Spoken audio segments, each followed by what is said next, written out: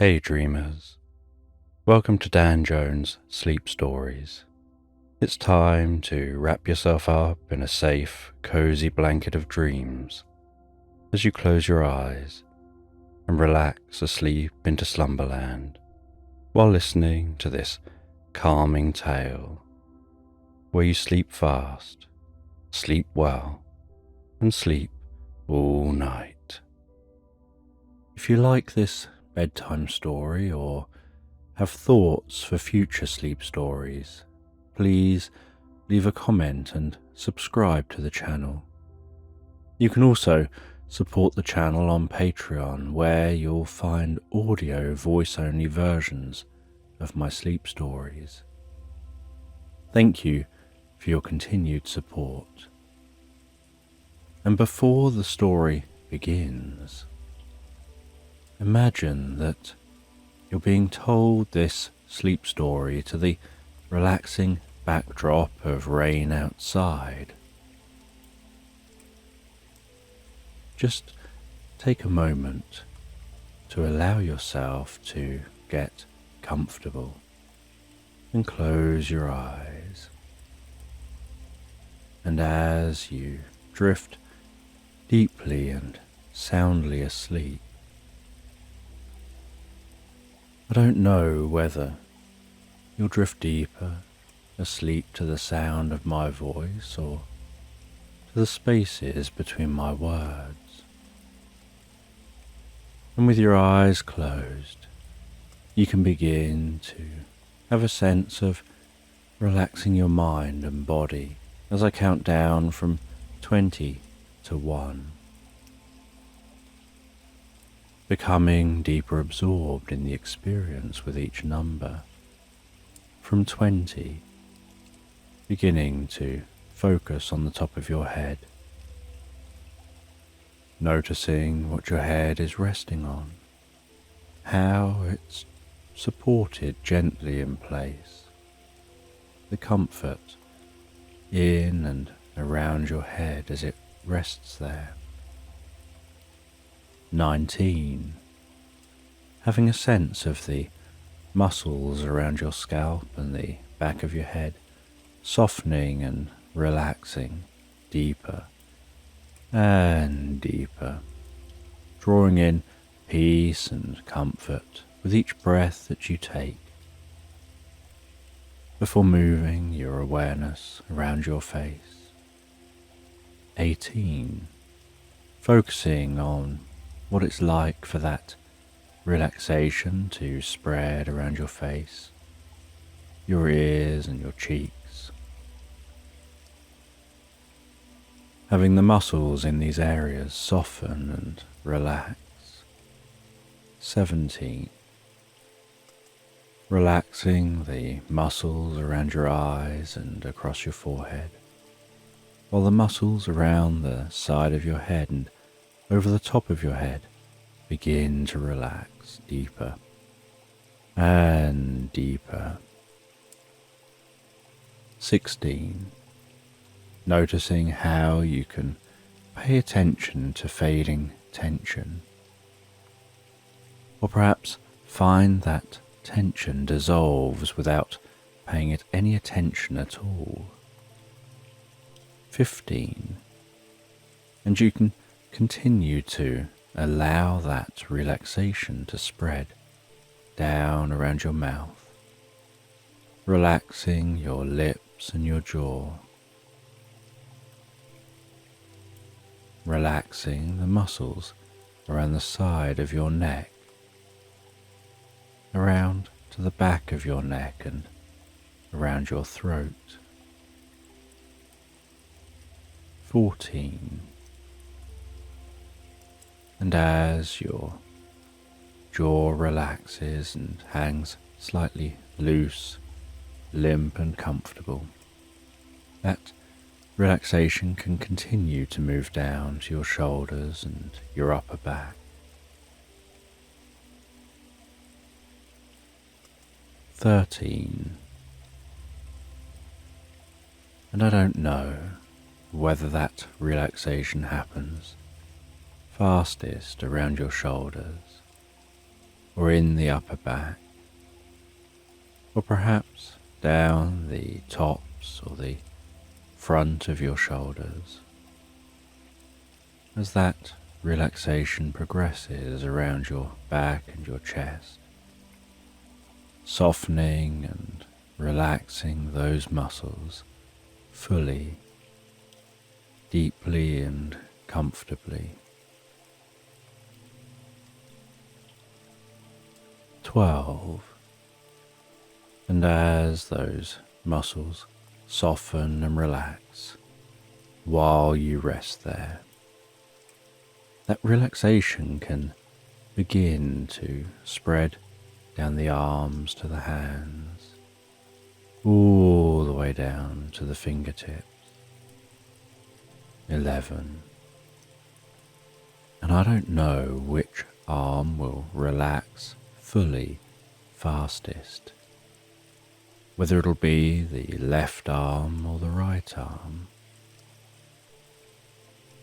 or whether the arms will relax at the same rate and speed as each other. 10. And as that relaxation continues through those arms, it can flow down through your stomach, your sides and lower back, all the way down to your bottom, before extending deeply down through your legs to the tips of your toes. 9. And as your body becomes deeper and deeper relaxed, while you drift into the most pleasant sleep, so your mind begins to relax as a wave of healing light gently passes down through your body. 8.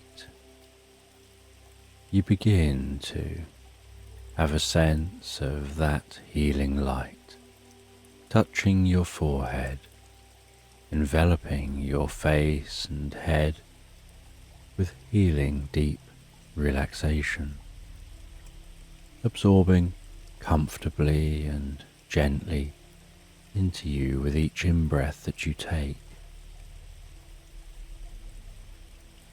7.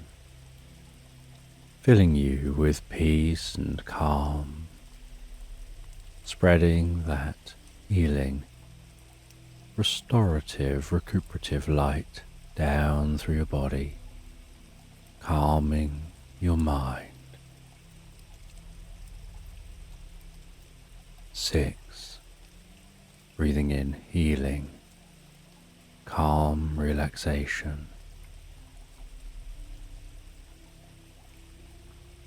And breathing out any stress or tension.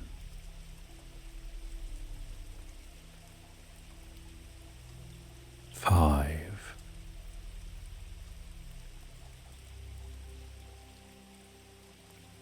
Aware of that healing light passing down your neck, softening and relaxing those muscles, spreading that healing light throughout the neck as it spreads down with the next breath to your shoulders,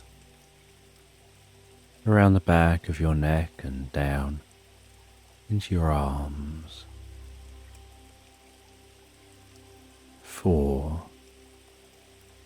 Gradually continuing that flow of healing light all the way to the tips of the fingers.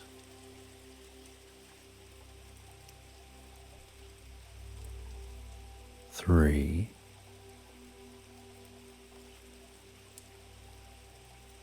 And with another in-breath,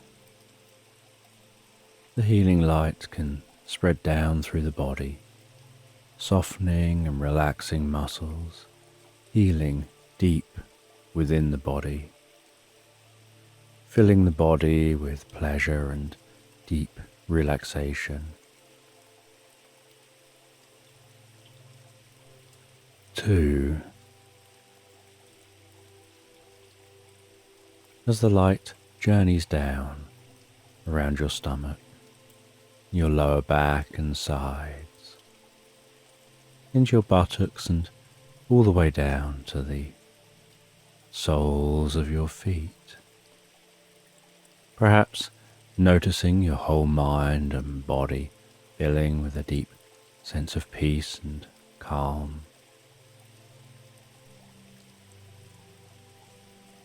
1. And as you allow that light to flow with each breath, you can find your mind drifting deeper and deeper asleep as you drift comfortably into this story. And this is a sleep story about a woman who went by the name Misty. And Misty was on a first date. She went to a cinema with a partner to watch a romantic film about a man who lacked confidence and believed that no one would like him. So he avoided talking to people, and when he had to talk to people, he'd lower his head to prevent making eye contact. He would talk facing down at the ground, and with a monotonous tone of voice, and very few facial expressions. The film followed this man's journey as he met someone who helped him to see himself as others truly saw him. After the film, Misty and her date started to walk from the cinema along a quiet street and past the local park. The tree-lined park was illuminated by lanterns dotted along the paths which cut across the grass, casting the most beautiful golden glow on the grass and trees, with inky black patches between the lights. Misty enjoyed the silence of the park and the quiet street, with just the sound of synchronized footsteps sharing their journey. They walked along in a pleasant and comfortable moment of silence. Misty really appreciated the silence after the loudness of the cinema. She liked the film, but wished that they would have the volume a little lower so that they could truly enjoy the experience. While walking, Misty noticed the orange glow of light in a bookshop window. The windows of all the other shops were dark. They walked towards the bookshop, slowing as they approached, reaching the window and peering in, the gentle light softly illuminating the surroundings. The shop was filled with stillness as they held their breath to take a closer look, as if breathing would awaken something unseen. After gazing silently into the shop for a while, Misty slowly reached for the door handle, carefully turned the handle, and with a slight gasp, the door clicked open. As Misty and her date stepped into the bookshop, they were immediately enveloped by a wave of warmth, akin to that of a cozy log cabin. It was an inviting sensation, causing her muscles to relax deeper and deeper, the aroma of the shop wafting towards them. A nostalgic blend of old paper and mild coffee that felt soothing, almost like a blanket of comfort. lined with slightly crooked bookshelves. The bookshop was a haven of peace and quietude. The shelves were crammed with books of all shapes, sizes and colours, each holding a different story, a different world. A single desk lamp on the counter illuminated the room, casting long, dancing shadows that seemed to breathe life into the cosy environment. The silence was not the cold, harsh type that you'd expect in a deserted place. Instead, it was warm and gentle, like a mother's lullaby. The only sound was the soft, rhythmic ticking of a wall clock, adding a hypnotic tune to the silence. To Misty, the bookshop felt enchanted, humming with a magical presence that was gentle yet powerful. The atmosphere was serene, with a touch of the mysterious, as if countless stories were woven into the very fabric of the place. The energy was so calm that it felt like stepping into a different realm, a world separated from the outside hustle and bustle, a world filled with wonder and tranquility. And the pair ventured deeper and deeper into the shop. The curiosity piqued. Each book they picked up seemed to echo with tales of adventure, romance, mystery and history. And as Misty skimmed through a book, she felt herself becoming more and more absorbed in the enchanting environment. There was an ancient grandeur about the shop, and a timelessness that resonated with Misty. It was as if every nook and cranny of the shop held a secret, every book a key to another universe. As she became further immersed in this peaceful setting, the outside world seemed to fade away.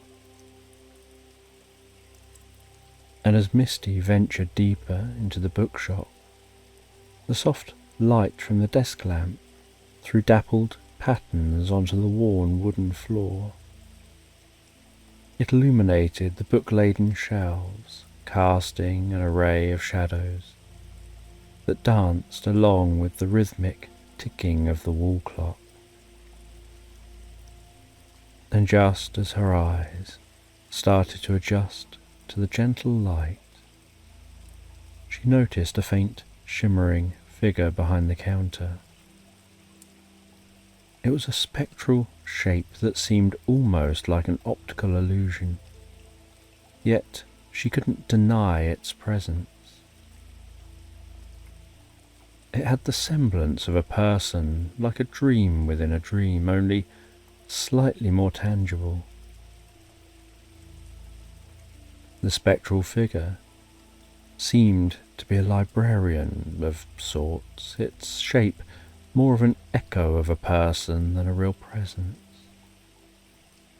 Its form was ethereal, seeming to flutter in and out of solidity. There was something calming, almost soothing about this figure, and as Misty watched, her heartbeat slowed, and a deep relaxation began to envelop her. And upon noticing her, the spectral figure offered a gentle nod in acknowledgement. The nod seemed to ripple through the air, much like a pebble tossed into a tranquil pond. With a subtle gesture, It directed their attention towards a special box filled with books sitting on the counter. The box, an ornate affair of worn-out leather and bronze clasps, appeared as ancient as the bookshop itself. The surface was beautifully embossed with motifs of quills and inkwells, and as Misty neared the box, she felt an almost magnetic pull, an irresistible compulsion to discover what treasures it contained. She extended a hand towards the box, each movement feeling like she was wading through a dream. The bronze clasps were cold to the touch.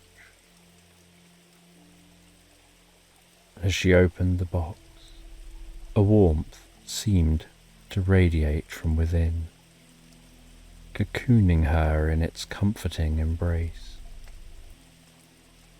And inside the box was an array of books, each seemingly more fascinating than the last. The covers varied from beautifully ornate to wonderfully worn, each hinting at the secrets that lay within their pages. And as she touched the books, she felt the warmth spread from her fingertips to her palm, travelling up her arm and spreading through her entire body. It was as if the books were sharing their stories, their knowledge, with her through a language beyond words. The spectral librarian continued to watch over them with what seemed like a gentle, contented smile. It was as if this ethereal custodian was delighted to share the magic of the bookshop with its guests. And as they explored the contents of the box, time seemed to stretch and warp, blending into the comforting rhythm of the bookshop. The outside world ceased to exist, the quiet hum of the shop the only reality. And Misty felt as though she was floating in a sea of stories, each wave bringing a new tale to the shores of her imagination. And inside the box, her fingers traced the edges of the various books, each cover whispering a different tale. And as her hand brushed over a peculiar book with a silver pendulum embossed on the cover, a curious feeling stirred within her. It was as if the book was calling out to her, a soft, inviting whisper that echoed in the deepest corners of her mind.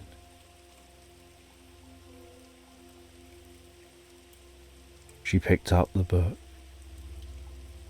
feeling that warmth spread from her fingertips to her heart, like tendrils of warmth swirling around her, calming her mind, lulling her senses into a gentle tranquility.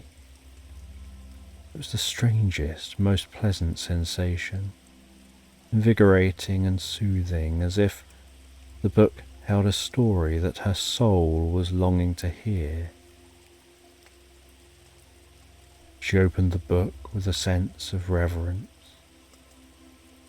The pages, old and yellowed, exuding comforting fragrance of vanilla and musk, a deep scent of antiquity.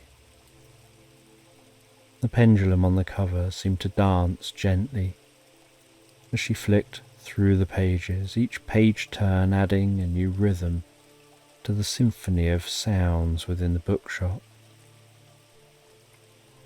Inside, she discovered that the book contained questions, enigmatic and profound. etched delicately onto the pages, the ink glistening subtly under the soft glow of the lamp. They were not ordinary questions, but the kind that could stir the soul, the kind that could cause one to contemplate the deepest mysteries of existence. And as she read one of the questions out loud, a surprising thing happened. The silver pendulum embossed on the book's cover began to swing gently. She watched, mesmerized, as it swayed from side to side. And as it swung, answers began to appear on the page, materializing from thin air, written in a delicate silver script. It was like a guide for the seeker of truth, each question leading to an answer that inspired even more questions, drawing her deeper and deeper into a spiral of thought and wonder. The book seemed to hold a universe of knowledge within its pages, offering gentle wisdom and direction, an enigmatic mentor guiding her through the labyrinth of thought. The spectral librarian watched in silence, its translucent figure shimmering faintly in the bookshop's muted light. There was an understanding in its ethereal eyes, a silent nod that seemed to say, "You're on the right path." Reading from the book, she felt an intimate connection with the universe, as if the book had opened a portal to the cosmos within her mind. It was like the book was a key, and each word a step further into a realm of infinite possibilities. The more she read, the more relaxed she felt, her mind expanding, absorbing the wisdom of the ages, enveloping her in an embrace of knowledge. As she put the book back into the box, her eyes landed on an ornately carved door that she hadn't noticed before, its carvings glowing softly, beckoning her towards yet another mystery. And as Misty approached the ornately carved door, her fingers traced the delicate patterns etched into the wood. Each curve and line seemed to tell its own story, whispering secrets of times long past. The door felt warm under her touch, as if it held a pulse of its own, a gentle thrum that matched the rhythm of her heart. A date stood beside her, equally entranced by the mysterious door, and together they took a deep breath, and with a gentle push, the door swung open silently, revealing a hidden chamber bathed in a soft, golden light. The air was filled with the scent of wild roses and ancient parchment, creating a heady blend that was both invigorating and soothing. Inside the chamber, the two of them found themselves surrounded by an array of peculiar artifacts. Shelves lined the walls, each one filled with objects that seemed to hum with a quiet energy.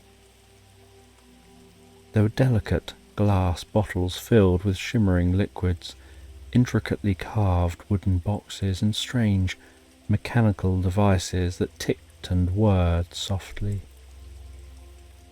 In the centre of the room stood a large, round table, its surface inlaid with a mosaic of coloured stones that formed a celestial map. Drawn to the table, Misty and her date approached it, their footsteps muffled by the thick carpet that covered the floor. And as they neared the table, they noticed a large book lying open at its centre. The book was bound in rich, dark leather, and its pages were filled with beautifully illustrated maps and diagrams, each one more intricate than the last. Misty reached out to touch the book, and as her fingers brushed the pages, she felt a sudden rush of warmth and light. The illustrations seemed to come to life, the stars and planets shifting and moving as if guided by an invisible hand. The room around them faded away, and they found themselves standing in the midst of a vast, star-filled expanse. The stars twinkled like diamonds against the velvety blackness of the sky, their light casting a gentle glow over everything. Misty felt a sense of awe and wonder wash over her, the beauty of the cosmos filling her with a profound sense of peace. Beside her, her date stood in silent amazement, their eyes wide with wonder, and together they floated through the starry expanse, guided by an unseen force. They passed by swirling galaxies and glowing nebula, each one more breathtaking than the last. It was as if they were being shown the secrets of the universe, the mysteries of creation laid bare before them. And as they journeyed through the cosmos,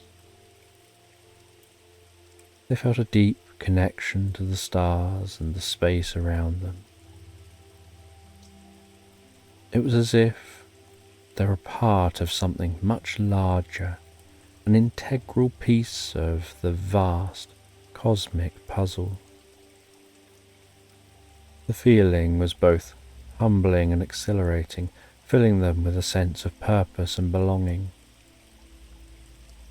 Eventually, their journey brought them to a beautiful garden, suspended in the middle of the starry expanse. The garden was filled with lush greenery and vibrant flowers, their colours even more vivid against the backdrop of the night sky. A gentle breeze rustled the leaves, carrying with it the sweet scent of blooming flowers and the soft murmur of flowing water.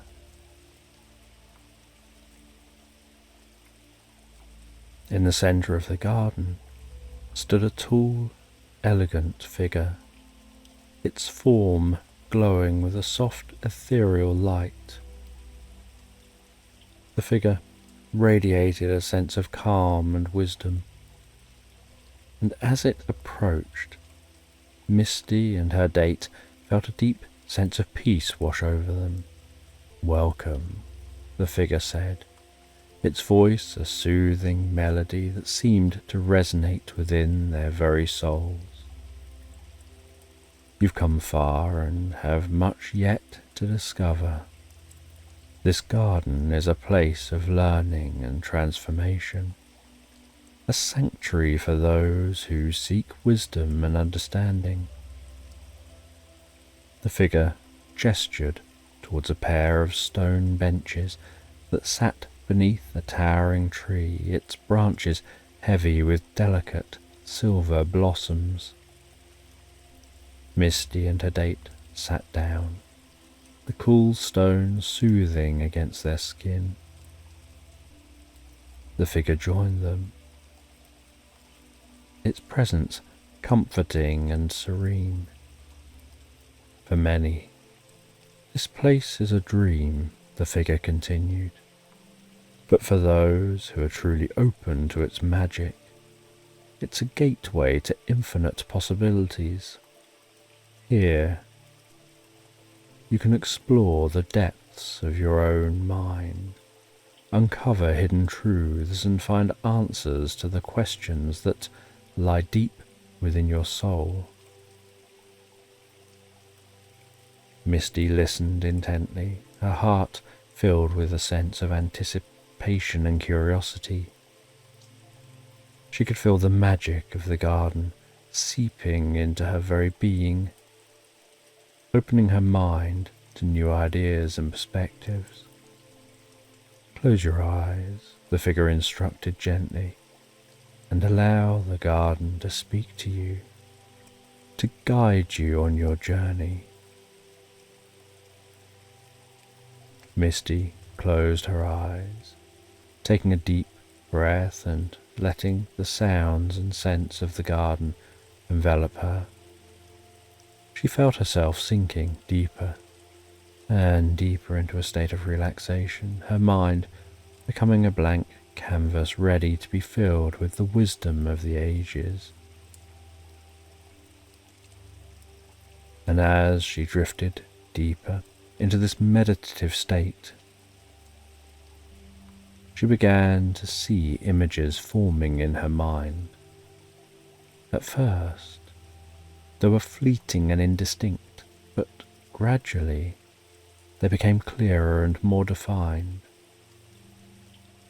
She saw herself standing in a beautiful forest, the sunlight filtering through the leaves in dappled patterns. The air was filled with the sound of birdsong and the gentle rustle of leaves, creating a symphony of nature that was both soothing and invigorating. In this forest, Misty felt a sense of freedom and possibility. She began to walk along a path that wound through the trees, her steps light and confident. As she walked, she noticed a series of doors set into the trunks of the trees, each one unique and inviting in its own way. With curiosity, she approached the first door. It was made of polished wood with intricate carvings that depicted scenes of nature and harmony. She reached out to touch the door, and as she did, it swung open silently, revealing a hidden room filled with light and warmth. Inside, she found herself in a cozy log cabin, the walls lined with shelves filled with books and trinkets. A fire crackled in the hearth, casting a warm glow over the room. The scent of pine and cedar filled the air, mingling with the faint aroma of baking bread. It was a place of comfort and peace, a sanctuary from the outside world. She explored the cabin, her fingers trailing over the spines of the books and the smooth surfaces of the trinkets. Each item seemed to hold a story, a piece of history that was waiting to be discovered. She felt a sense of connection to the cabin, as if it were a part of her own story, a reflection of her own journey. After a while, she returned to the path, her mind filled with the warmth and tranquility of the cabin. She continued along the path, her steps guided by an inner sense of direction. The forest around her seemed to come alive, the trees and flowers shimmering with a gentle otherworldly light. And as she walked, she stumbled across another door, this one made of glass and adorned with delicate etchings of stars and constellations. She approached the door with a sense of wonder, her heart filled with anticipation.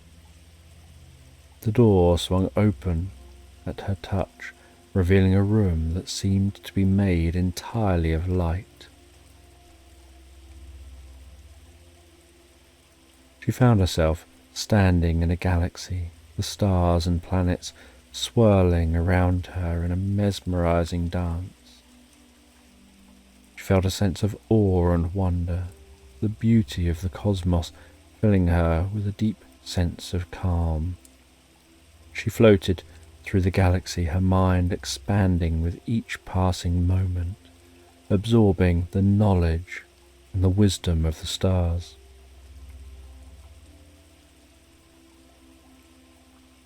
In this galaxy, she felt a deep connection to the universe, a sense of belonging that went beyond words. She was aware that she was part of something much larger, a piece of the cosmic puzzle that made up the fabric of existence. The experience was both humbling and exhilarating, filling her with a sense of purpose and increased wonder. And after what felt like an eternity, she returned to the path, her heart and mind filled with the magic of the galaxy.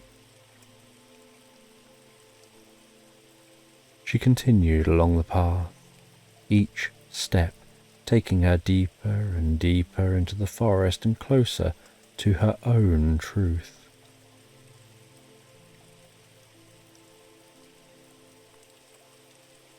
The path that she walked along gracefully wound through the forest, each step bringing a greater sense of peace and calm. She enjoyed the dancing sunlight, creating intricate patterns on the forest floor, the way the birds sang their melodious tunes, how the leaves whispered secrets to the wind. And she continued along the path, finally encountering the last door. This door was unlike any of the others. Made of shimmering silver, it sparkled with an ethereal glow that seemed to come from within. She approached the door with a sense of reverence, knowing that it held the key to her deepest desires and dreams.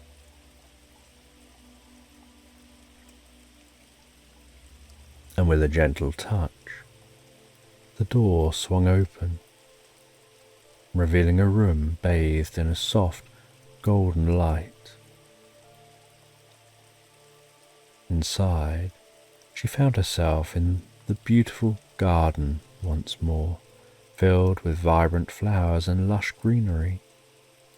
A gentle stream flowing through the garden, its waters sparkling in the sunlight. The air filled with the scent of blooming flowers and the soft murmur of the flowing water.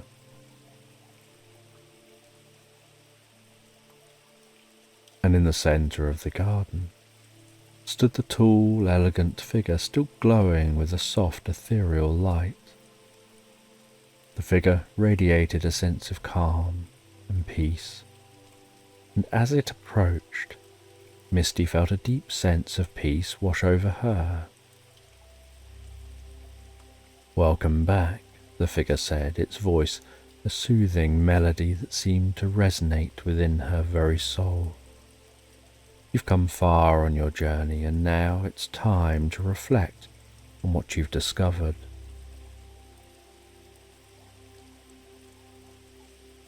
She sat on the stone bench beneath the towering tree, its branches heavy with delicate silver blossoms. The figure joined her, its presence comforting and serene. For many, this place is a dream, the figure continued, but for you, it's become a place of learning and transformation. You've explored the depths of your mind, uncovered hidden truths, and found answers to the questions that lie deep within your soul. Misty closed her eyes, took a deep breath, and letting the sounds and scents of the garden envelop her, she felt herself sinking deeper and deeper into a state of relaxation, her mind becoming like a blank canvas ready to be filled with the wisdom of the ages. And as she drifted deeper into this meditative state, she began to reflect on her journey, remembering the log cabin with its cozy warmth and shelves filled with books and trinkets, recalling the galaxy with its swirling stars and planets, and the profound sense of connection she felt to the universe.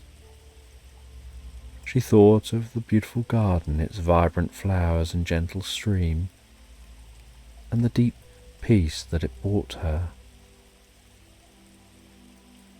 And she realized that each of these places represented a part of her own journey, a reflection of her own inner truth. And as she explored these thoughts, she opened her eyes, feeling a profound sense of clarity and understanding. She realized she had the power to create her own reality, to shape her own destiny.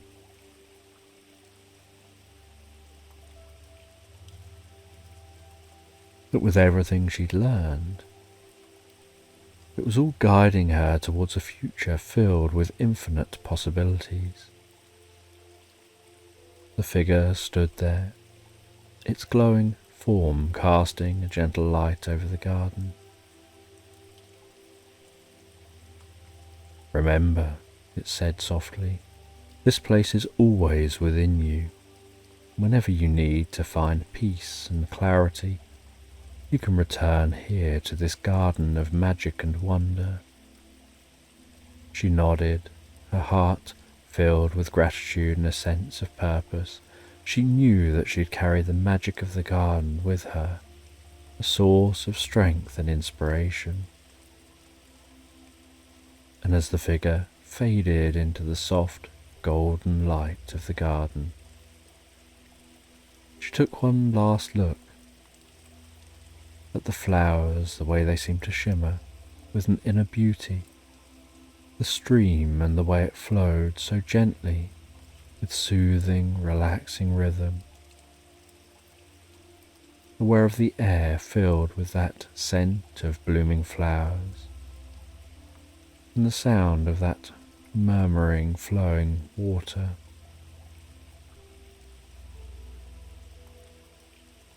And with a deep breath, she stepped back through the silver door, feeling the warmth of the garden and the wisdom of her journey settle deep within her.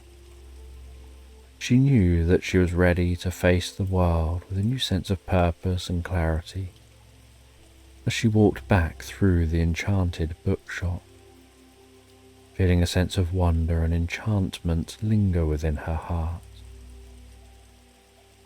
The spectral librarian giving her a gentle nod, as if acknowledging the transformation that she'd undertaken. Stepping with her partner out into the cool night air, feeling a renewed sense of peace and contentment. The quiet street, the lantern-lit park, the world around her seemed to sparkle with a new light, a reflection of the magic she now carried within her.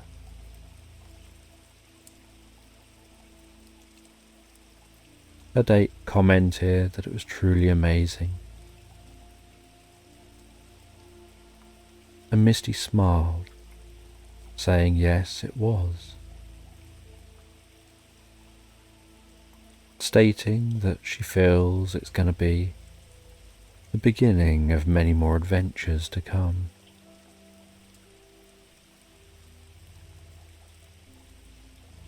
And that night, when Misty was home alone and settling down into bed and drifting off to sleep, she recalled the memories of the magical bookshop, the garden, passing through the doors, and the magic she'd gained, and with a deep sense of gratitude and love in her heart, and a spirit full of wonder, she drifted so peacefully, so comfortably asleep into slumberland. And in a peaceful little village, nestled gently between rolling hills and lush green meadows,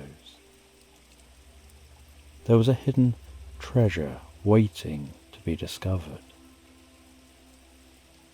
And this treasure wasn't made of gold or jewels, but was made of memories and dreams. And it began in the strangest of ways, with an old motorbike, rusted with age, yet brimming with a sense of adventure. And attached to this motorbike was a sidecar painted a cheerful shade of red, its seat cushioned and so inviting. And one sunny afternoon, you find yourself in a quaint village, standing before this motorbike and its sidecar. The gentle hum of the breeze creeping its way through the leaves, the distant sound of birdsong filling the air.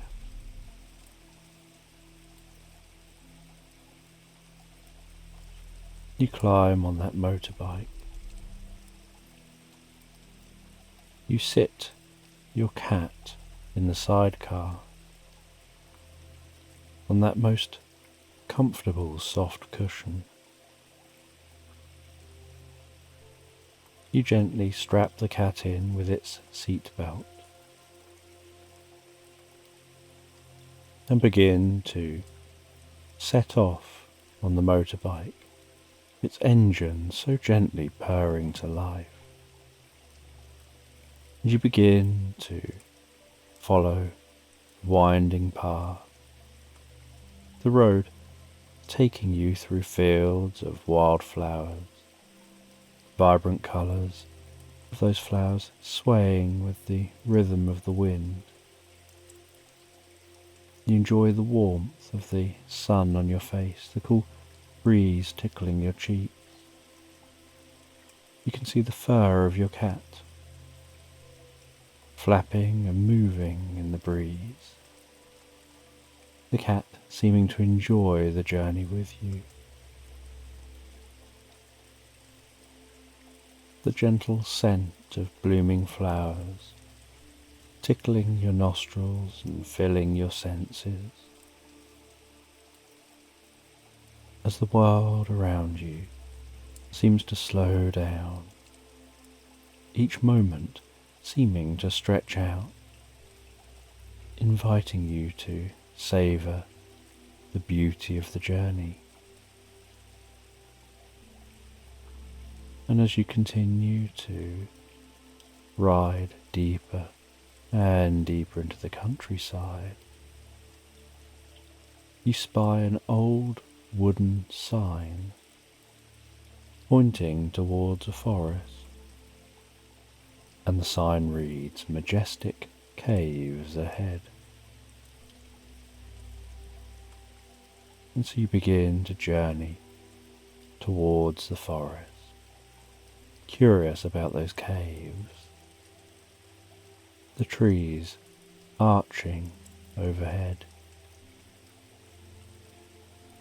the coolness of the shade, the change in the sound quality as you pass into the forest, passing through those arched trees, beginning to notice a deep sense of pine and earth, the rustle of leaves just audible against the backdrop of the sound of your bike, the dappled sunlight tickling the ground as you venture further and deeper, eventually discovering the entrance to those caves.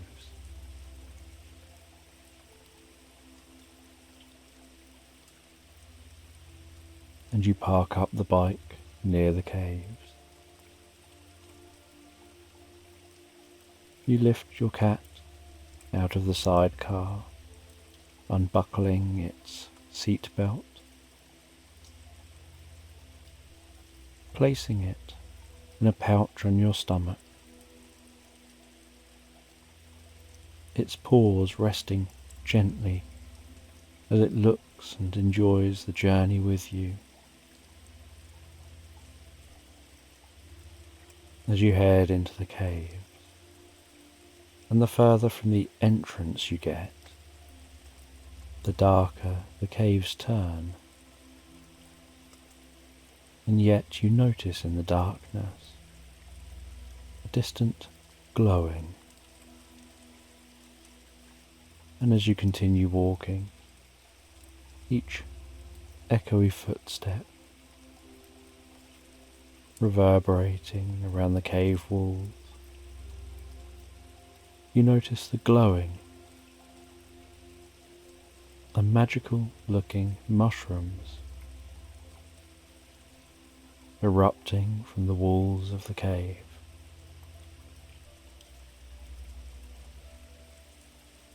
You continue through the cool and still air of this cave. The occasional distant dripping sound of water, following the gentle luminescence of those mushrooms, letting them guide your way deeper and deeper into this cave.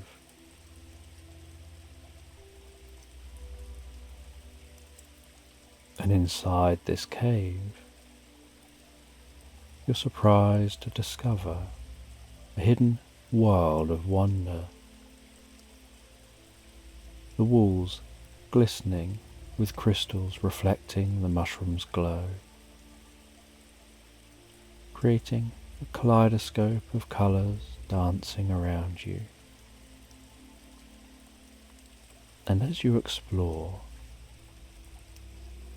you find a small, intricately carved box resting gently on a ledge,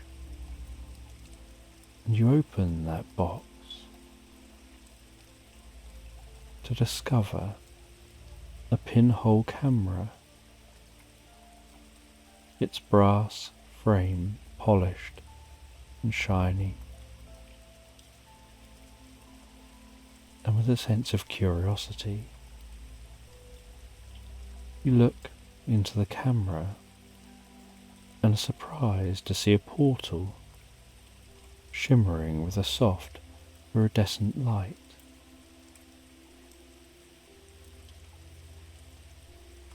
and you place the camera on the floor. And it seems to almost beam that portal before you.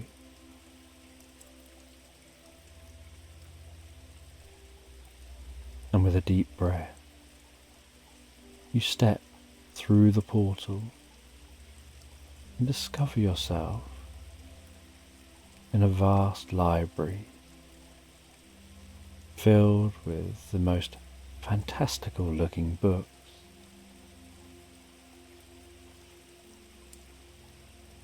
And each book promises to hold the heart of adventure.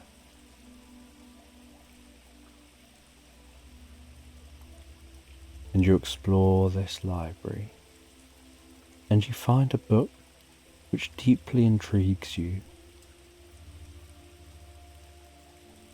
And so you open that book, and as you do, you find yourself drawn into the book, whisked away to a different land,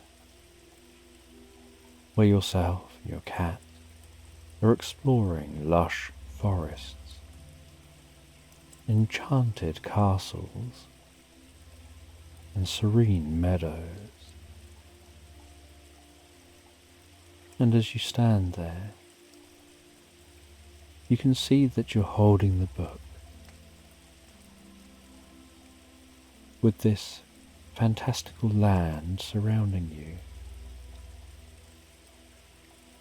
And as you close the book, so the land vanishes, and you find yourself stood in the library. And you continue exploring this library.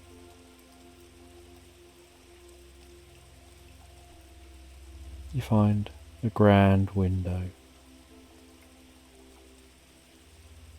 and you see the most incredible sight through that window. The moon gently, slowly, carefully drifting across the face of the sun, before creating a ring of fire, illuminating the sky.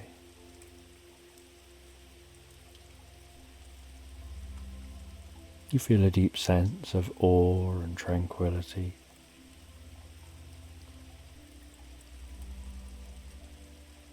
Aware of the beauty and the mystery of the universe. And as the eclipse passes, so you continue exploring this library, holding on to that deep sense of peace and contentment. And then you leave the library, step back through that portal, finding yourself again in the caves, seeing that pinhole camera just sitting there on the floor.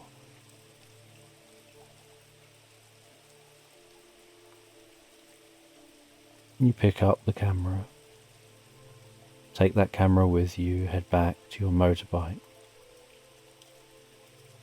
strap the cat back in its seat, and head back to the village. As you head back to the village, so the sun begins to set, the golden light adding a beautiful touch to the landscape, giving the landscape an ethereal feel. And back at the village, you wander through that village.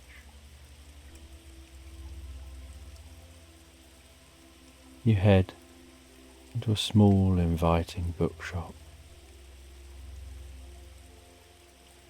Intrigued by the name of the bookshop,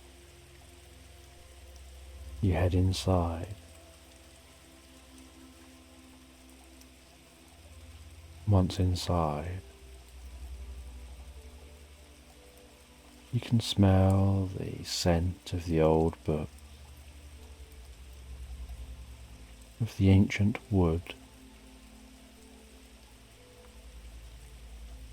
seeing the unevenly stacked and arranged books stretching from floor to ceiling in every room.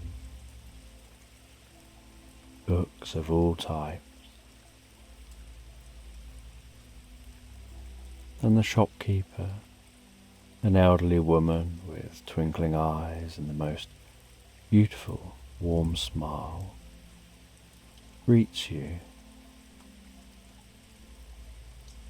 and beckons you to explore the shop. You take some time browsing the shelves. Your cat seemingly exploring the shelves with their eyes.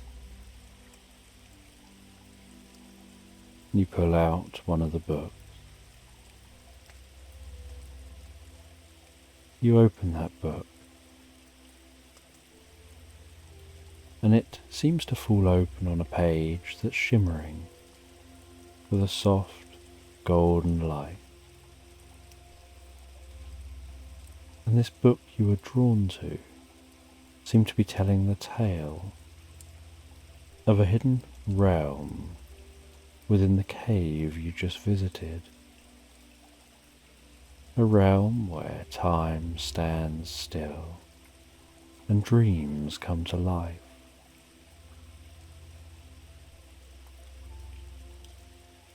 And as you continue to read,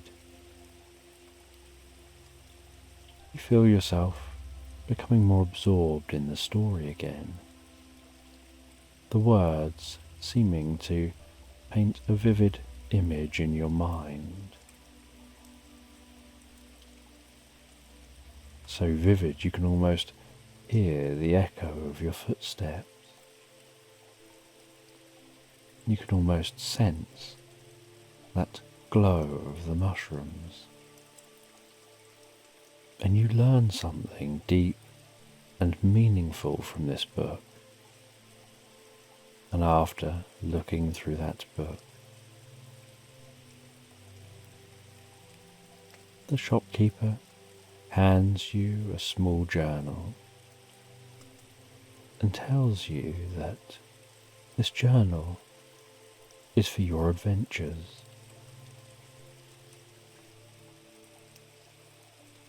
And as you leave the bookshop, so you notice the sky is now inky and dark,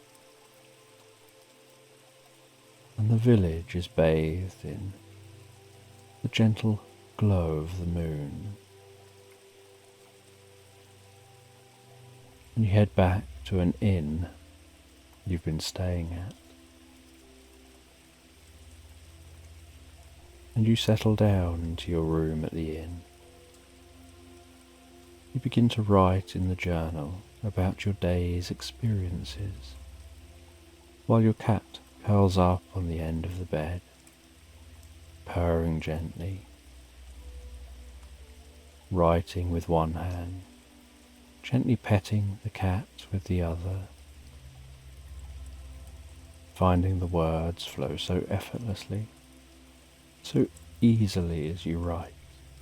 And while writing, you feel yourself relaxing deeper and deeper with the moonlight gently creeping in through the window.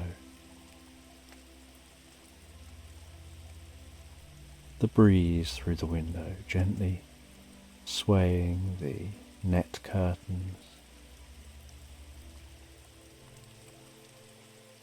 The most comforting sensation of the cool breeze through that window, tickling your nostrils. The most beautiful ambience of nature wafting in through the window. And after you finish writing, you relax back and begin to drift into a dream. And as you dream, you feel a deep sense of peace and contentment, feeling a sense of finding yourself on some deep and meaningful level. And the next morning you awaken to the gentle chirping of birds outside. You enjoy breakfast at the inn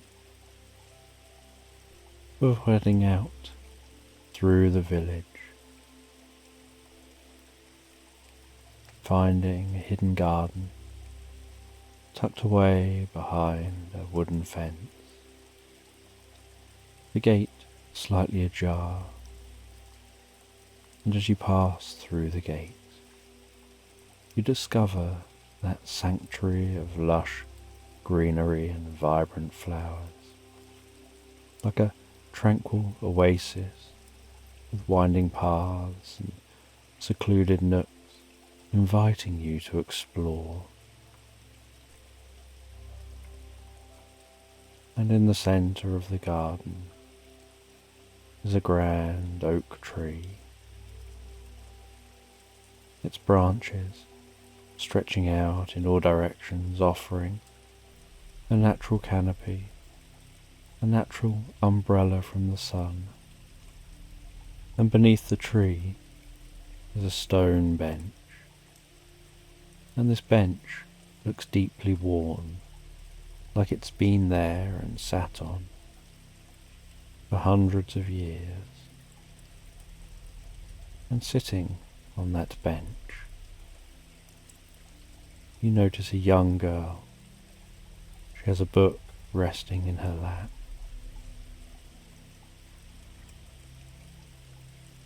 She introduces herself and tells you that her name's Leander. She shares stories of the garden, each tale filled with magic and mystery. You listen, captivated by her words. As she stands up and begins to walk, and you follow, and together wander through the garden, discovering hidden corners and secret paths. Your cat rolling around on the grass, wandering off at times on its own little missions, before returning and checking you're still there. Leander leads you to a small, sparkling pond on the edge of the garden, with water so clear. At the right angle, it reflects the sky above like a mirror. And you gaze into the pond, and you can see the shimmering light beneath the surface. And Leander explains that it's a portal to another world. She asks if you'd like to see where it leads. With a sense of adventure, you feel that that would be an exciting thing to do. And she holds your hand and steps with you into the pond. And you can feel the coolness of the water. And your cat, not wanting to miss out, runs and jumps and latches onto your back and climbs up onto your shoulder, and then drops off your shoulder into the pouch in front of you. And together you wade deeper and deeper into the pond. The light of that portal glowing brighter and brighter as the world around you fades. and you feel yourself gently travelling through the portal, finding yourself standing before the most beautiful landscape. The sky a deep and endless blue, dotted with the occasional fluffy white clouds. Rolling hills undulating before you, covered in the most beautiful carpet of vibrant green grass and colourful wildflowers. And you head through this meadow, and you head towards some distant caves.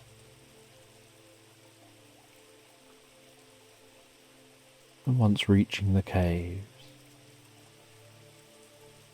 you head into them and have this sense like these caves resemble caves you've already been in.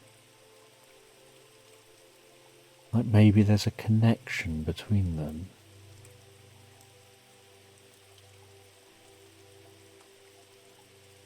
And there's a certain hum or resonance. The way the air passes down the cave, seeming to create the most beautiful note emanating from all around you. And deep in this cave you discover some intricate carvings telling the story of this land. And Leander explains that the caves contain great wisdom. They're a place where past and present meet, where those who seek knowledge and understanding come, and you take some time to marvel at the beauty and history etched into the stone. And deep in the cave, you discover a small alcove filled with ancient scrolls and books. And Leander carefully picks up a scroll and begins to read aloud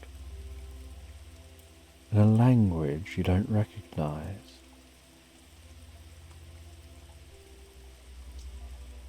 And as she reads, you have this sense of mental images forming in your mind, as if the words are reverberating around the cave.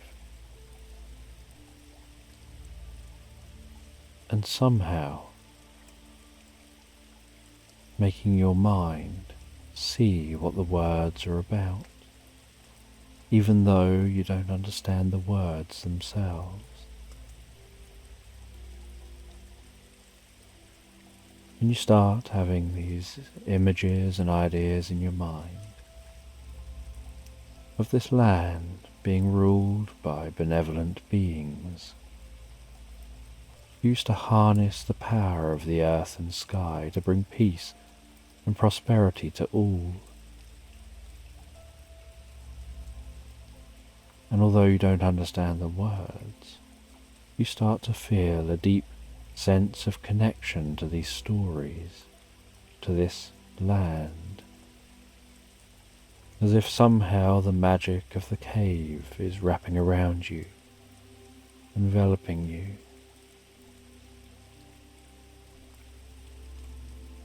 Filling you with a deep sense of wonder and tranquility. And as you listen, you start to realize that these stories aren't just tales of the past, but guides for the future, demonstrating the power of dreams and the importance of seeking wisdom and deep understanding. And eventually, Leander finishes reading, places the scroll back, and guides you back towards the portal, all the way back to that garden, and you leave the garden and head back out, continuing your journey around the village, continuing to explore the outer reaches of the village. And as evening sets in, so you head back once again to the inn. You write in your journal about your day,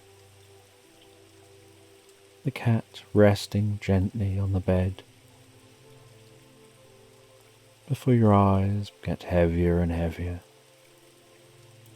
and so you close the journal, drift deeply and so peacefully asleep. And the next day, you awaken knowing you're only here for a few more days. You set off into the village outside at the first light of dawn. The soft golden glow wrapping its way around the landscape. The scent of morning dew. Curious what today will bring, what adventures you might go on. And you head back off again on that motorbike, making good ground away from the village, allowing you to explore further afield.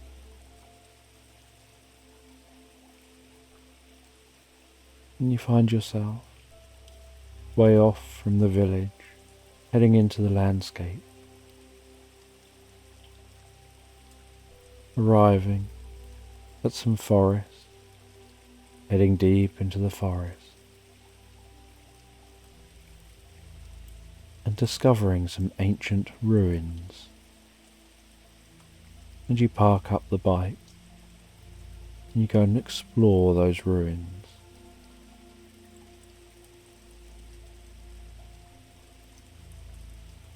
And while exploring the ruins,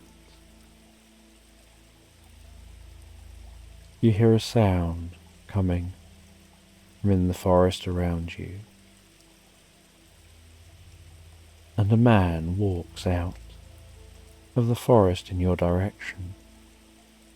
A friendly, kind-hearted looking man with the most wonderful smile and deeply curious eyes. And he introduces himself as Dornan. He tells you that these ruins hold a deep secret. Deep under the ruins, if you can find the entrance, is a secret library. And he guides you through the ruins. He moves aside some ivy wrapped around and hanging down some of the stonework.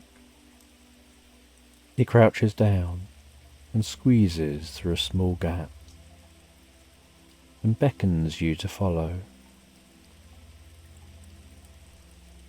And so you follow through that gap,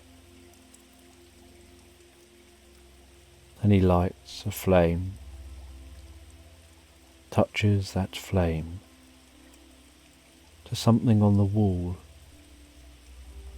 and suddenly the flame seems to shoot around this area, lighting up torches which are lining the walls here, revealing the beauty of this secret library. And together you head around this library. You see the most incredible books, and find in the centre of the library is a pedestal, and on that pedestal is one large book. and he tells you to rest your hand on the book. And as you do, you begin to feel a pulsing, and you hear a deep, guttural chanting. And the library seems to almost vibrate and pulse around you, almost as if it's your vision pulsing. And then the library disappears. And just that book on the pedestal remains in the middle of a vast meadow. You remove your hand from the book and begin to explore this meadow. And as you explore the meadow, you notice the sky here looks different to what you're used to. The stars don't match up with the stars in the sky you normally see. And you can smell the distant scent of freshly baked bread somehow wafting through this meadow. And you find yourself driven by your nose, exploring the meadow deeper and deeper. There are the scent of flowers, the sounds of wildlife, the twinkling of stars, and the scent of freshly baked bread. And as you walk and explore, you find over a small hill a man resting there, seeming so jolly, baking bread over an open fire. He asks you if you'd like to join him, and you sit down on a log near the man.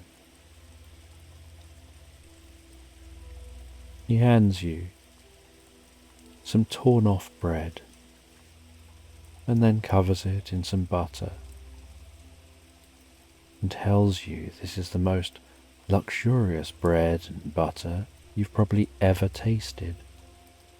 And together you enjoy eating that bread and butter, enjoying that rich taste. He then offers you a pastry he's made with the sweetest cinnamon scent.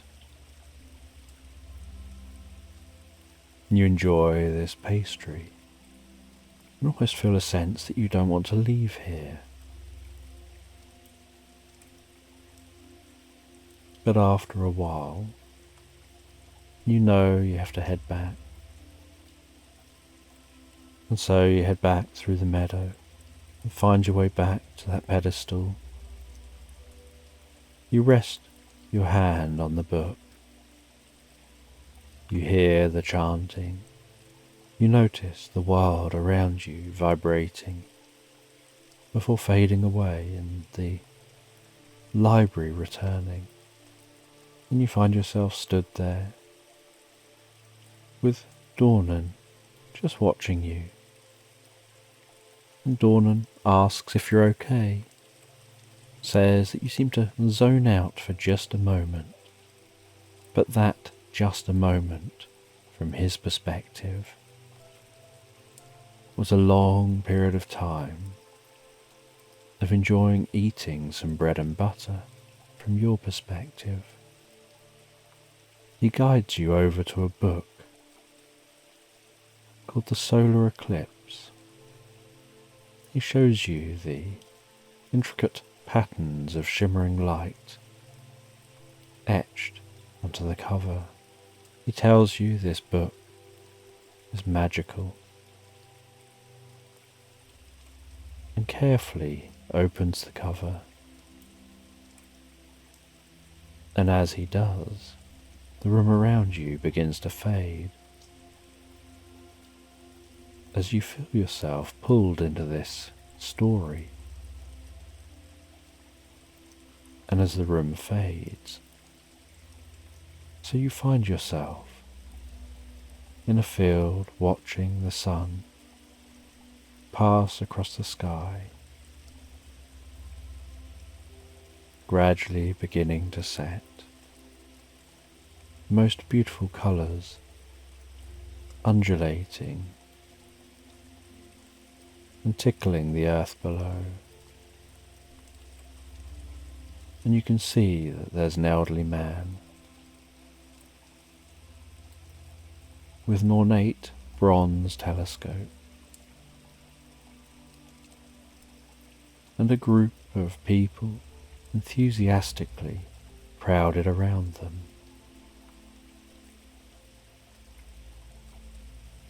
And each person in the group takes turns to look through that telescope.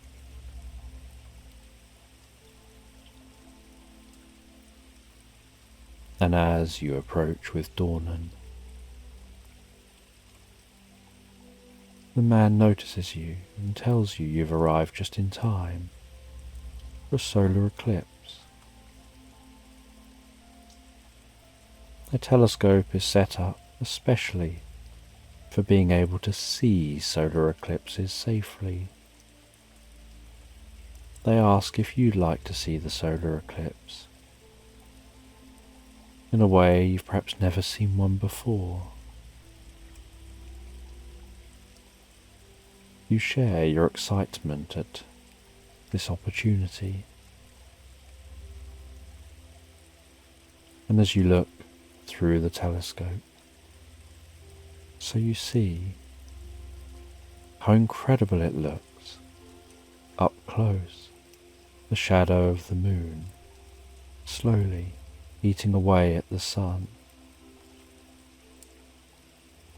The surface of the sun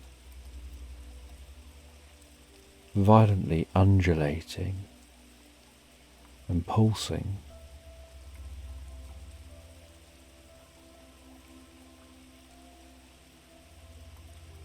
And the man tells you his name is Orion. He tells you that when the eclipse happens, the veil between different worlds is thinnest, and so you can see this eclipse in the different worlds. Do you remember being in the other library and the eclipse seeming to happen through the window, and wonder whether they're all linked? He tells you it's at that moment where you have the best chance of accessing magic and possibility. And as the eclipse reaches its peak, the world turns into the most beautiful twilight, the air seeming to almost hum with energy. You start to feel such a deep sense of connection to the universe, a deep sense of infinite possibilities. Orion starts to tell you about stories of ancient trees and spirits that dwell within them. He gestures over to a majestic-looking old oak tree, its arms seeming to almost stretch out, encouraging and welcoming some kind of connection. He explains that this tree is a guardian of the portals, their gateways to other realms and other dimensions. He tells you that you've come here through a portal, and that through time, books have been made with wood from this tree, each book containing the portal through the form of a story, through the words written within the pages of these magical books.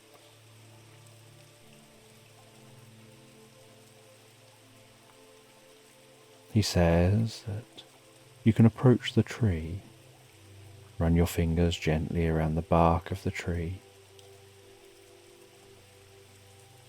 and a portal can open up for you.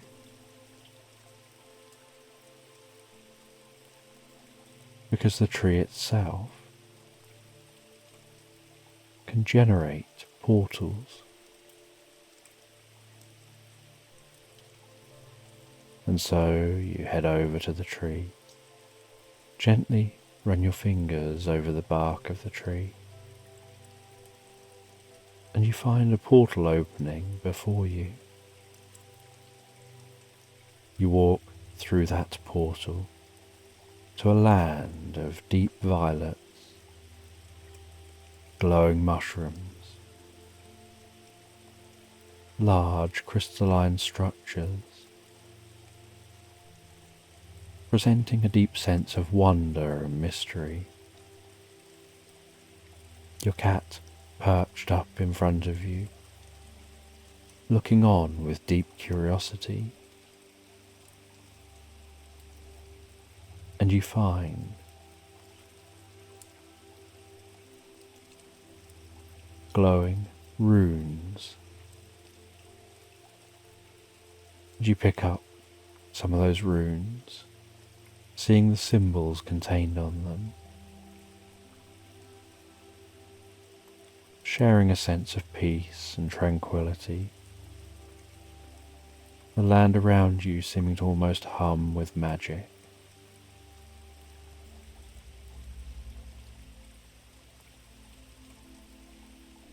You head back through the portal to share your experience.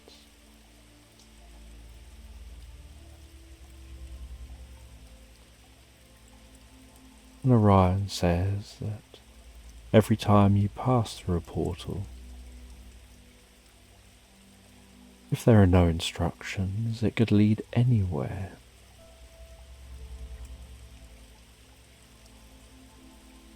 He says that the journey of curiosity and discovery never really ends. There's always a new realm to explore. There's always new stories to uncover. And so you head back with Dornan. You leave this place. You ride the bike back to that inn and settle down once again, drifting and floating so peacefully asleep. And the next day, you're curious what you'll discover, what today will bring. You know that it's your last day here, before you and your cat head home. And each day has brought curious discoveries, and you explore the village, finding an old antique store containing magical items and artifacts, shelves full of glass jars with different powders in them, paintings on the walls, trinkets and knickknacks in drawers and on shelves, objects hanging from the ceiling, casting enchanting shadows on the walls as they sway and gently move. And as you look around, you find a curious, small, little brass item that really catches your attention. It's got some intricate patterns etched into it, And so you pick that up and take a closer look. And the owner of the shop says that it is an attachment for a pinhole camera, but the pinhole camera is obviously lost to time.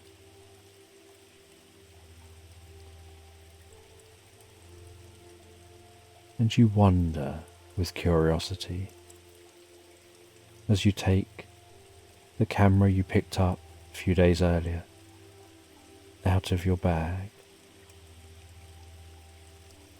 and you ask where the attachment would go. And the shopkeeper takes the pinhole camera and the attachment, and almost like putting together some Lego, or perfectly fitting some Tetris blocks in place, they attach the attachment. And even they feel a sense of shock and surprise at discovering the attachment seems to have come from this camera. Now both must have got lost many years earlier and separated from each other, the camera remaining lost somewhere, and this attachment finding its way to the shop. And he says that the attachment means that the pinhole camera can now do more than capture images.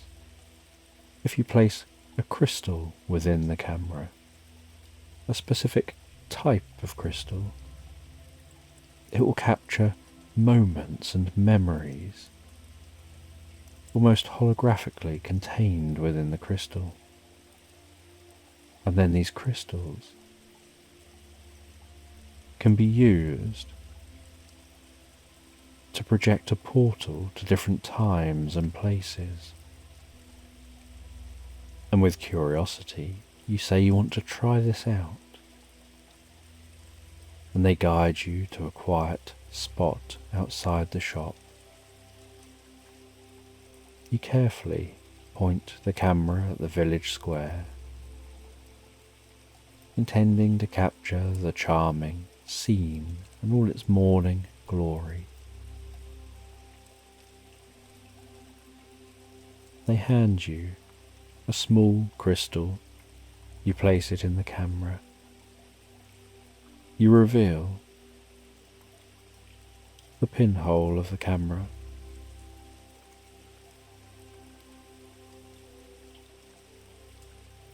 And after a little while, you cover it over again. And then you feel a strange sensation. And you remove the crystal and place it into a place in the center of the camera, and then uncover the hole in the front. Then the world around you begins to shift and blur again, and you find that you're standing in the village square, except now the light is different, softer, the colours more vibrant. There's a strange sense of magic in the air. You find that the land around you has changed. Somehow this is like the village that always was, only it seems different. It's like a moment in time that you can wander around and explore, that seems to loop just a very short moment, about the time it takes for a bird to be flapping its wings. And so the birds seem to be flying on the spot. And you walk around and explore the village like this. And it's like exploring the village Accept that everything is looped and exactly the same moment in time is happening over and over again, and everything in the village seems as real life. Except this is just a hologram, and you can walk around, and you can even interact with what's in this image.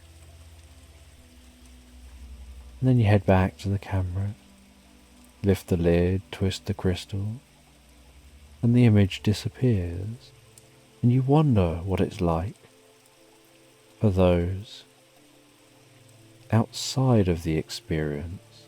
What do they see and experience themselves? And after your experience, you head off and take a few more of these curious photos before heading back to the inn, knowing tonight's your last night, and so you have the most hearty, most delicious meal and conversation. You relax in the inn by the log fire. You read a good book before heading up to bed. You write in that journal while the cat rests on the bed. And then you rest back on the bed yourself.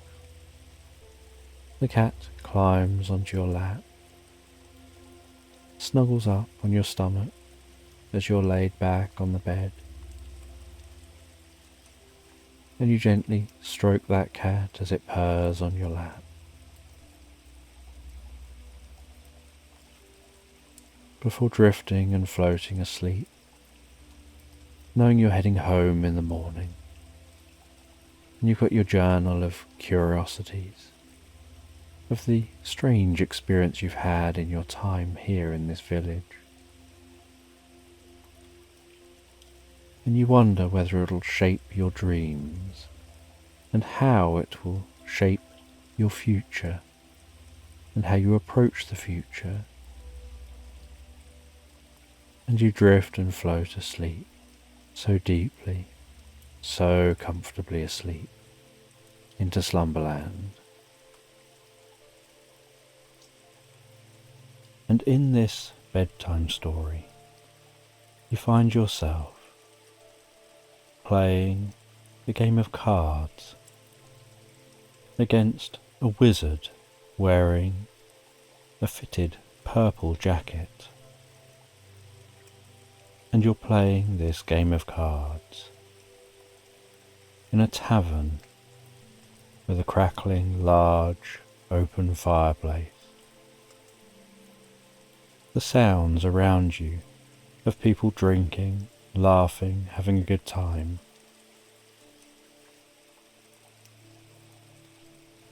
And yet you're all absorbed in this game against this wizard. And as you continue playing this game of cards against the wizard in the purple jacket, you feel you're approaching being likely to win. But just before the game can end, a fairy flies in the window from outside, flying in through a tiny crack opening in that window, and comes straight over to you and the wizard. And this fairy hovers near you, its wings twinkling, sparkling, like a sparkler emanating from its back, a humming sound from those rapidly vibrating wings, bobbing slightly up and down in the air. And this fairy says that your help is needed, that a legendary dragon has awoken in the land, and everyone is becoming scared. No one has seen or faced a dragon for centuries. And so the wizard looks up and smiles and says you'll have to finish this game some other time. They hand you their purple jacket and tell you this'll give you some magical protection and abilities. Just look after it so you can return it when you come back to finish your card game. You thank them, and you follow the fairy, who now heads to the door with you from the tavern. You leave the door of the tavern, heading out to the cobbled streets, leaving the sounds of those people in the tavern behind, heading out into the night time of this fantasy land, in this fantasy town.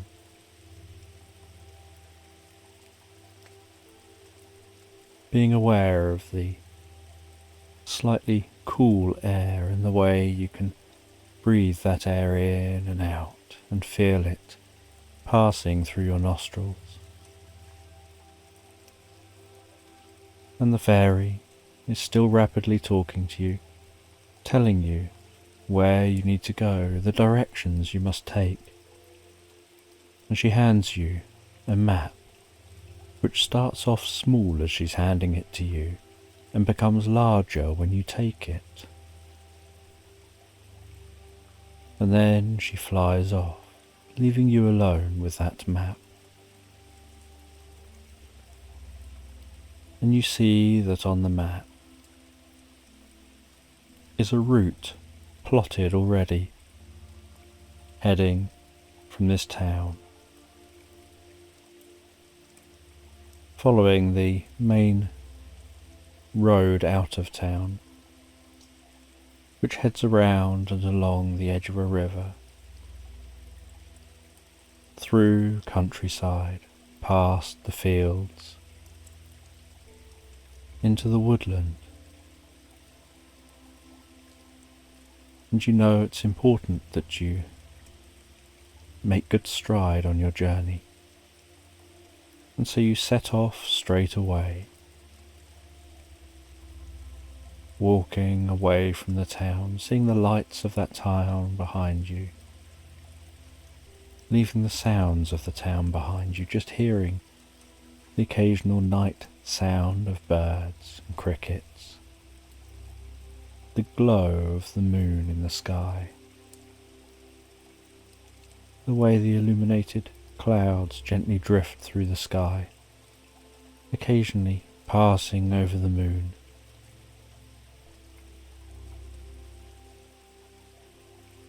The silence which seems to set into the world around you, just the sounds of your footsteps as you move from cobbles to a stony, more gravelly path. And then from there, the further you get from the town, you find you're walking on a path made of more compacted mud, and you continue along this path through the countryside. And with night time continuing on, the moon continuing passing across the sky, you can smell the scent of lavender fields, the scent of other flowers as you go.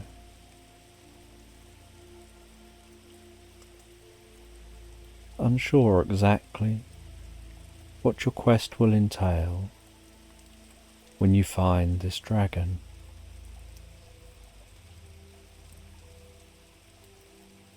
but you obviously are trusted to just know what to do. And so you continue on, reaching the edge of the wood, and passing into the wood where the darkness deepens the occasional silvery shard of light breaking through the canopy overhead, dancing before you in the gentle breeze. An increase in silence and stillness, with just that faint rustling of the leaves.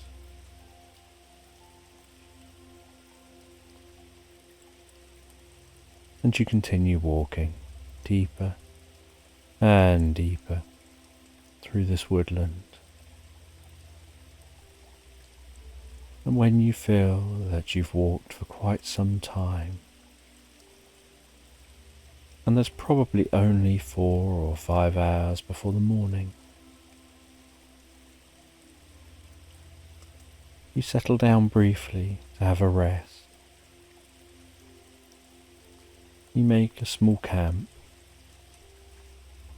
and drift peacefully asleep. And you sleep for just 4 or 5 hours until you begin to hear the morning birds and notice the glow of daylight shining around you. And you exit your camp, continue your journey, walking deeper and deeper into the woodland.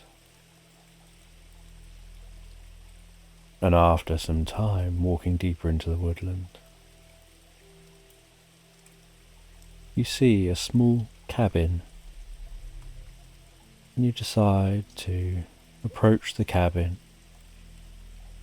see if you can grab some supplies to continue your journey. You knock on the door of the cabin,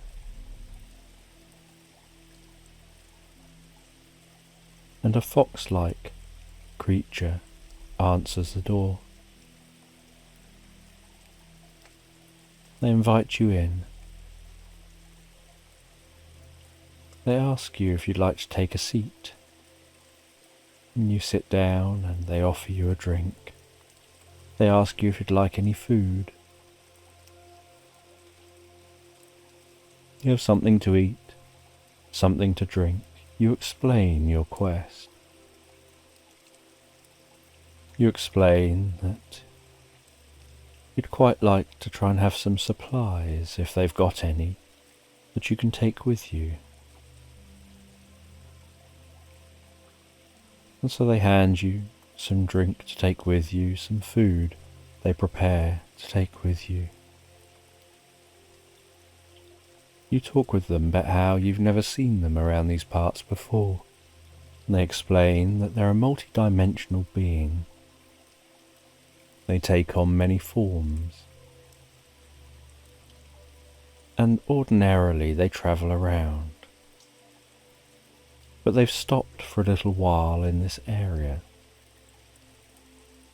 They felt that there was a reason for doing so. They never really know what the reasons are, they just suddenly get this feeling they need to stop and stay in one place for a little while. And so they do. And then when they feel it's time to move on, they move on. And so they stopped here. And then you came along, and they know why they stayed. And when they stopped here, the cabin was just a derelict cabin, used long ago.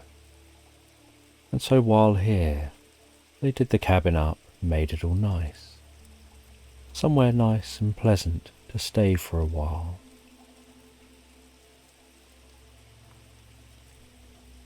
And you begin to think about moving on and where you'll go next. You've got your map, and so you look at the map and you can see the journey. And you can see how far you've come, and you see you've got so far to go. And this multi-dimensional being tells you that it can be a long journey there, but they can give you something that can make the journey back much quicker. And then they guide you through to a small room off the main area of the cabin. They dig around in a dusty box,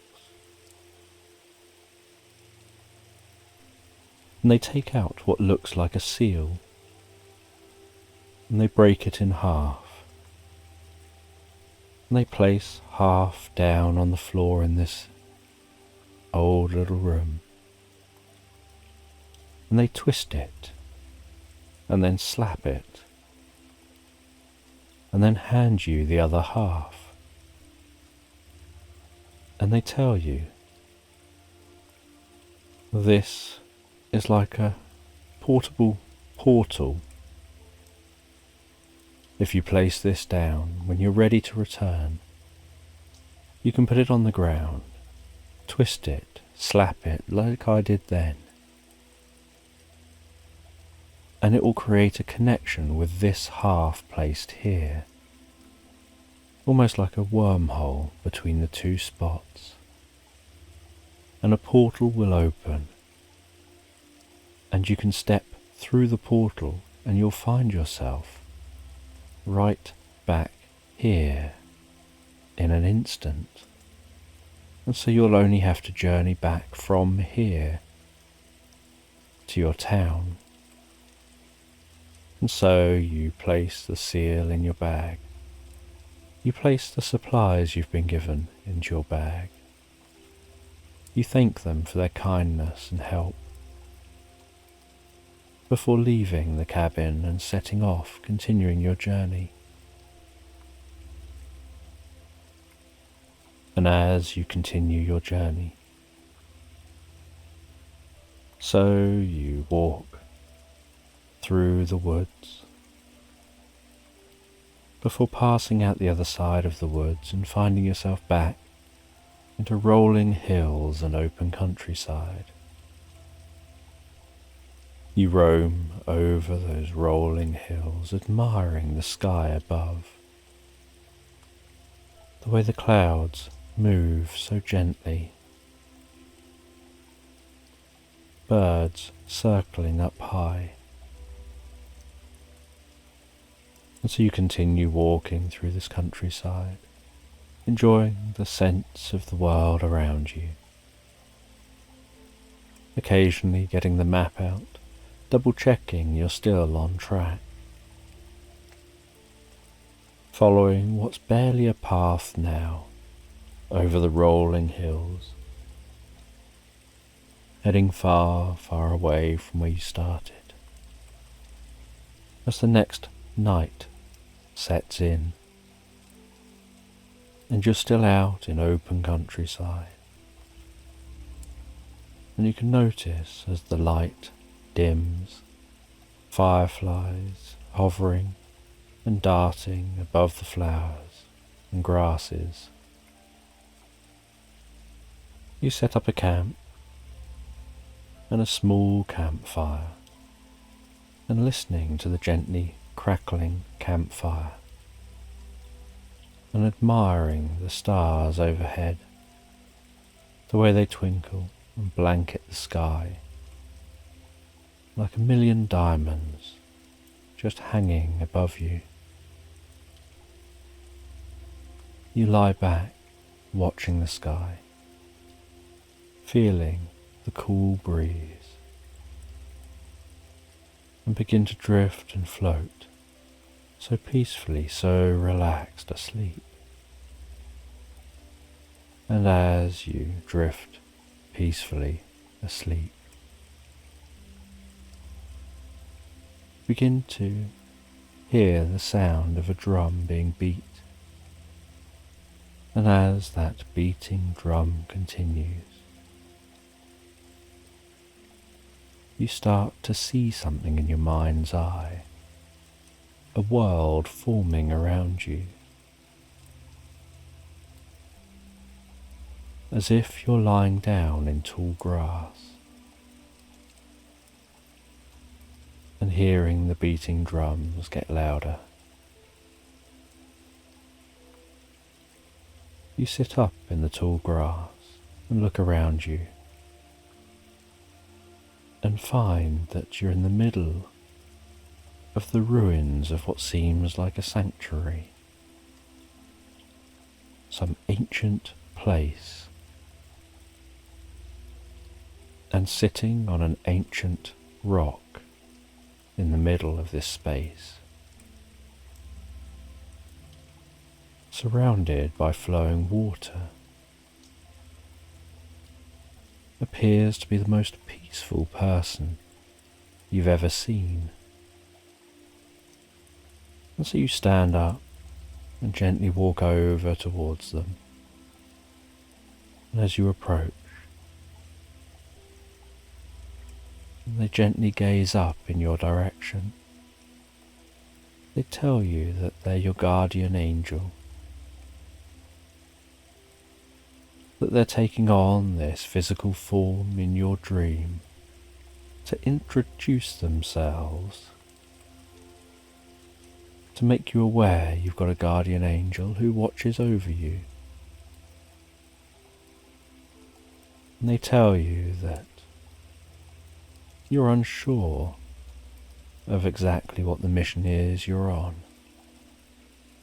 You're unsure whether it's safe or dangerous, just that you seem to have been chosen. And you have magic with that purple jacket. But the only real magic you'll need is the magic of peace and calm. That they're there to let you know your journey will be safe. And when you reach your destination and you encounter the dragon, you'll know what to do.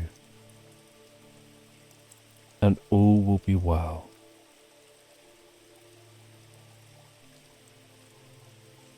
And they ask you to follow them.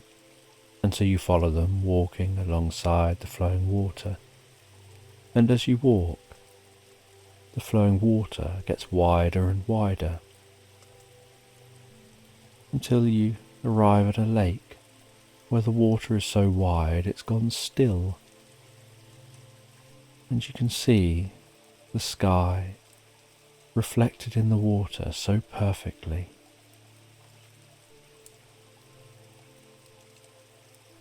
And then they tell you to come to the edge of the water.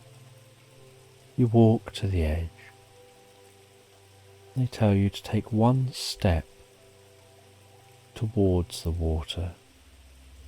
And they have an arm around you gently. And they take a step with you. And you feel like they're pushing you as if to fall in the water. But as you both step forward, you rotate. You pass through the water without getting wet, while taking one step, and find yourself stood with the surface of the water behind your back, as if it's an upright mirror.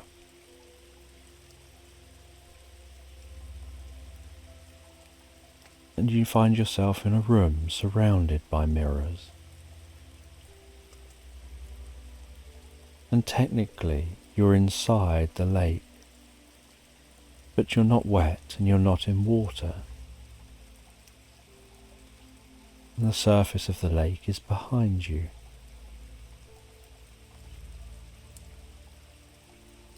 And they say that this is a mirror room. As you look around at the mirrors, seeing your image reflected in all the mirrors, they tell you this room is a place where it's hard to escape yourself. It's the kind of room where you can come to find yourself, where you're confronted with yourself until you understand your true self and what's within.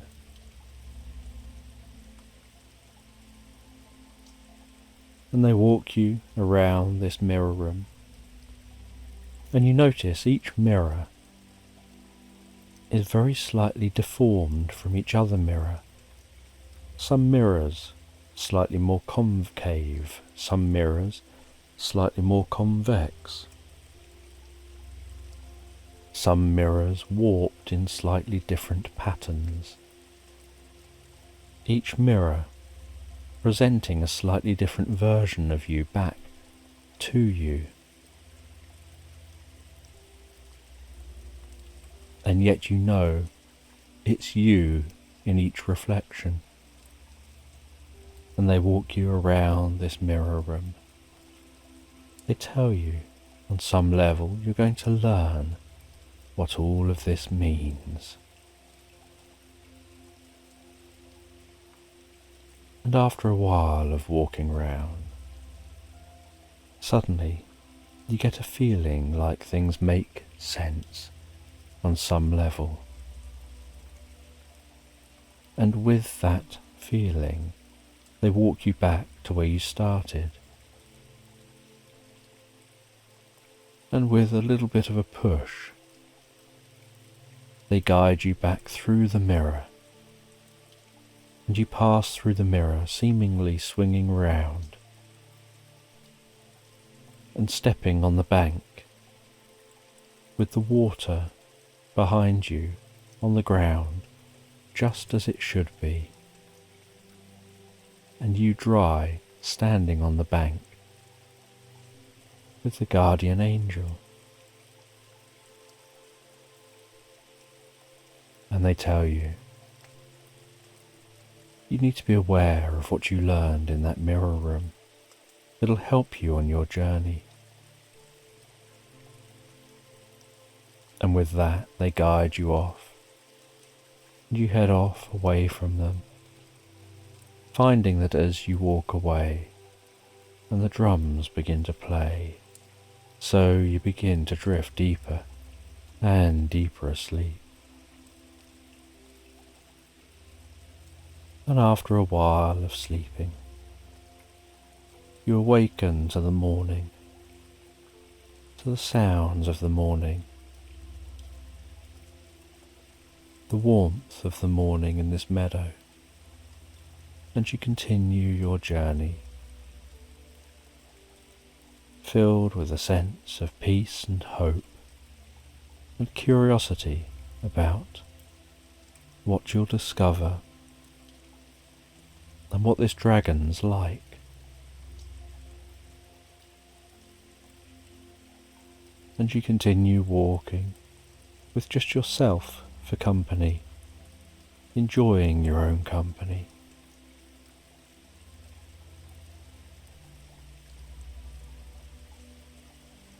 And after a while,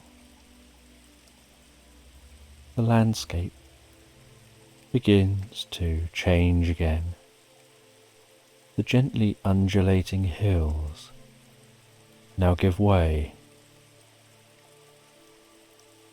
to a vast valley, the sides of the hills growing steeper and steeper as you walk.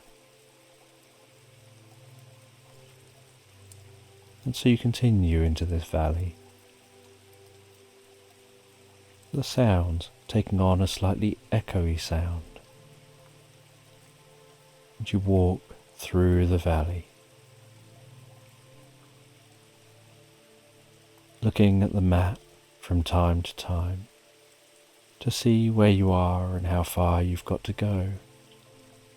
And you can see on the map where this valley is. And having a map helps you relax, because it means you always know where you are in relation to other areas and how far you've got to go. So even when your own senses tell you that you don't know how far you've come, how far you've got to go, or exactly where you are, you can just look at the map and feel comfortable. And so you walk through this valley, and you can see that The point you have to reach is just beyond the valley, and you pass through that valley, heading out the other side, following a gentle stream that started in the hills of the valley and headed down at this point towards the centre of the valley, and then veered off away from the valley. And so you follow that stream, the trickling sound of the water, and you can see in the distance what looks like some kind of an ancient building. And as you eventually approach that ancient building, you find that it looks like a pyramid that had perhaps stood there for thousands of years, partially collapsed, worn and weathered. And you see an entrance into the pyramid. You head into that entrance, feeling the atmosphere change, a stillness set in, and inside the pyramid, strangely, it seems like an unusual, different land, almost like the pyramid is a world of its own, and the inside doesn't look like a pyramid. It looks like it could be any other land. And you hear a deep rumbling growl coming from somewhere overhead, and then see the most beautiful, ethereal looking dragon fly past, with wings that seem to almost be like loose feathers flying in the sky. And shimmering is coming from those feathers, with iridescent hues coating the dragon seeming to change colour as it flies, as the light catches the surface of the dragon. And the dragon, spying you, heads down, and with a massive thud and a rumble of the ground, it lands in front of you, and with a deep, growling voice, it asks who you are, what you're doing here, and where they came from. The last they remember, they were drifting asleep, and now they're awake again. And you explain you don't know where they came from, but people are scared at their return. People haven't encountered dragons for hundreds and hundreds of years. And they explain there's nothing to be scared of, but they're also trapped in this pyramid. They're trapped in this land, and they can't fit through the doorway you took to get in here, so they can't escape. And you don't know exactly what your role was. You ask if they know anything about their history, where they're supposed to be, and they explain that they come from a land of dragons, but they were trapped here in this land, and they became a thing of worship. And then they were put to sleep, the idea being that once it was figured out how to return them, they would be awoken so that they could be sent back to their own land. They're now awoken, and no one is here to return them to their own time, to their own place. And you say you're wearing a wizard's jacket, and perhaps you can perform some kind of magic, and you learn a bit more about them.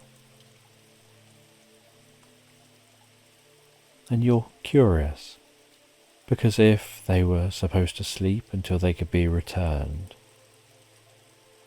perhaps the fact that no one's here to return them is because you have arrived here, and maybe you can return them.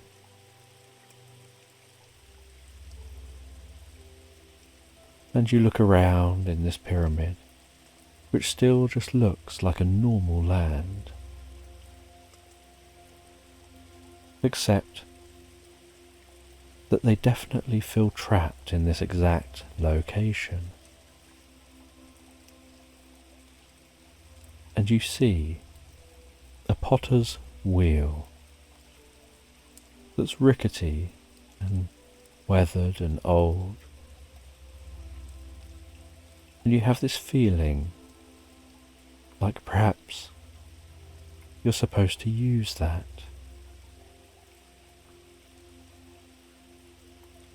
You see some crystals on the ground, and you cast a magic spell over those crystals, and they begin to glow and pulsate with purple light. You notice there are spaces for them in the potter's wheel if you can just fix the wheel up, and so you fix that wheel up. And you begin to turn the potter's wheel, and the crystals begin to turn, imbued with your magic, and a glow begins to emanate and pulse and become stronger. And as it emanates, pulses and becomes stronger, so it seems to be filling this space, the purple light expanding, growing. The crystals almost singing a lullaby as they spin. And as they spin faster and faster, so you can feel the magic growing and spreading from within you. You start to make sense on a more conscious level of your time in that mirror room, how there were multiple versions of you and you knew each one was you. And with this, you notice that this purple light seems to have some form of ability to show up the inside of the pyramid. And on each panel of the pyramid seems to be a different image of the dragon. As the dragon flies around, its image reflected in all the mirrors. And just like in that mirror room, each image is slightly different. And you realize they need to just fly through the correct one. That these mirrors can be passed through. Each one is like a different universe.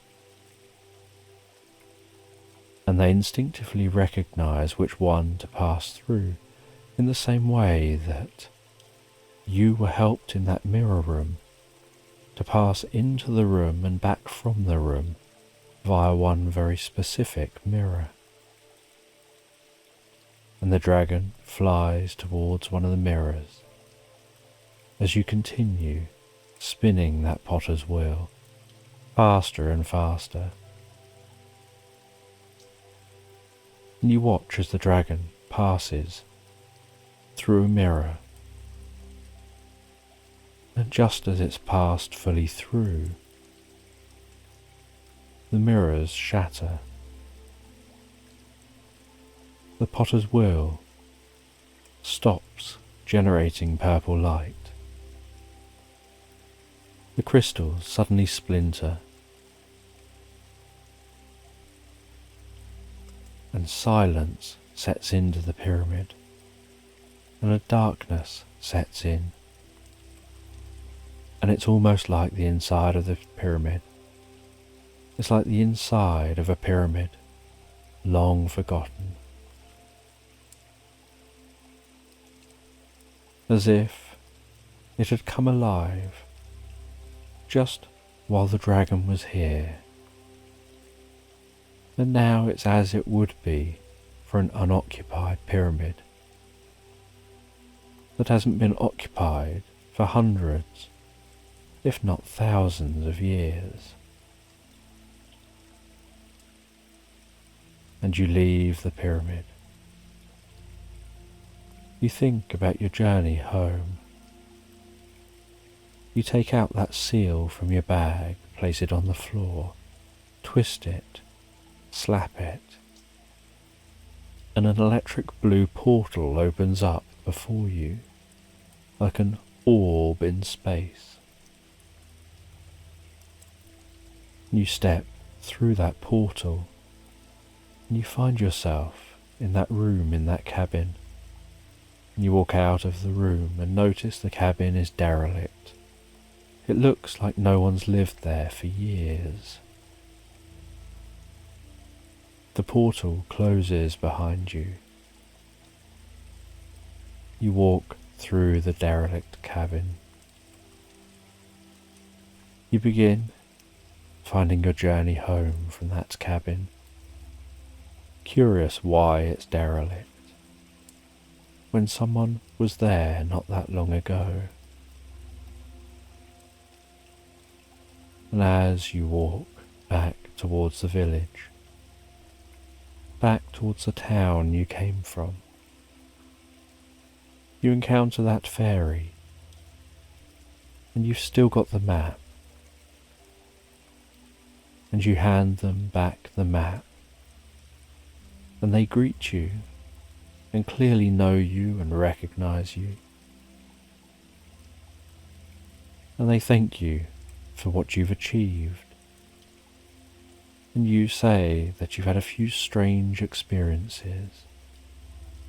You explain about the cabin that looked occupied and now looks derelict, and they tell you you met who you needed to meet, and the world around you was created for you as you needed to see it, for you to understand what you needed to do, and for you to understand how to make it there and back again. And for now, you can let go of the experience. You freed the dragon, sent it back to its own land.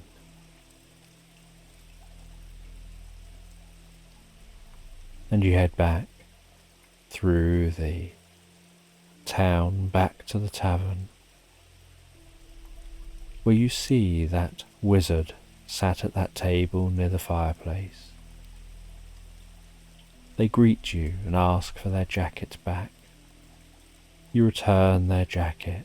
They ask you to continue playing the game, and so you continue playing the card game, and they get you a drink, and you enjoy that card game for a while. Sometimes you winning, sometimes they win. And then at the end of the night, when it's very, very late, they bid you good night. You head back home, and you look forward to settling down in bed, and you're greeted at home by your cat, who weaves their way around your legs.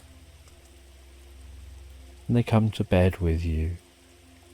They relax on the end of the bed as you settle down and drift so peacefully, so comfortably asleep into slumberland, thinking about the journey you've just been on and what it could all mean, drifting and floating so peacefully, so relaxed asleep.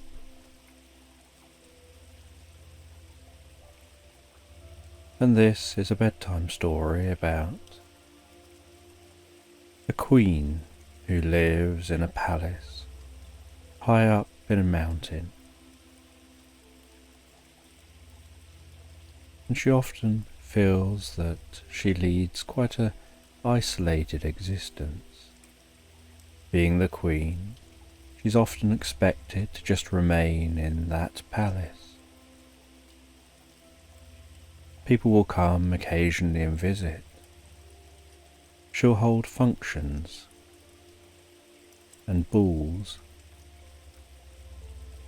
but most of her time is spent just gazing out over the land below, and she can see from this palace high up in the mountains the vast landscape stretching out below, the snow-capped mountains, the crisp blue sky, the forests and weaving rivers, the peaceful meadows, and all she can do is look out and dream about being able to go and explore, about having the freedom to lead a life.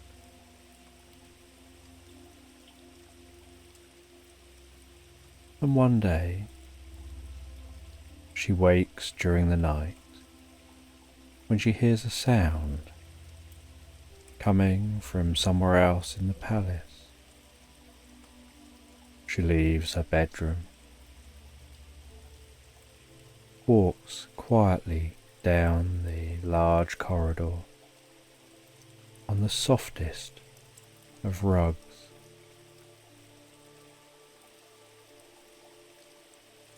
almost feeling like the eyes in the paintings are following her, but at the same time feeling a deep sense of comfort and connection to her history as she walks. She continues down that corridor and can still hear that noise.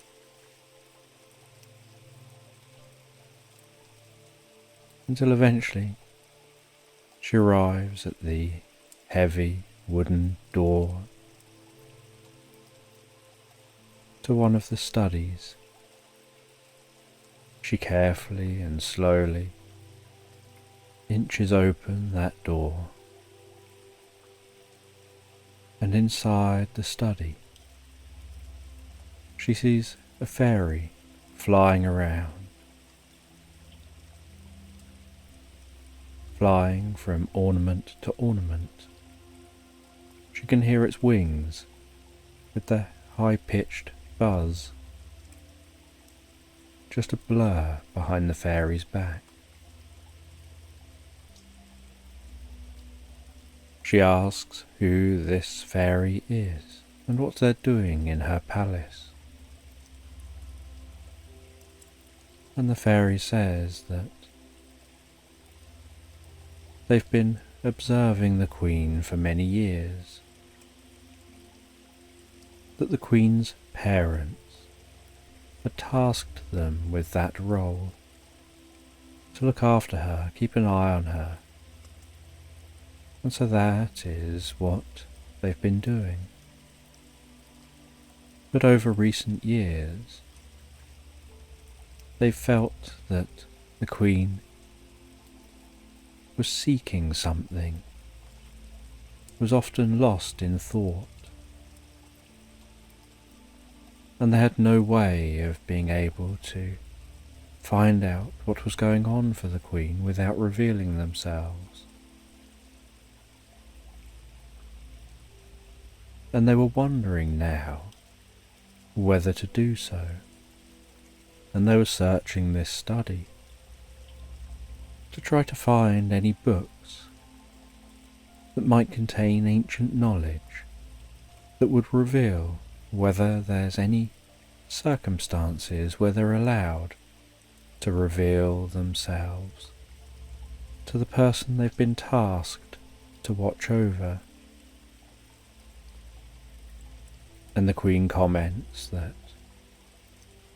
it seems like a pointless point now when they're talking, and the fairy agrees that it does seem rather pointless about whether it's allowed or not when it's happening.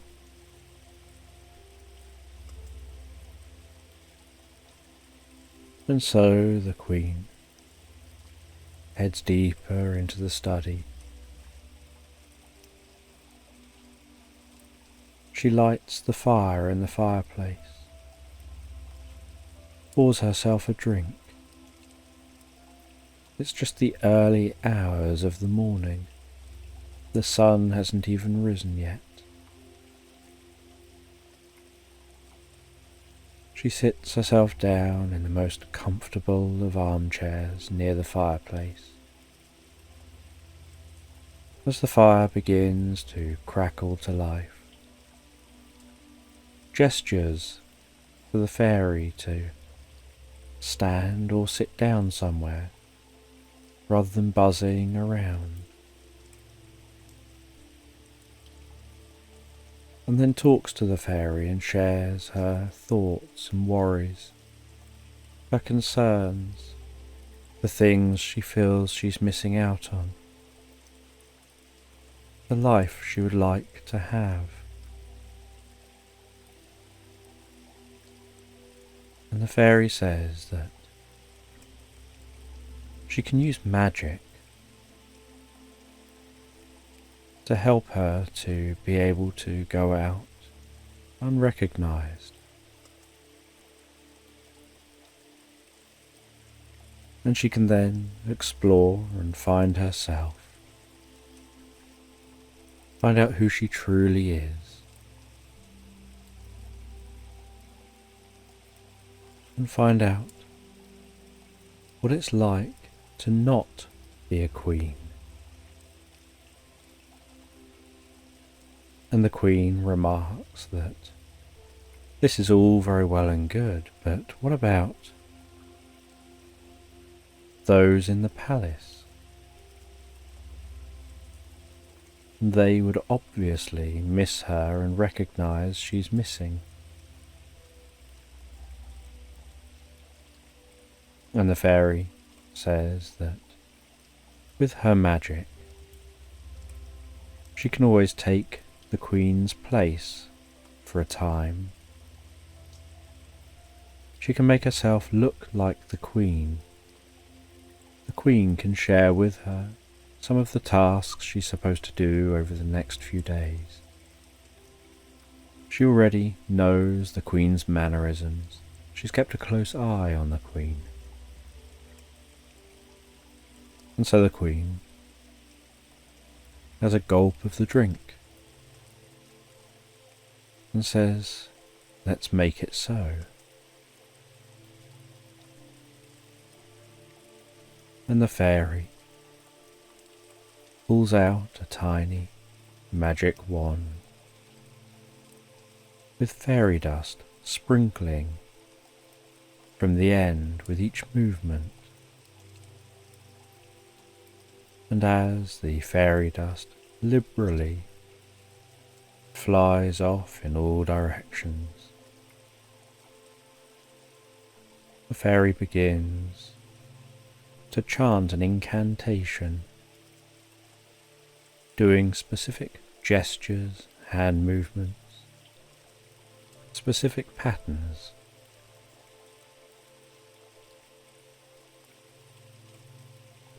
her focus seeming to increase.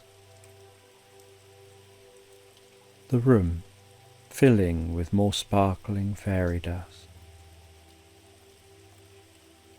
As the furniture springs to life, begins to dance and sing. As the fire begins to dance in tune in the fireplace.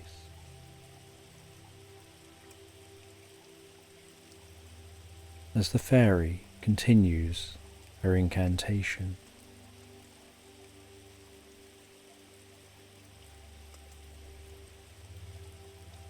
And the Queen watches with intrigue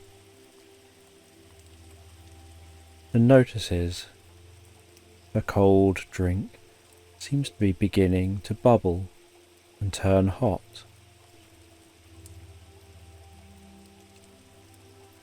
And so the fairy continues her incantation.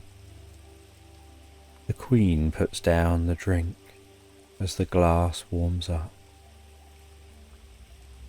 And then, with a movement of the hands like the end of a conductor conducting music,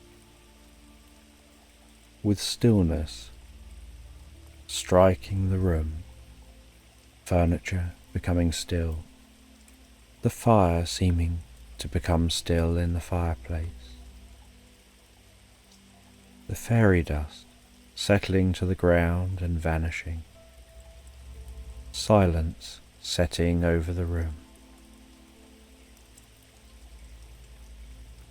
The fairy says, "Drink that warm drink." And the Queen drinks the drink.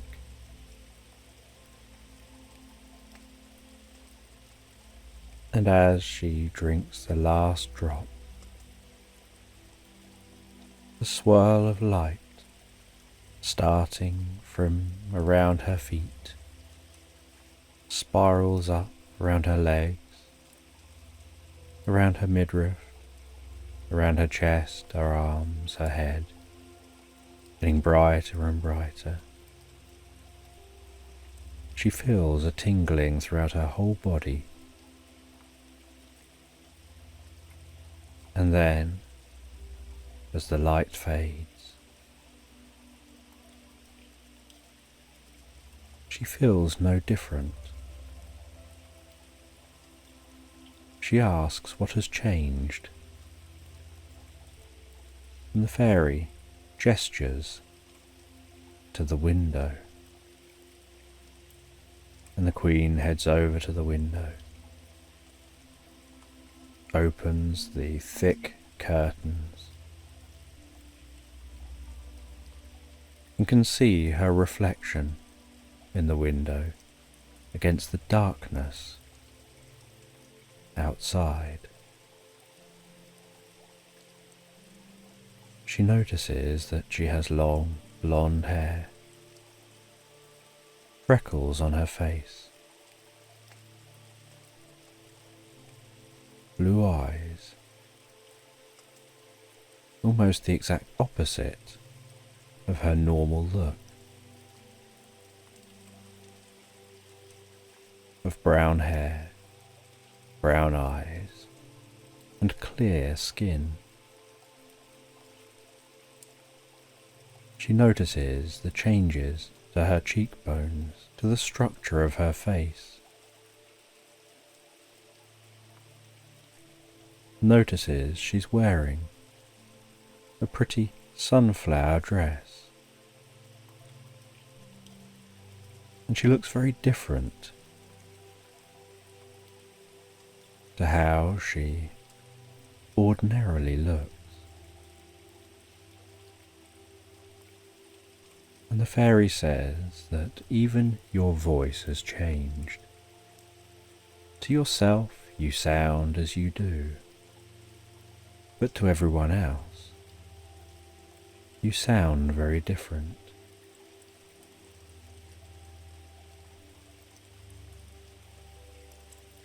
And the Queen looks at her arms, at her hands, at her footwear,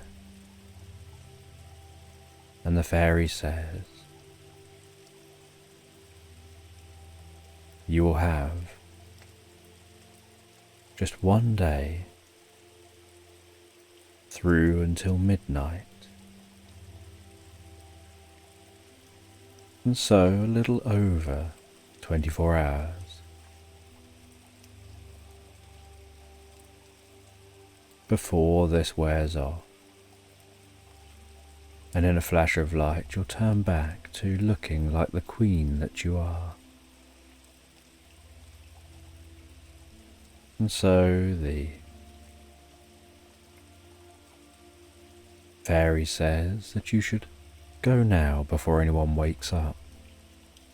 There's a number of hours before morning, but go now. Leave the palace, and I'll turn into you. And with that, the fairy waves her wand over her own head, and in a flash of light, just as she's finishing saying those words, the words are finished in the Queen's voice. As the Queen sees herself standing there, and she says, I suppose it's back to bed, and finds her way through to the Queen's bedroom. As the Queen heads through the corridors quietly, softly, and finds her way out of the building, begins to descend the mountain, descending down towards the forest below, following the track that so many people travel up to see her along. She can hear the first hint of early morning birds coming from that forest below.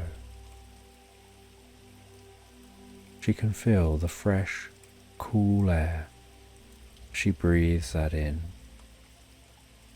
while descending.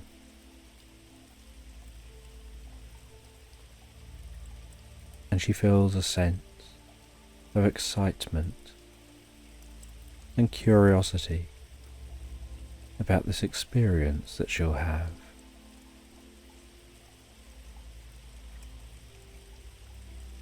And she's got the whole of today,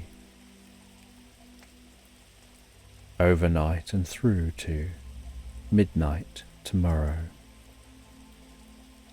And so she explores that forest, touching the bark of trees, the tender, waxy leaves in her fingertips, softly moving branches out the way as she passes, hearing the sounds of different animals, birds, noticing faintest hints of the light edging its way down through the canopy overhead. Occasional beams of light tickling the undergrowth as the wind blows a gentle breeze through the tops of the trees. Curious if she'll see anyone and what she'll discover and explore.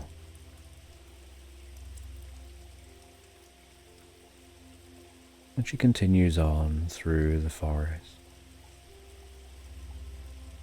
finds her way towards a river that passes through this forest, that travels down from the mountain, that's travelled from the mountain about as far as she has.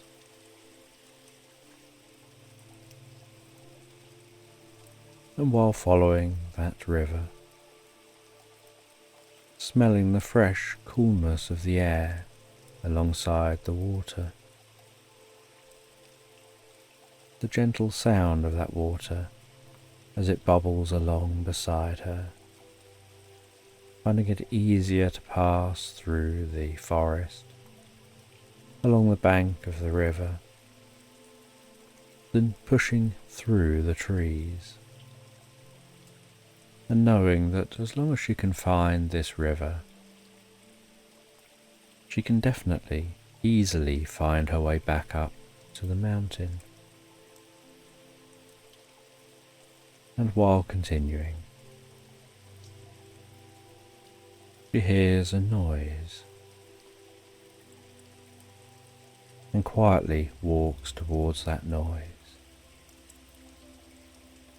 where she sees some children playing in the edge of the water, their trousers rolled up, splashing barefoot in the water,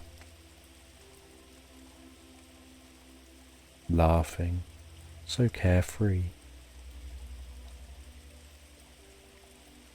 And she stops for a moment to observe before quietly approaching and engaging in conversation with them, asking them where they live, what this place is like, what they enjoy doing, learning something about these people, these children, before saying goodbye, continuing on, crossing the most beautiful stone bridge and heading down through the meadows and farmland towards the local village.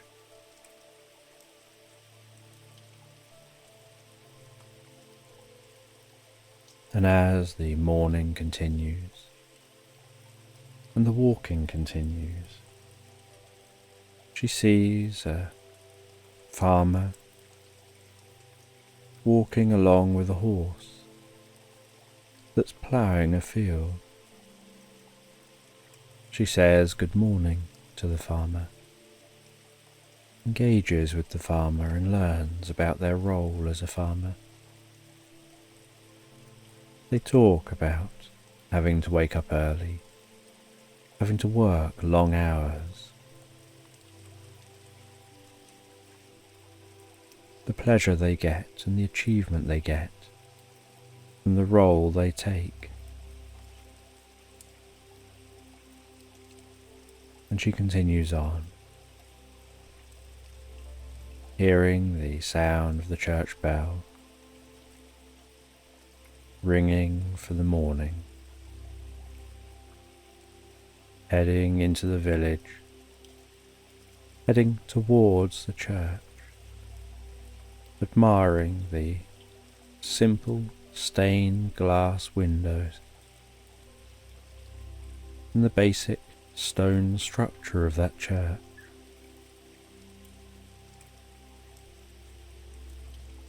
She meets some people who greet her so friendly as they enter the church, and some as they leave. Some are carrying flowers in baskets, others carrying fruit and veg.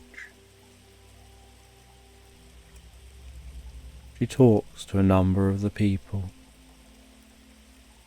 each one sharing how they enjoy the life they lead, the things they choose to do, feeling a sense of purpose, engaging with the community, engaging with each other, all having their own different skills.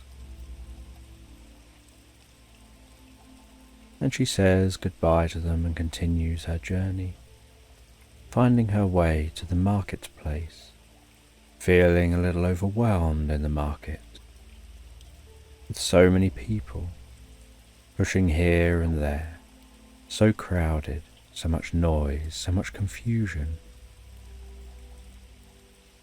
an assault to her senses she's not used to. As queen, she's aware of crowds, but the crowds are always kept a little distant from her.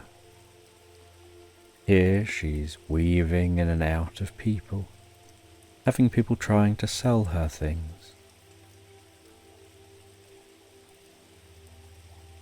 And so she walks through smelling the different scents of different foods, seeing different materials, different items of clothing being sold, being offered bits of free food and free drinks. She talks to different sellers, learns about their experiences, before continuing on out the other side of the village, continuing to explore.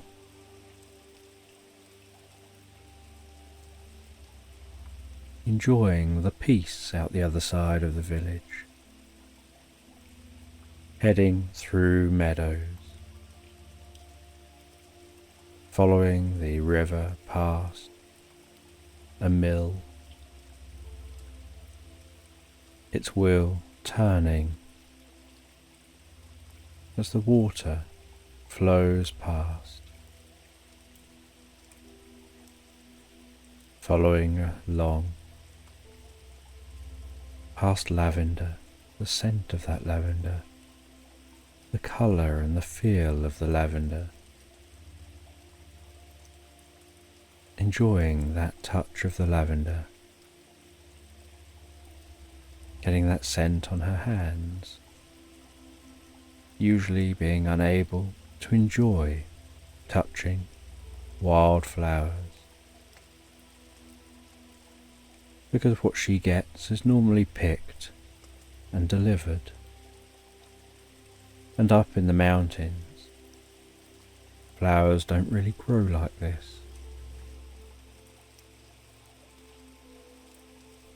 And she continues through the meadow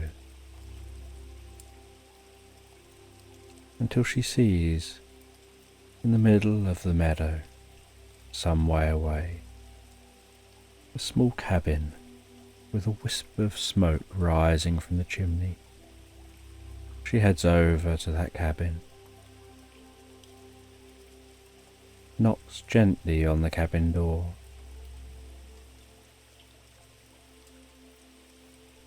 and a small man with the friendliest of smiles and the cutest of little ginger cats answers the door.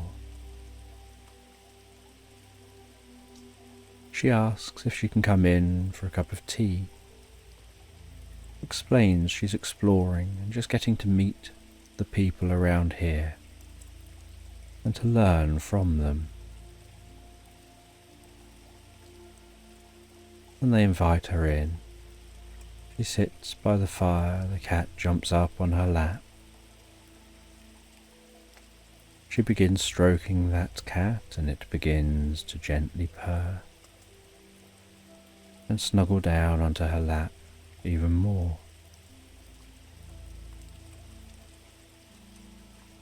She's presented with a warm cup of tea, which she drinks while talking to this friendly, small old man, who explains what it's like to live around here, to have a community to engage with, to feel a sense of worth. And they talk about their time in this land, the history of the land as they know it. She listens with intrigue, absorbed in the stories being told, to the point she finishes her drink. And it's beginning to get dark outside. She says that she should leave because it's getting late, and she says goodbye to the cat before heading back towards the town. And back in the town, she hears a lively tavern, and she's never been inside a tavern, so she heads to that tavern, heads inside,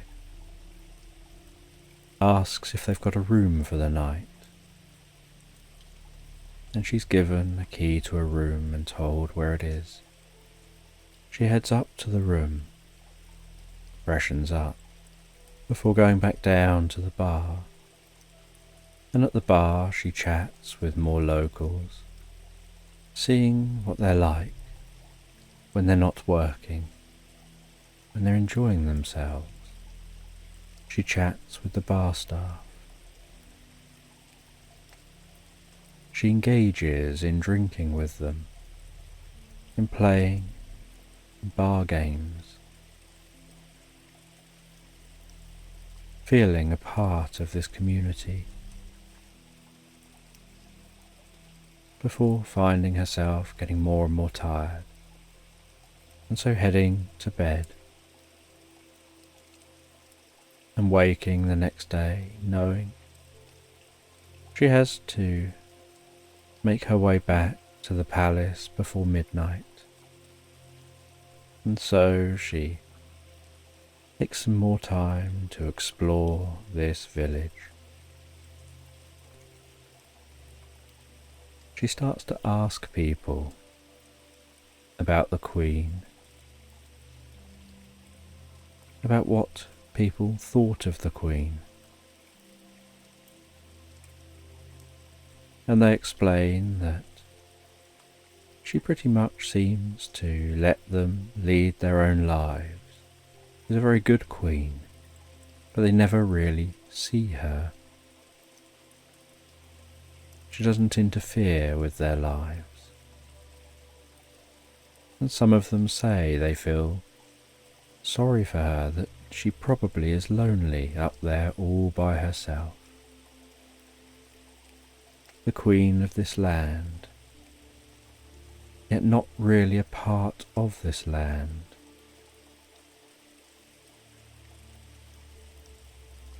And she talks with them some more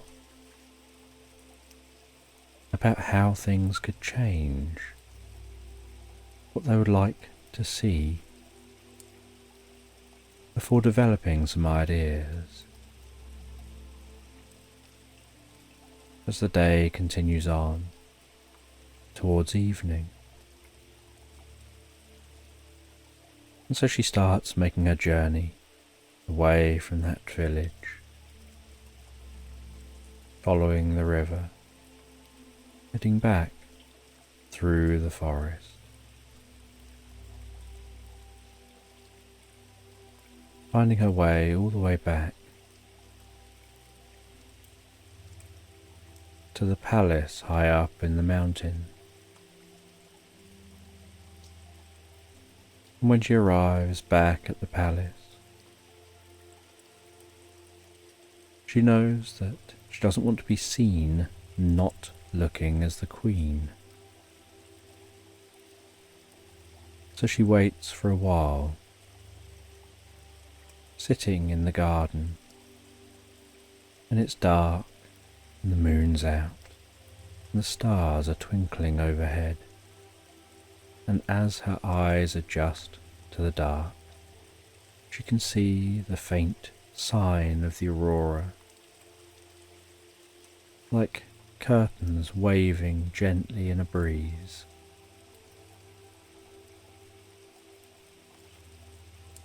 She enjoys sitting on a bench in the garden, gazing out at the view, the way the moonlight reflects and sparkles on the river's surface below. She reflects on her journey, on her experience.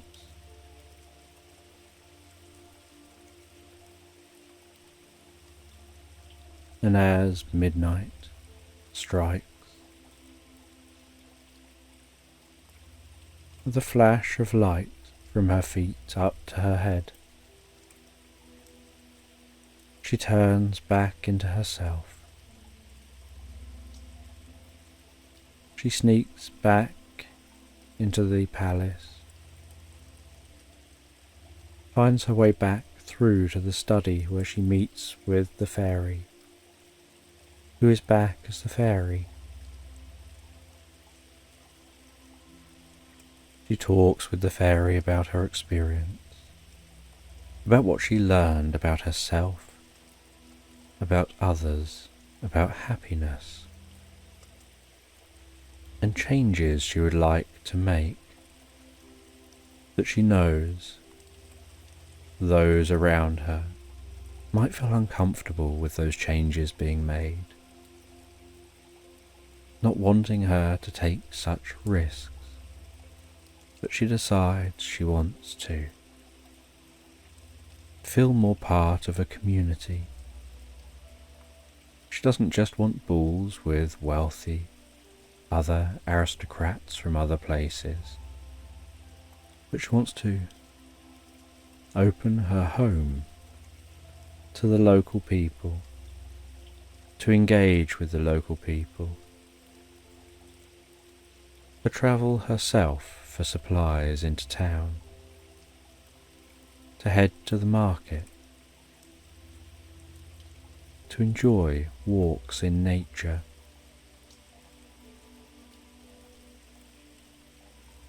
to feel like she belongs. And she explores all this and explains it all with the fairy.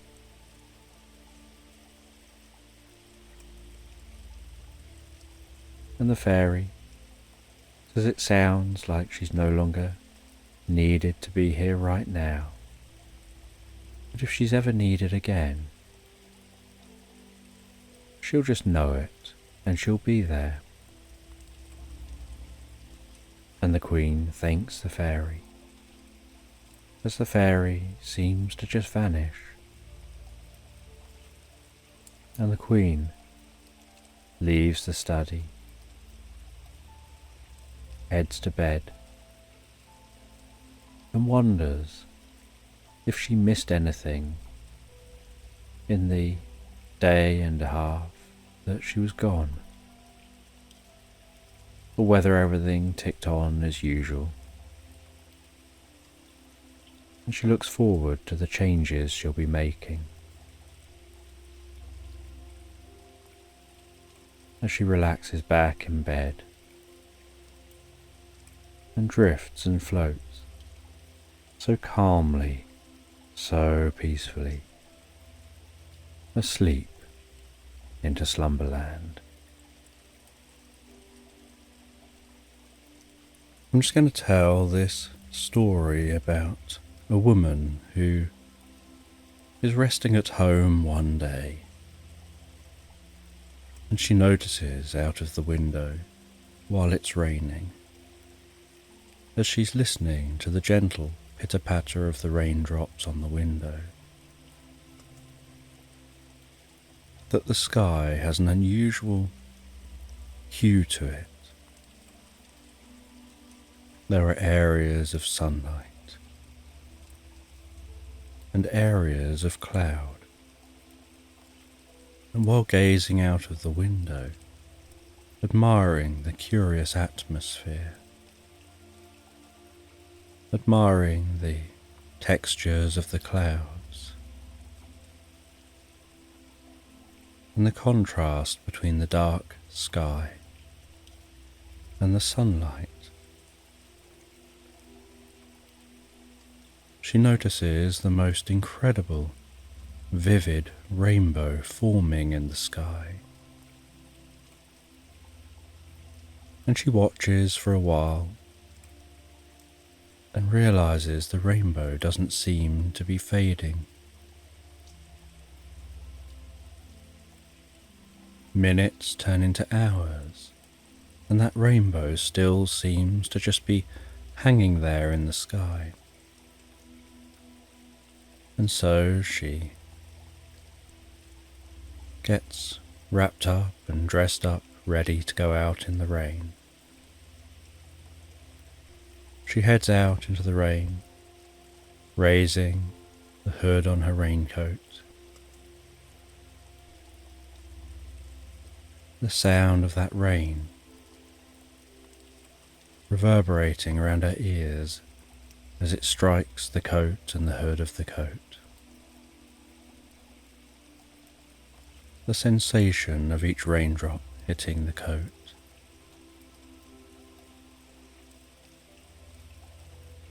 And some of the spray from the rain catching her face.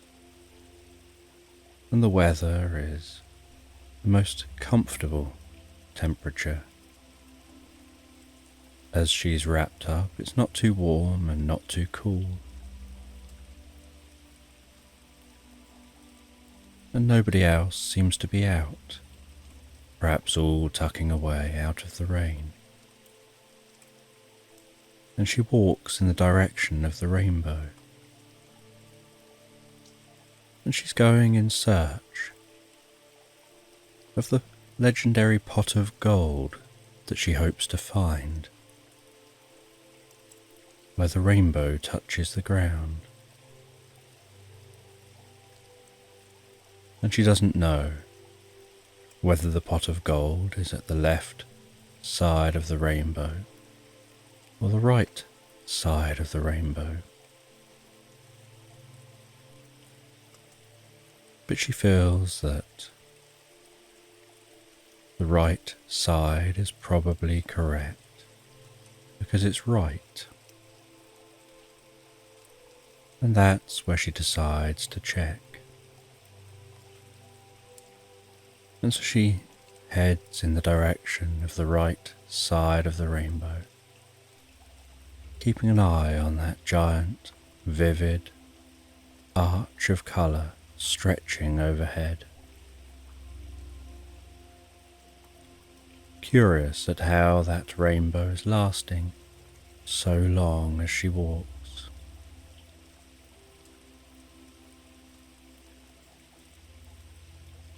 And as the rain continues, and the sun shines through the rain, casting that ethereal rainbow in the sky, she continues journeying towards where the right side of the rainbow touches the ground. And she heads through a town, heads out into countryside, and she can see that rainbow still way off in the distance. She continues following that rainbow, curious how it's staying where it is, heading deeper and deeper into countryside, noticing how the countryside seems to strangely be shifting and changing as she walks, as if reality is shifting and changing.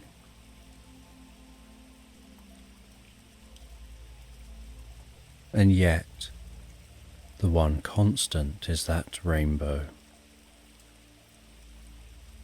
She occasionally hears the sounds of birds, singing in bushes and trees,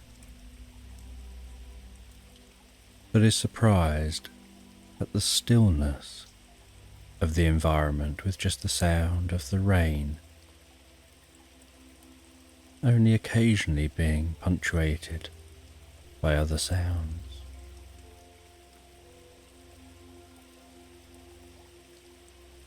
She reaches grounds of an ancient monastery that seems so still, and the stonework of this ancient monastery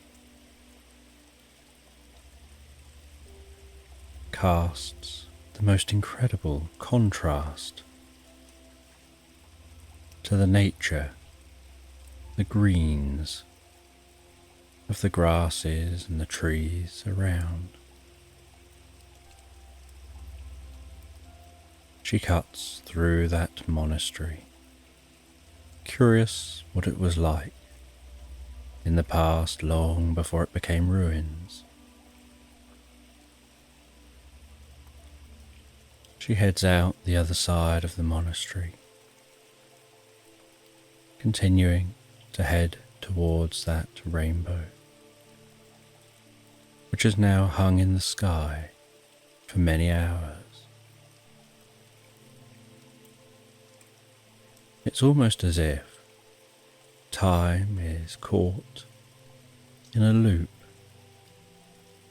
not proceeding forward, but still playing, like just a loop of rain in a moment.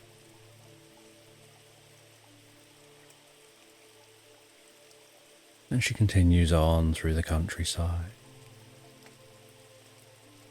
The feeling of walking through fields where the ground is slightly spongy.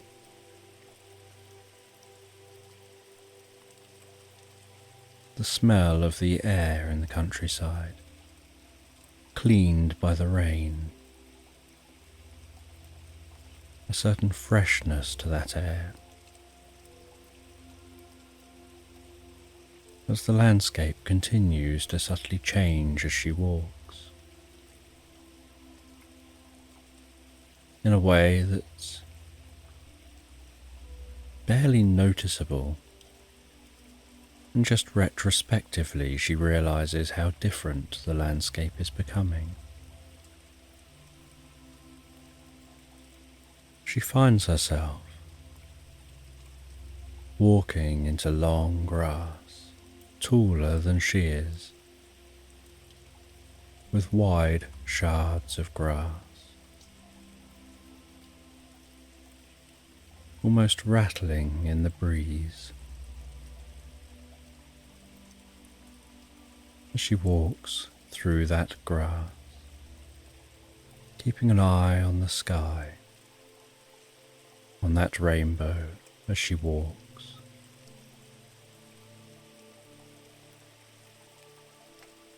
And she notices the rainbow getting wider and wider, and knows that she's nearing the base of the rainbow. And she hopes that she'll find the gold that she seeks.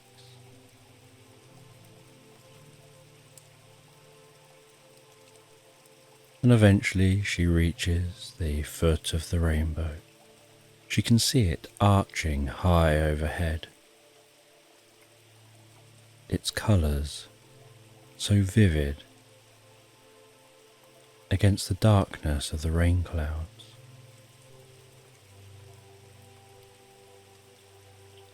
But at the foot of the rainbow, instead of finding gold,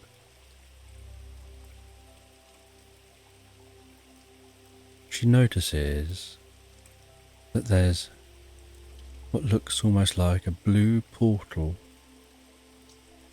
with a slight whirring sound, as if this rainbow is beaming out of that portal. She wonders whether there is the same at the other side of the rainbow.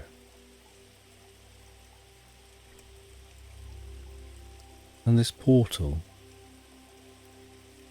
takes on the shape of an orb, and she pokes a stick into the portal, takes that stick out and decides to walk through the portal. And as she walks through the portal, so she comes out in a continuation of that long grass. But the environment is incredibly warm. A very different environment to the one she just came from. It seems much drier, and as she looks behind her, she can see the portal, but not the rainbow. And as she looks behind her, she notices the entire environment is very different.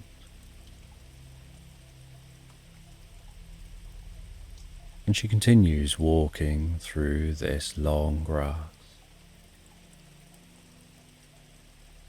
curious where she is. And as she walks through this long grass, so she starts to hear the faint, distant sound of flowing water. And she heads towards that sound of flowing water. And as she nears the sound, so it becomes louder and louder, and she can begin to smell the scent of the fresh water flowing.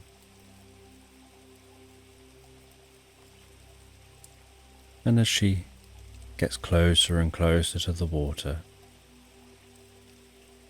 so the grass thins out, and she finds herself on the bank of a wide river. And she carefully follows that wide river, curious where it'll take her. And along the riverbank, she sees a very unusual sight. Something large seems to be in a deck chair with a parasol above their head. And she gets closer and closer and realizes that it's a manatee, seemingly resting on its back, enjoying the weather, shielding itself from the sun with the parasol. And as she approaches, she slows down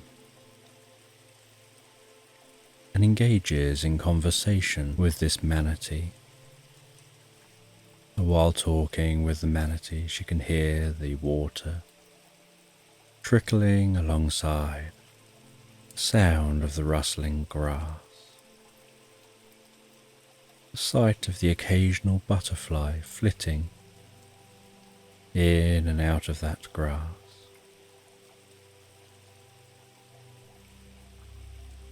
And as she talks with that manatee, she asks where here is. And the manatee tells her that she's in a land of elephant grass. And she asks what the elephant grass is. And the manatee says that elephant grass is all that tall grass that surrounds us, that's as far as the eye can see. And it's called elephant grass because if it ever rains heavily for 40 days and 40 nights, the grass flowers. And then following the flowering, an elephant is born at the base of the bits of grass, and the land becomes overrun by elephants, and the grass seems to disappear, and the landscape for a time is barren. And then the elephants disperse in search of food, travelling off in different directions to different lands, eating the remains of the grass before they go.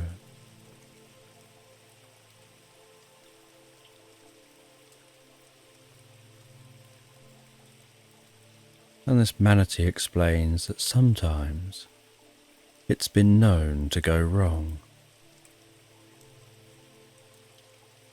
that a strange kind of rain happens, and something very different occurs. that there was one year where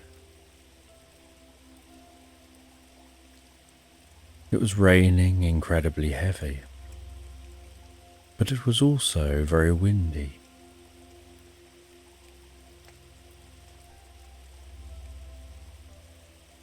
And the wind and the rain mixed. The fronds of grass intertwined with each other. The river that weaves its way through this elephant grass overflowed, and this river contains elements from the distant mountains, which mixed with the soil. And as the rain subsided, and the river settled down, out from the ground erupted tens of millions of chickens, running around, noisily pecking at all the seeds, pecking at the remnants of the grass. Chickens as far as the eye could see. And the woman engages further with this manatee, not once thinking that actually it's a strange experience to find a manatee lying back on a deck chair with a parasol overhead, who can also talk. Something about the experience just felt natural.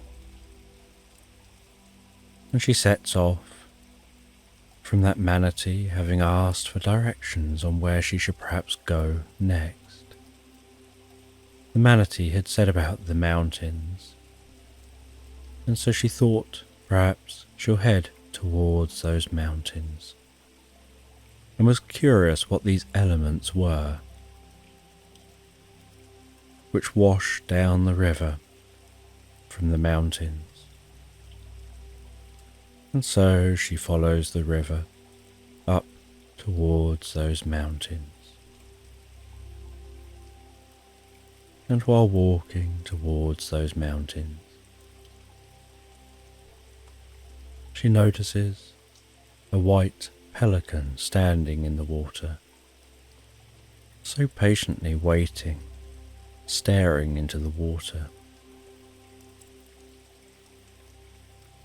She calls out to that white pelican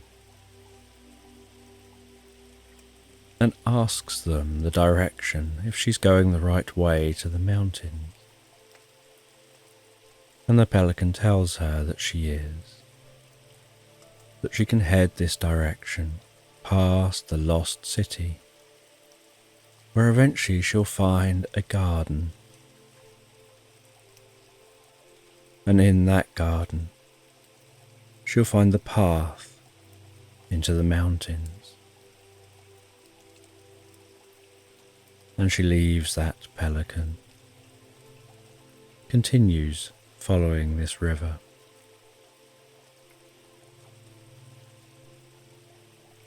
Until she thinks she can see the faintest hint of the peaks of the mountains on the horizon, and she continues to walk. And the elephant grass gives way,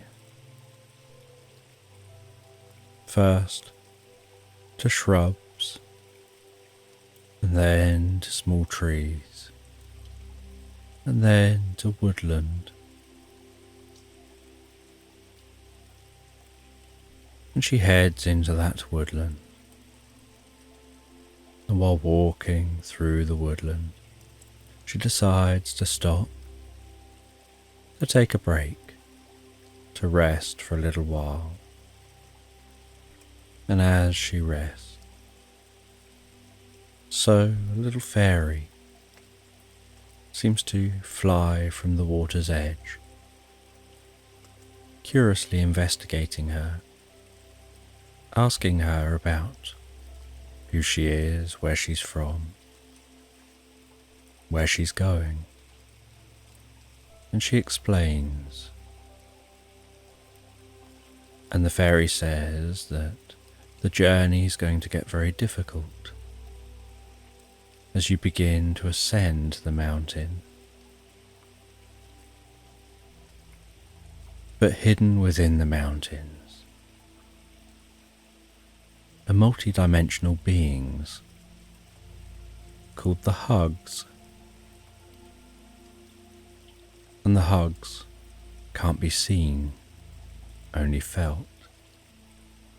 And they're incredibly friendly. Their aim is to help, to bring hope, to bring comfort. And you'll encounter them, but you may not even realize you've encountered them unless you need them. The fairy said there are little Hugs that are very small, would probably only come up to your knee. And then there are big Hugs that are about twice your size. And the fairy explained that you can't see the Hugs, these multi-dimensional beings. But if you could, you'd notice that they're almost like just balls of fur and fluff, with the friendliest of eyes and faces, and the warmest of cuddles. And they communicate through touch. And so they come up, and they give you a hug, to help motivate, to help you feel safe and secure, to help you feel supported, to help you better continue your journey. And whenever you need a hug, they will be there. Sometimes you might need a little hug. Other times you might need a big hug. But they'll be there when you need them. And then the fairy flits off and seems to rest down on a lily pad in the middle of the river, before jumping in the air, landing in the middle of that lily pad and seeming to disappear. And the woman rests for a little while before continuing on her journey, and she encounters the lost city, so she knows she's heading in the right direction.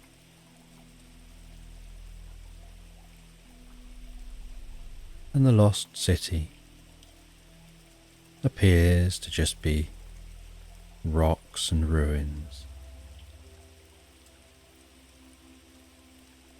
And she climbs some areas she's sure used to be walls, and weaves through other areas she thinks may have been doors, and follows other areas that look like they were probably paths, maybe even roads. She feels that she can almost hear the sounds of what this metropolis used to be like. The chinking of blacksmiths working with metal, the clopping of horses, the murmur of people selling to each other in markets, enjoying each other's company. The vibrant nature of this place when it once existed, and having a curiosity about how it all came to an end with time. Maybe the people from here just gradually moved on and went their own separate ways. as she now continues on her separate way through this lost city, back into the woodland, hearing the rustling of the leaves overhead as the wind blows a breeze, pushing past branches, feeling the bark of the trunks of trees as she weaves around them.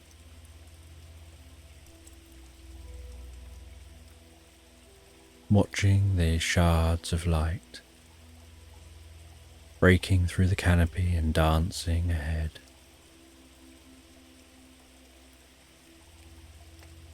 In the dust of the woodland, glittering, sparkling, almost twinkling like fairy dust.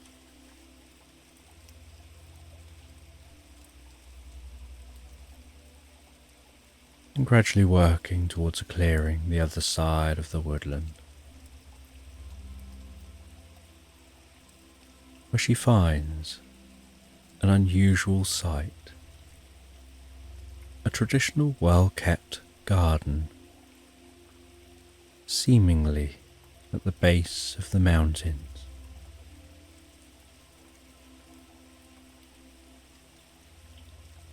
And she walks up to the gate to the garden.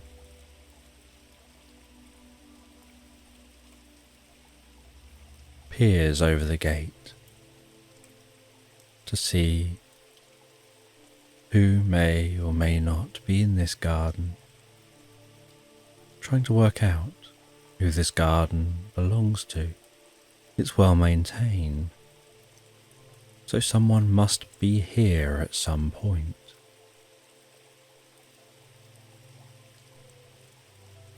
And then carefully unbolting the gate, walking through the gate, with a creak and a click, closing the gate behind her, smelling the most beautiful scent of the flowers, feeling the warmth of the sun on her face, and then seeing the most friendly looking cat lying in the sun in the garden. And as she gently, slowly, carefully approaches that cat, so the cat flops onto its side, gives a little meow, and she reaches out and scratches its belly gently, rubs its fur, rubs just under the cat's leg, and the cat rolls onto its back, and she spends some time with that cat, curious who owns this garden, and notices while she's engaging with the cat that the sun is setting behind the mountains, and it wouldn't be sensible to climb the mountains in the dark. And so she wonders if it would be okay to set up a camp in this garden.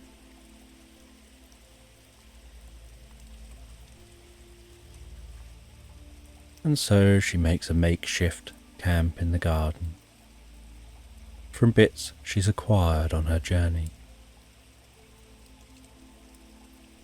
The cat comes and sits down near her,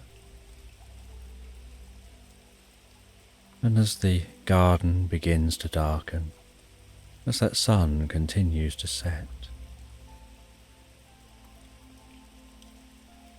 she notices fireflies flying around in the garden, most beautiful dots of light, flitting from place to place, sometimes hovering in a location. And then she notices in the darkness somebody approaching holding a light, and as they carry that light, its flame gently flickering so calmly and beautifully. She's curious who this is, and they're a short, elven creature with smooth skin, gently pointed ears, the softest hair, and the kindest eyes. And they engage with the woman about how she's found this garden. She's met their cat. She's obviously demonstrated she's kind and friendly. And so in the morning, they'll show her the route up the mountain, because it isn't what she would expect, and says for now settle down and sleep. And then they turn and walk away, and the woman settles down. She watches the night's sky, the stars in the sky, the colours of the sky, and drifts peacefully asleep.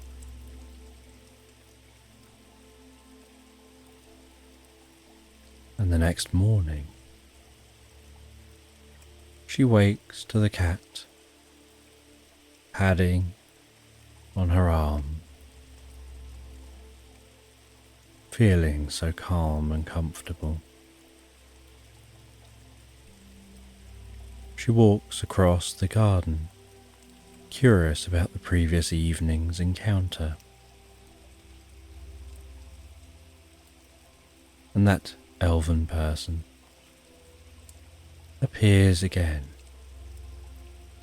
guides her to the sundial in the middle of the garden, twists the top of the sundial, and with a click, they then tilt the sundial, revealing some steps, and they say, descend those steps, and it'll take you to the path to ascend this mountain.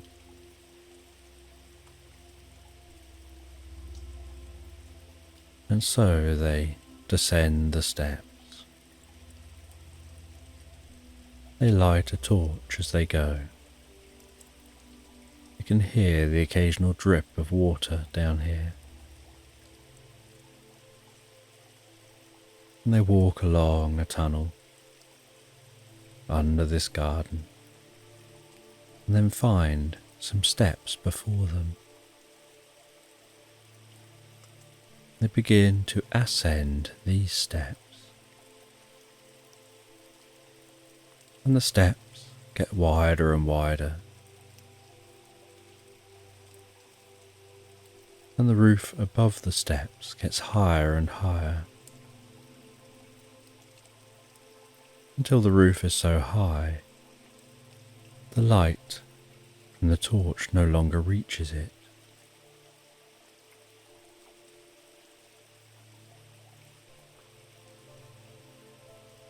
And they ascend, and they ascend, and they ascend, encountering glowing moss, streams of glowing fibres around the walls, helping to light this space.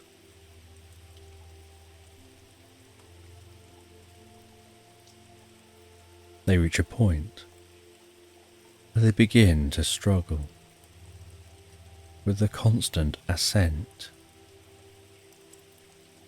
and then feel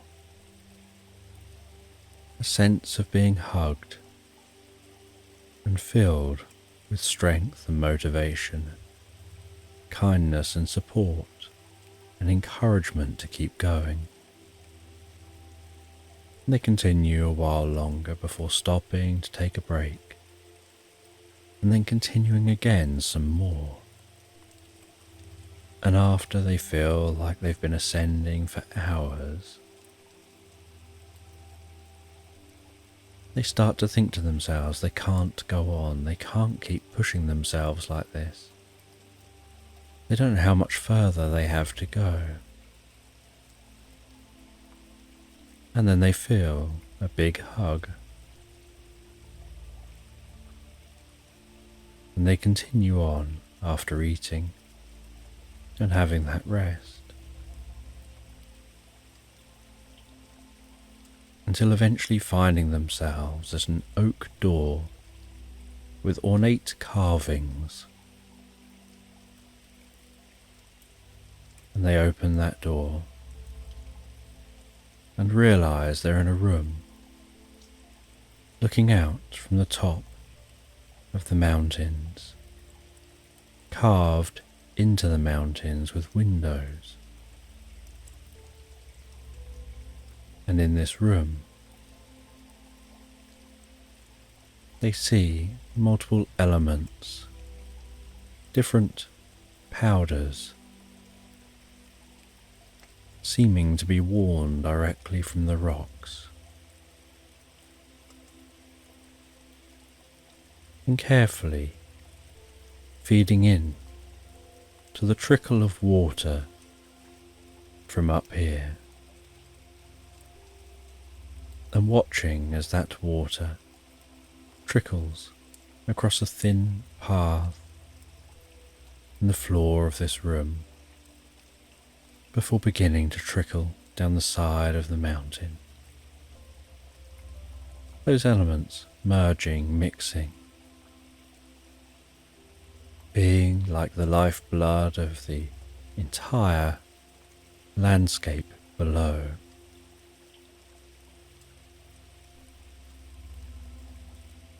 And from here they can hear the blustery wind outside.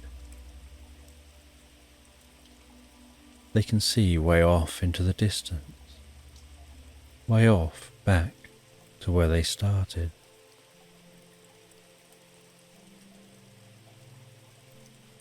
They see the faintest hue of blue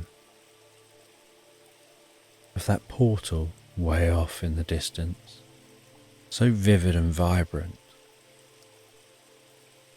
From here it just looks like a pinprick of light, and yet it's still visible. And they look around this space, finding this room seems empty, but it seems purposeful. It has windows. It's designed as a room. Elements seem to be just wearing off the walls and carefully flowing and mixing with the water. And then they see from the corner of a room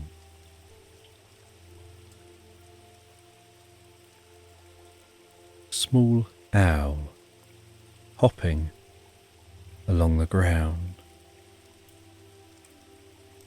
and then walking towards them, greeting them, introducing themselves, explaining that they're the wise one of this land. Everything works here like clockwork. Everything has a purpose. The mountain grows. The elements wear down. Those worn elements pass into the water.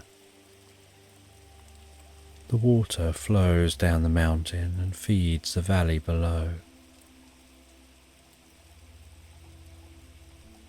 And life forms all round. And as that water evaporates in the distance,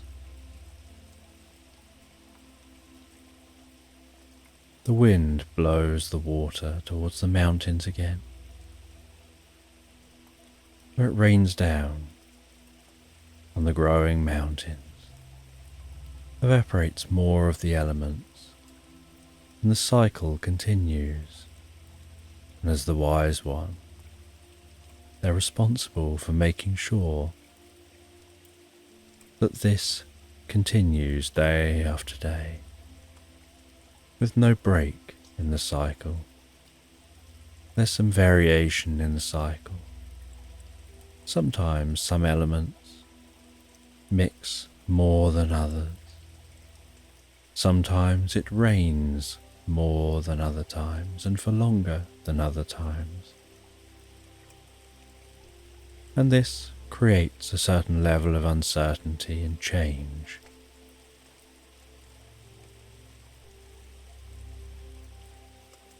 And they ask the woman what led her to be here, and she explains she came in search of gold, but found this place instead, finding a portal where the gold would normally be. And they say to the woman, "You struck gold. Very few people have ever made it here. It's very rare for anyone to find the base of a rainbow, and that the bases of rainbows are portals between lands, each base leading to different lands. And the portal is different depending on the rainbow and the quality of the rainbow, leading to different lands, different dimensions." And they explain to the woman that she needs to head back and find her way back, that they can share some knowledge with her, make this trip meaningful. But she needs to head back before the rainbow dissolves and the portal fades. And they hand her an enormous kite and what resembles a kind of surfboard mixed with a wing. And they tell her to get back, the quickest way is to kite surf. The wind, the updrafts of warm air, following the descending cold air. Recognizing patterns in the sky to navigate your way back. They tell her to hold on to the kite, holding on to two separate strings that will allow her to direct the kite left, right, help her to raise up, lower down, and to be on that windsurfing board.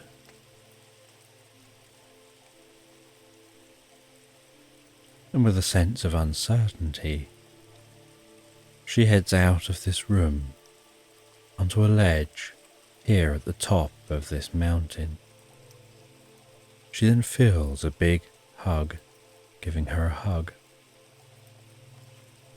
and feels comfortable. And the owl says, "You can trust us. You can trust yourself. This is no storm in a teacup.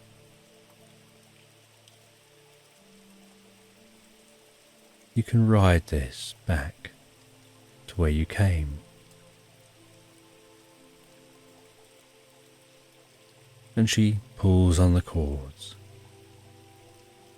lurching the kite forward, which launches in the air, jumps onto the board, locking one foot on the front,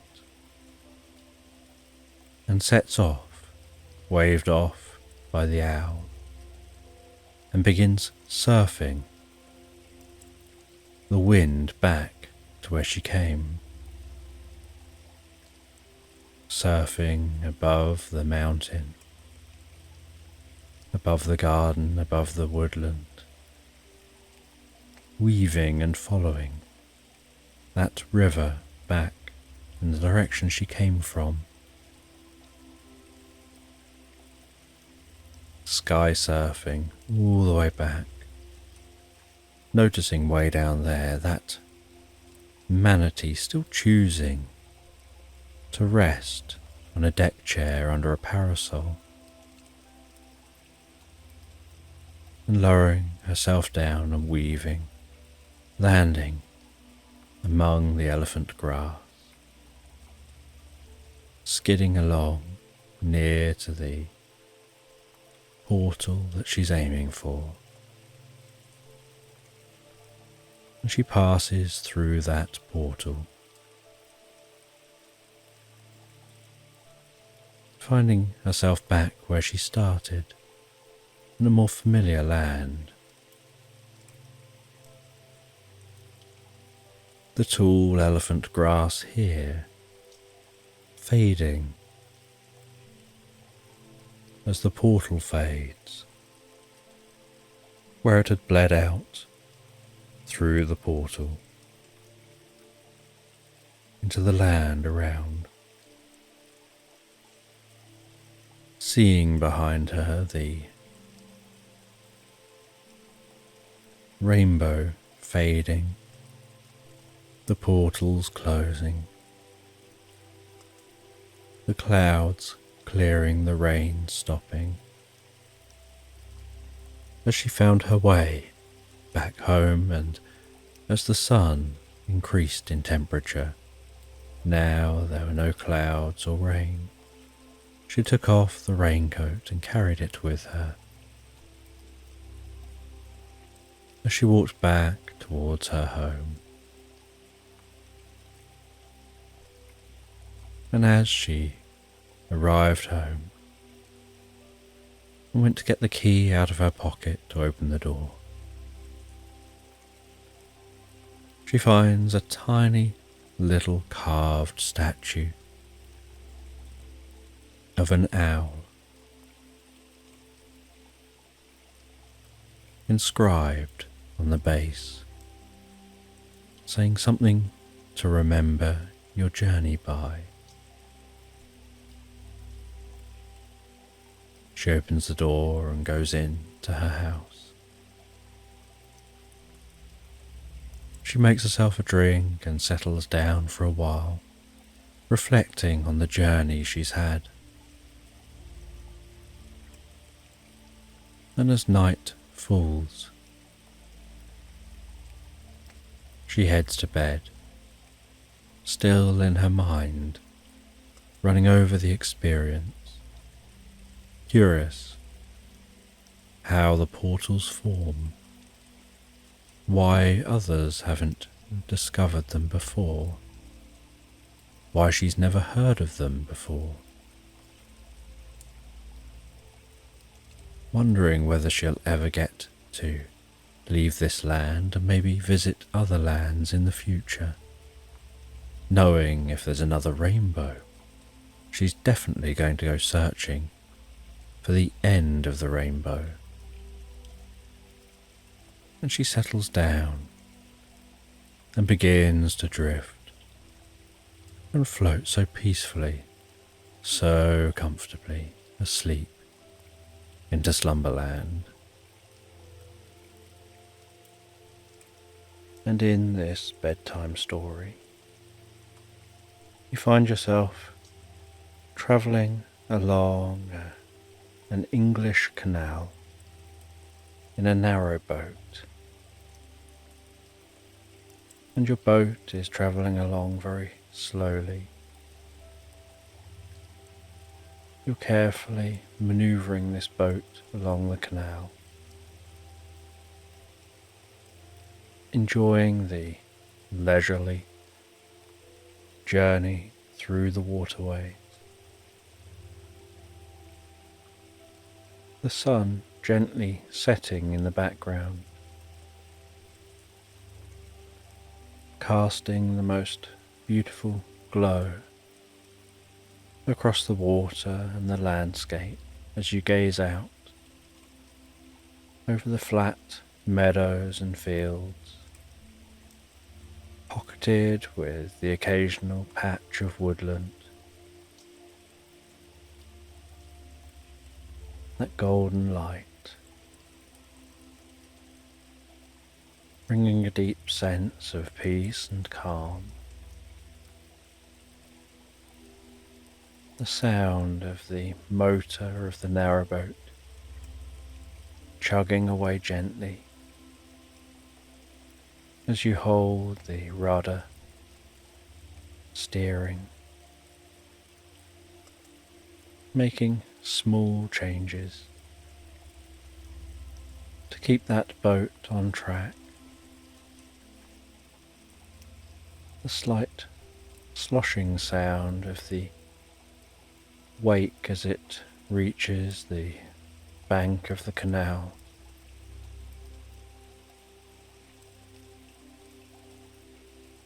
Perhaps noticing the sound of ducks some distance down the canal taking off, sound of their wings flapping as they build up speed and run on the surface of the water, while the pumping of their wings cause them to call out and verbalize their experience.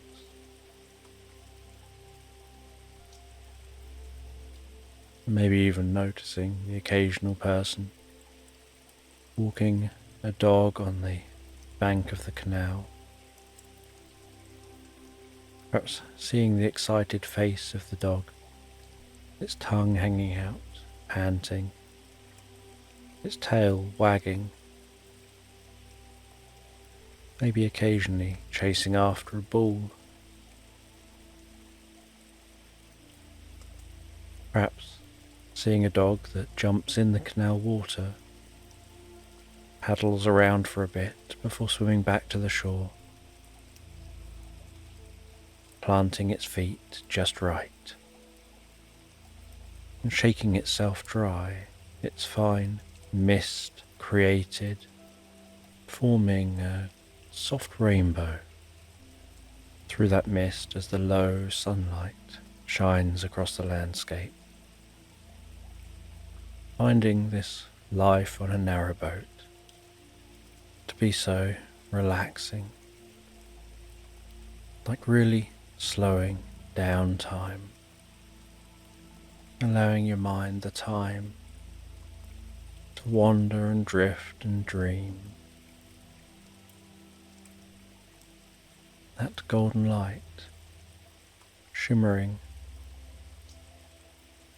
as it bounces along the water's surface.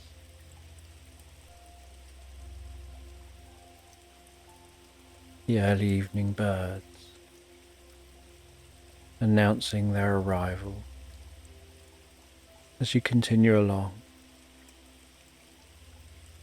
in search of a place to moor up for the night. And after some time,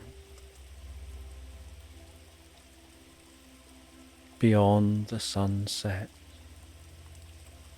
when the heavens are dappled with twinkling stars,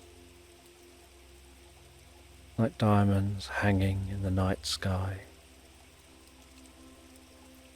from ethereal threads, each one twinkling ever so slightly, dancing ever so gently, like a celestial mobile above your head. You see a place to moor up. You slow down, from the already slow speed cutting the engine and gliding gently into the mooring, throwing the rope onto the dock as the boat comes to a halt, tying the boat to its home for the night, appreciating the silence. Now the engine's turned off, where you can hear the gentle sloshing of the water against the side of the boat, so gently, such calm water. You can breathe in and feel the freshness to the air, a certain calm stillness, and the scent of nature and the delicate watery fragrance of the canal as you head into your narrowboat. Turn on a light, descending those steps, hearing on the sides of the boat that wrapping of the gentle water, almost lulling you to want to sleep before you're ready. As you cook yourself up some food and then sit down on the most comfortable sofa you've got within this narrowboat. And this narrowboat has a bedroom at one end, and just above the bedroom at the front of the narrowboat is a slightly raised roof with a stained glass window, and half that window is above the bedroom itself, but it moves beyond the bedroom, with the other half the window, allowing light into the living area. And you have a kitchen area on one side. You have a bathroom and some storage on the other side.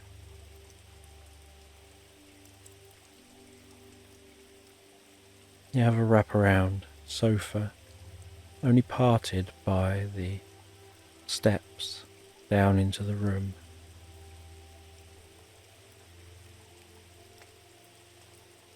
Finding this area so cozy and so snug. And although you've got some spotlights in the ceiling of your narrowboat, you use lamps you've got dotted around, which allow for softer light, more focused light, more atmospheric light. And so you have something to eat, and you sit down, and you rest for a little while, just listening to the water, or turning the lights off, heading through to the bedroom area, and heading to bed, and drifting and floating into the most peaceful night's sleep. And while you drift and float, asleep deeply, you dream that you're walking along a seashore, walking through slightly damp sand, the sound of the sea gently rolling over alongside you.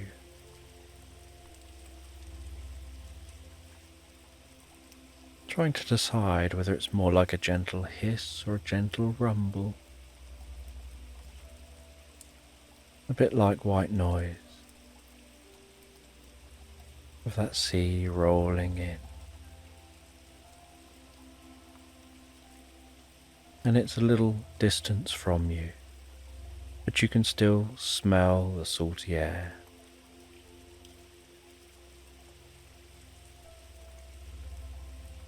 You can see as you walk barefoot across the sand, the way your feet leave their mark on that sand, the way the sand changes colour with each footstep. And you find a location where you feel the sand is just right, just the right level of dampness for you to build a sandcastle. And so you start building up that sandcastle, filling a castle-shaped bucket with sand, with a small spade, patting that sand down, the gentle thud with the spade, before tipping the castle over, giving a little shake to the bucket, tapping the top of the bucket with that spade, carefully giving a little bit more of a shake, wiggling that bucket ever so slightly, paying close attention to the information you're receiving through your fingertips, to the subtle changes and feeling from the bucket, where you notice how the sandcastle is loosening from the walls of the inside of the bucket as you carefully and gently twist and shake that bucket very, very gently, in very small motions, until the bucket feels empty, and you know underneath the bucket the sandcastle should be stood proud. And so you carefully lift the bucket up in the sandcastle to reveal the perfect castle. And then with the spade you dig a moat around the castle. You rub around that moat with the spade to neaten it up. You build up a bit of a wall from the sand from the moat around the foot of the castle. You then start to carefully dig from that moat in the direction of the sea, carefully digging over to the sea to make a channel to the water.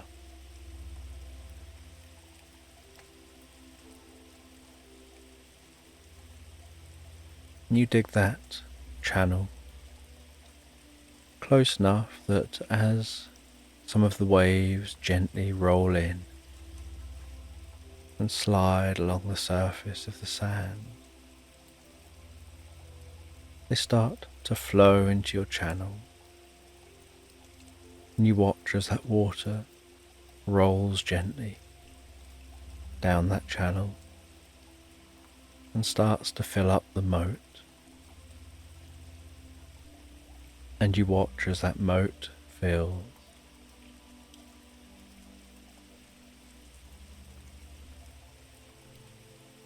And then, to make this last a while longer, once the moat is filled, you fill the channel back up.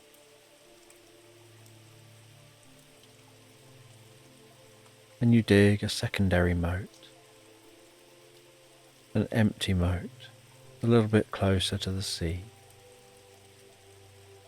with the sand from that moat piled up behind the moat, between the moat and the castle, so that as the tide slowly comes in, the castle will have an opportunity to last a little bit longer before being washed away as just something in a moment.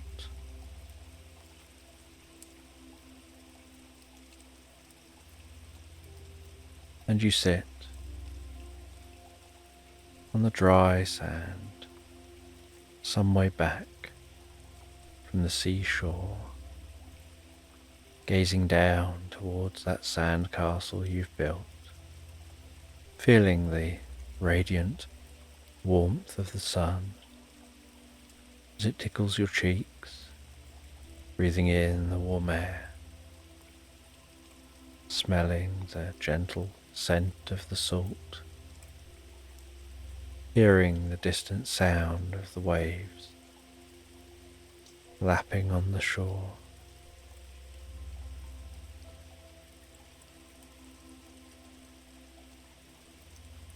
Enjoying this dream, the peacefulness of the dream, the simplicity of the dream, like having a still mind, just focusing on one enjoyable task, on being in the moment while doing that one enjoyable task.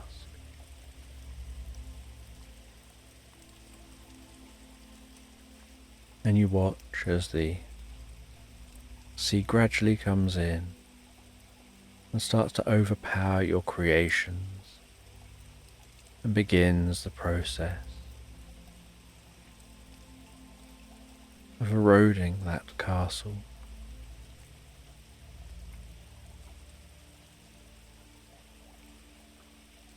of wearing down the physical structure, leaving behind just the memories. And while the castle wears down to just a smooth mound of sand, and gradually that smooth mound of sand softens and becomes flatter and flatter. You close your eyes on this beach, enjoying being in the moment, enjoying drifting and floating deeper, more peacefully asleep.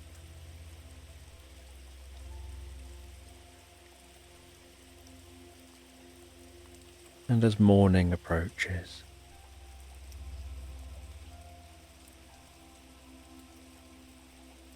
you're awoken by the soft light filtering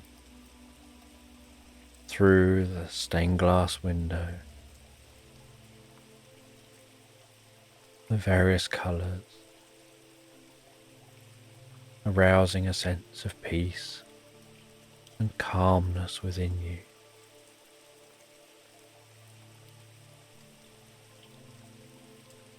And you wake up feeling so refreshed and revitalized, having fallen asleep like every other night, where you have that sense of being rocked asleep so gently.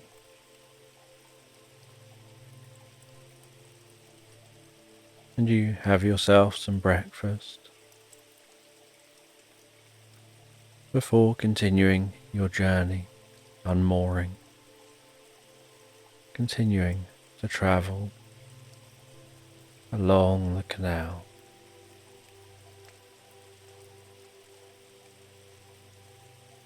And after a while you arrive at a lock. You navigate your way through the lock,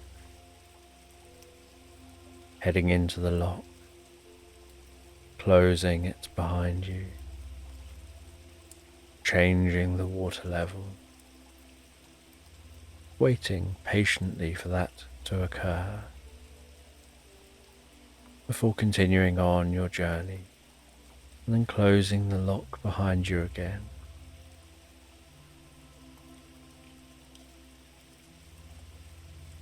Continuing your journey along the canal,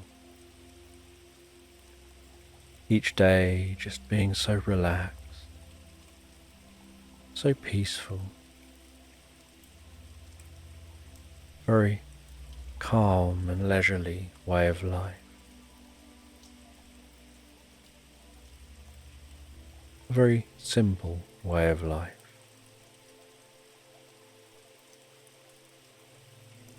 And eventually,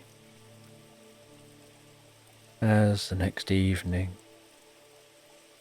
begins to knock on your shoulders, and the curtains of night begin to draw, you see a mooring by a traditional British pub. You moor up by that pub. You head into the pub. There are some locals in here and great atmosphere. Wooden beams. And the outside is wooden beams and painted white and a thatched roof.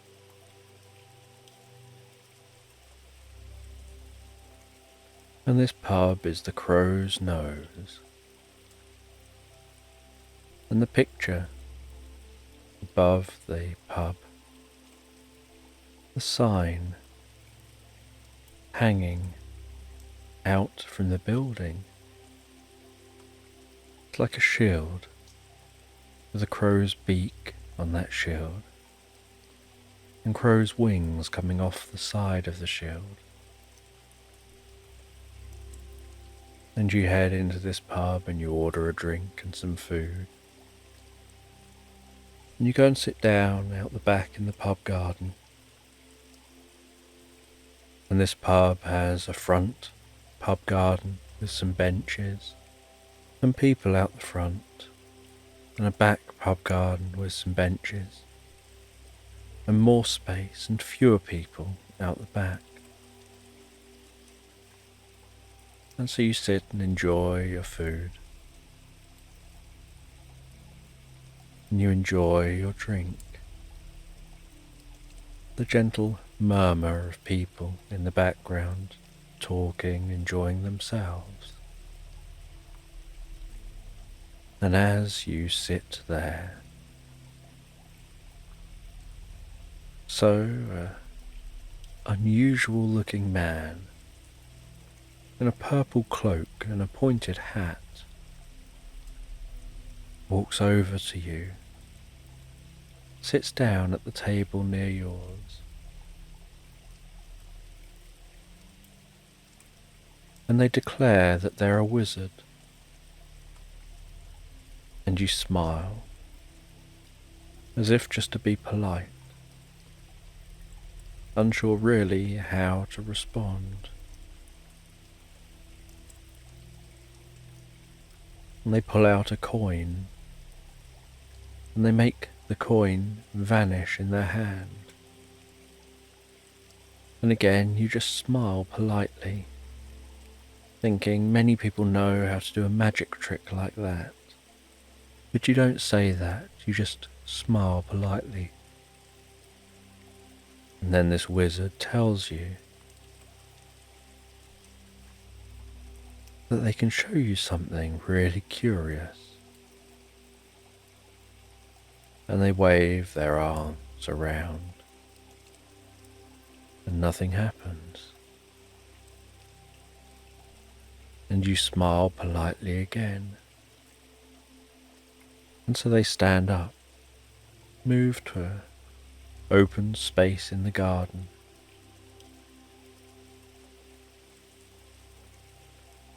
They flex their arms and their fingers as if to psych themselves up. They straighten their pointed hat on their head.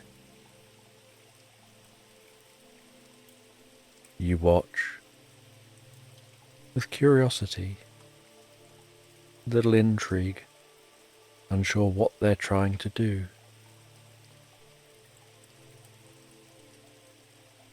As they make large arcs in the air with their hands. Only this time there's a slight electrical buzz and hiss and slight electric blue sparks coming from the path their hands are taking.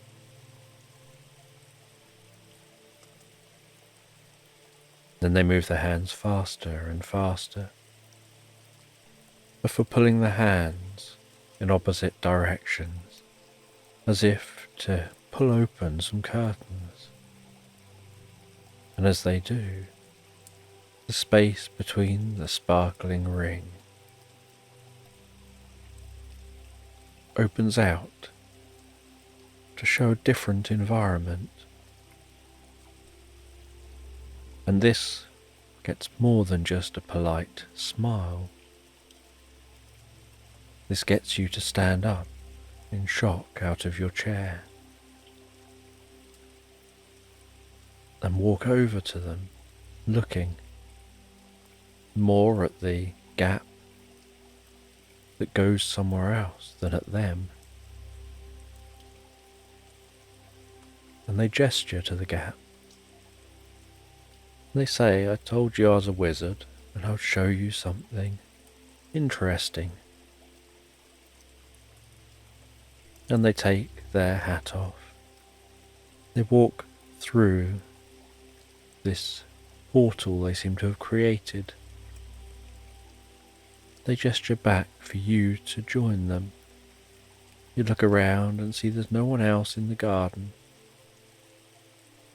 No one else to defer your decision making to.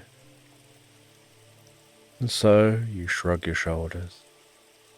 You follow behind them and walk through this portal.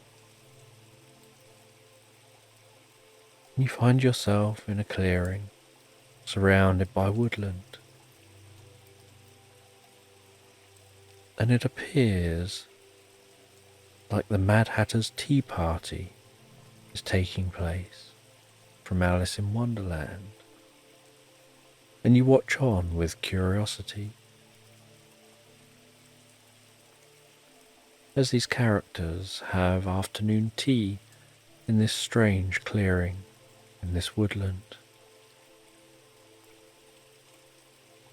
And the wizard, not even acknowledging the tea party, walks to a tree, opens a door in the tree, and gestures and tells you to come on. And so you follow them, looking back at the tea party.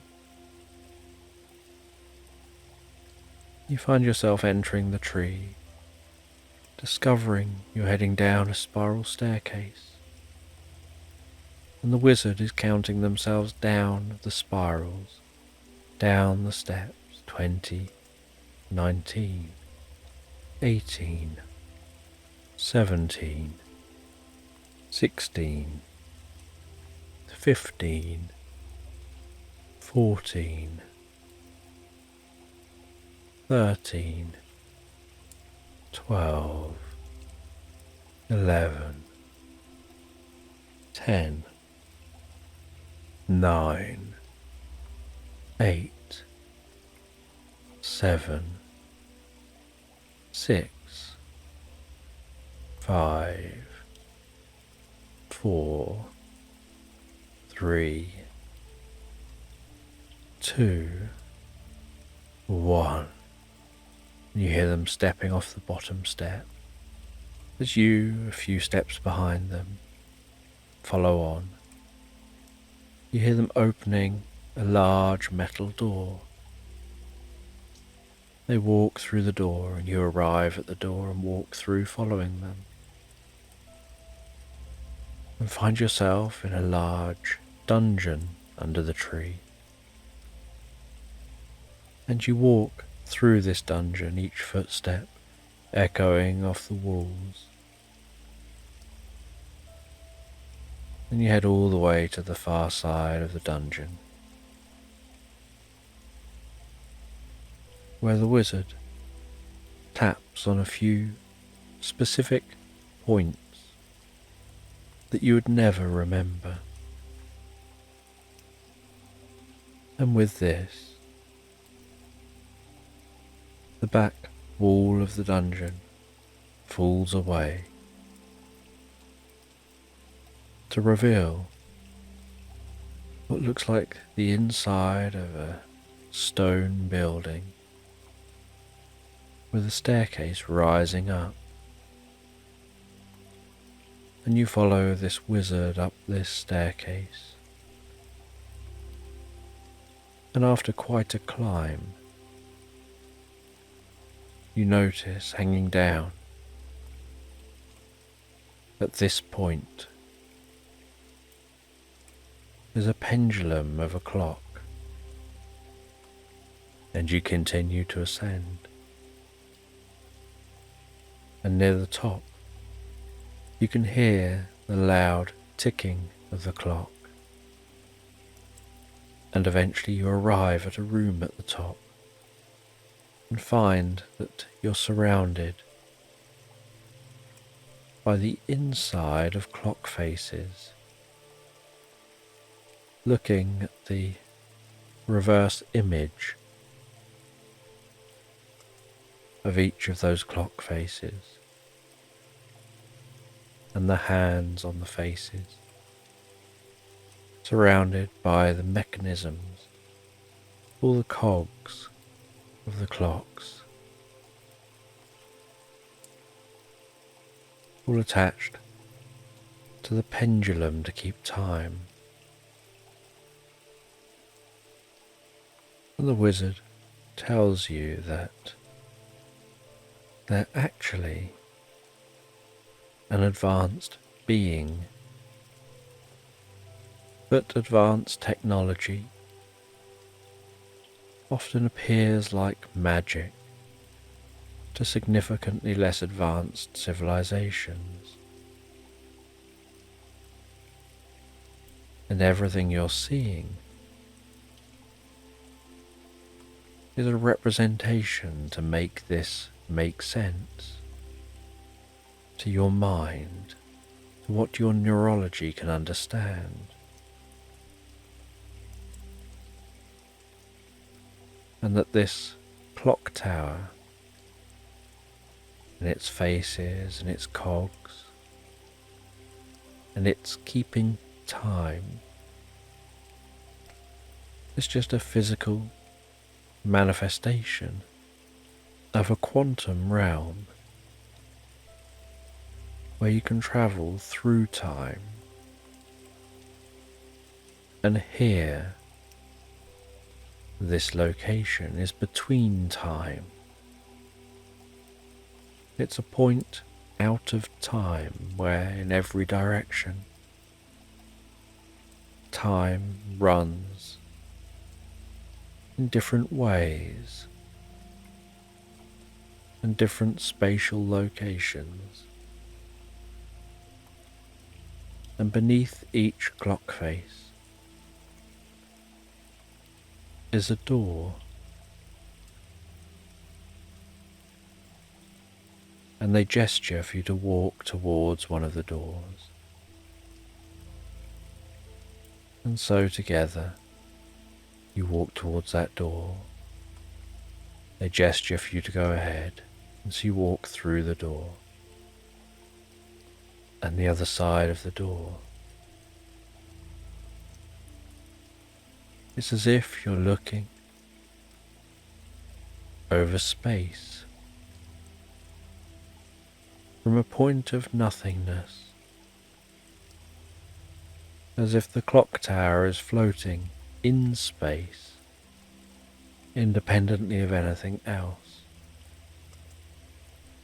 And you head back into the clock tower and you walk to another door. You walk through that door, and as you look, it's as if you're gazing over a fantasy landscape.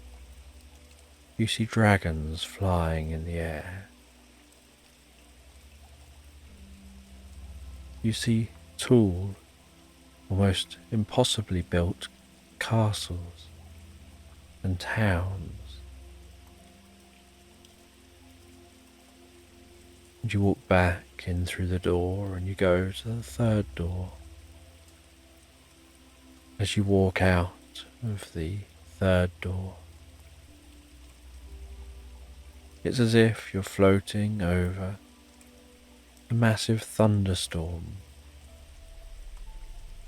with purple lightning striking and dancing through the clouds, unable to see the landscape below.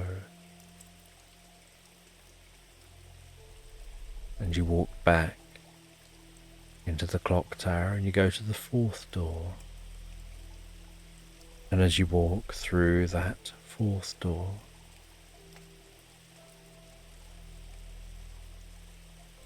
you seem to be on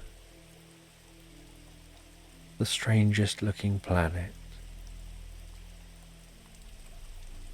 with pink clouds, golden landscape, and strange sounds of animals. And you head back into the clock tower. You go back to that first door. You walk back through the first door. Only what you see this time is the sight of a steam train hurtling through an unusual landscape. And the wizard says that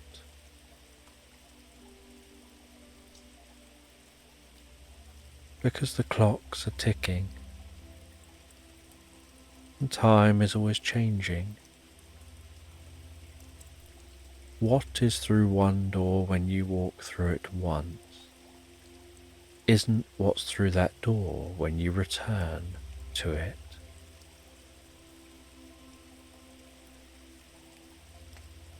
It's forever changing.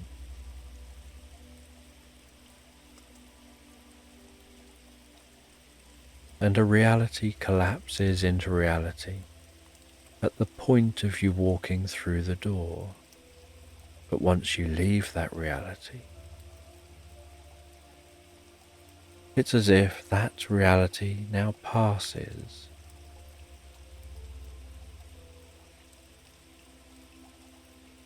And like a wave function,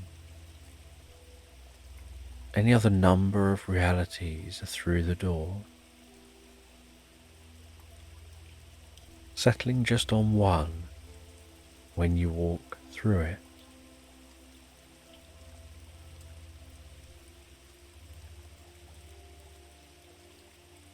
And then in the centre of this clock tower,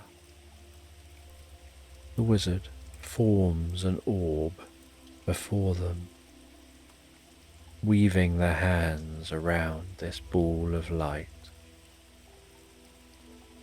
They then seem to almost pull that ball of light wider and larger with their hands. And once this ball of light is the size of them, they tap it with one finger, and instantly you feel a deep sense of peace and tranquility.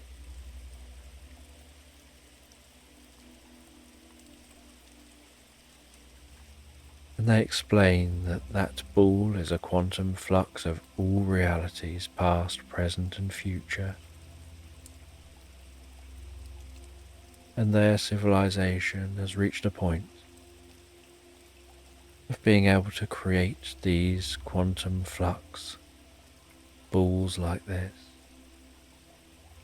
that allow them to connect with time, to alter time, to move through space and time as if there is no time passing.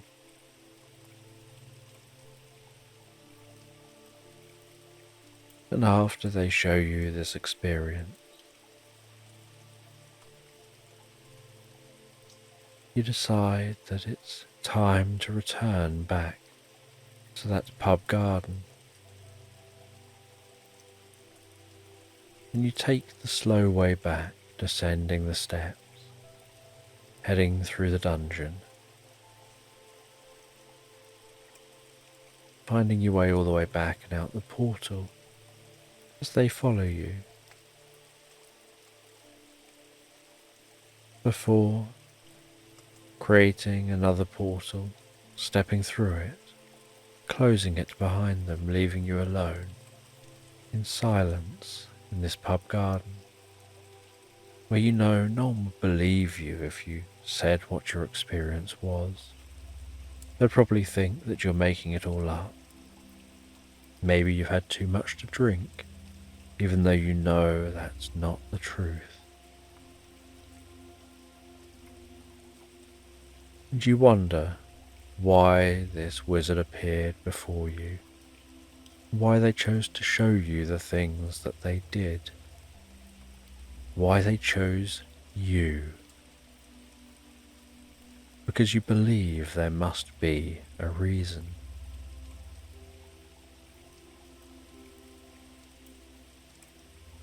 And so finding your mind going around and around that idea that there must be a reason, that must have been a real experience.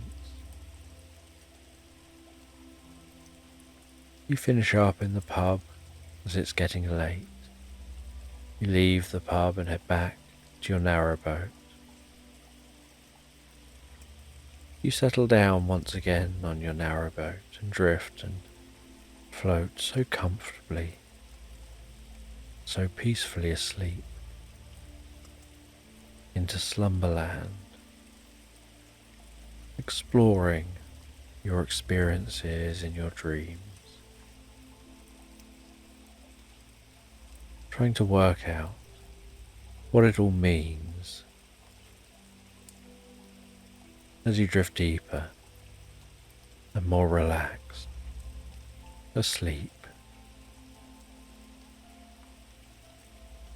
And in this bedtime story, you go in search of some crystals to carry out an ancient ritual that helps to create a deep, meaningful connection with the world around you. And so you set off one day. You find yourself walking through a meadow, and as you amble along in that meadow, the gentle sound of each footstep that you take through the tall grass, the whispering sound of the fronds of grass as your feet pass through them,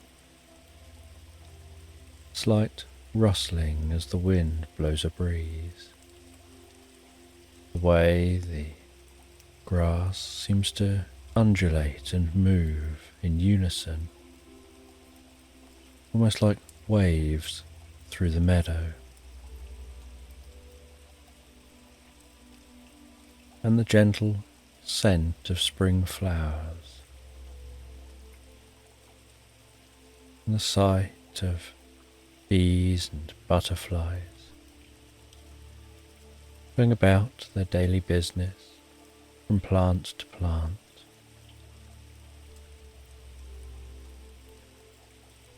Breathing in that fresh meadow air, breathing out any stress and tension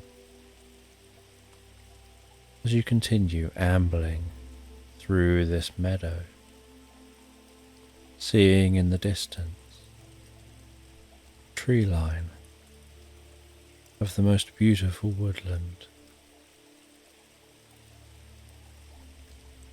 and being able to gaze up at the sky, noticing what the sky looks like, whether you can see any clouds, and if you can, what those clouds look like, whether they're wispy, whether they're more bulbous,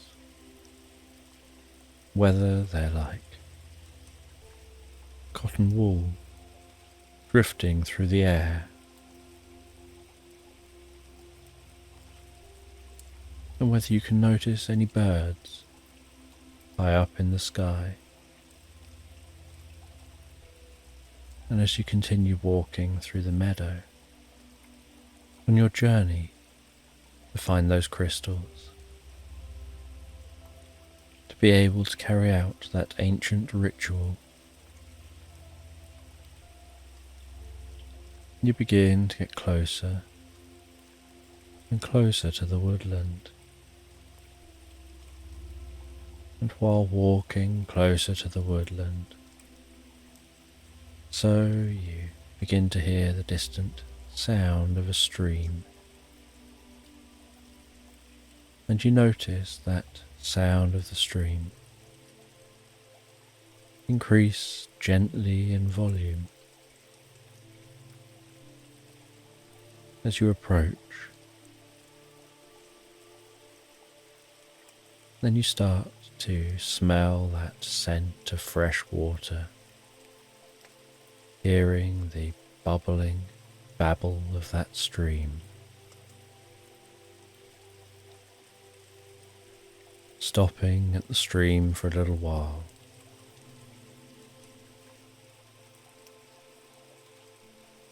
splashing some of that cool, fresh water onto your face,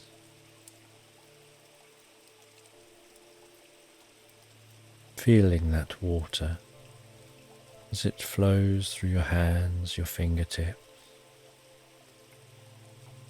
Coolness, how fresh the water feels.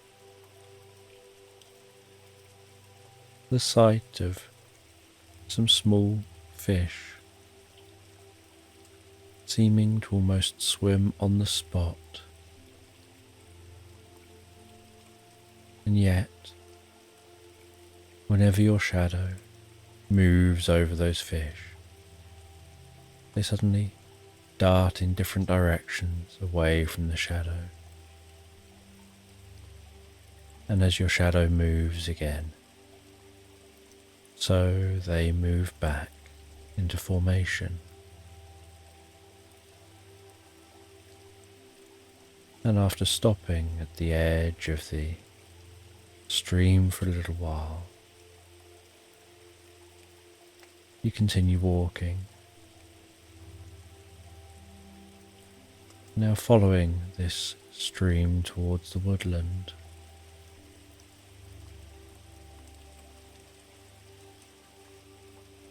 Still admiring the beauty of the nature around you, curious about the journey to those crystals and the ancient ritual you'll be performing.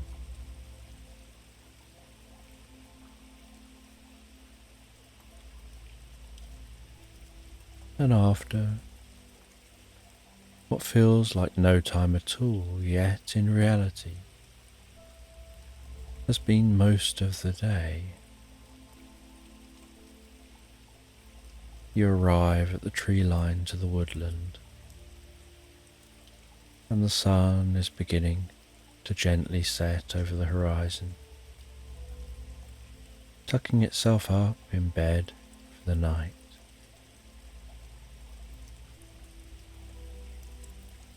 As the night sky takes on the look of a diamond-encrusted blanket, twinkling, sparkling overhead, and you settle down on the edge of the woodland.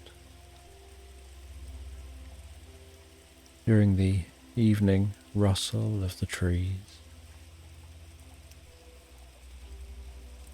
feeling the coolness of the evening air, setting up a tent, lighting a campfire, feeling the warmth emanating from that crackling, undulating fire. Those flames of the fire dance before you, the golden light,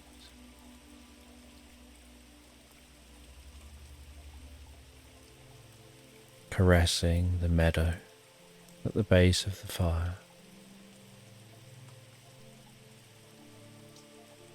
Shadowy fronds of grass, dancing with each flicker.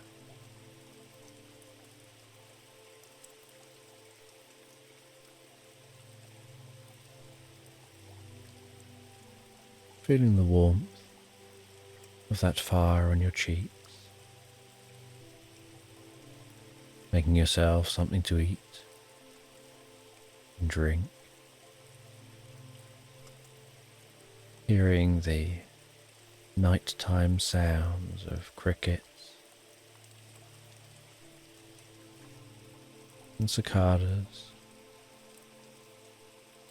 the occasional sound of distant birds and other animals, bringing a deep sense of comfort and tranquility to your mind and body. And as the night continues on, so the fire burns down as the moon rises up into view, casting its silvery light across the landscape, giving the landscape an ethereal quality.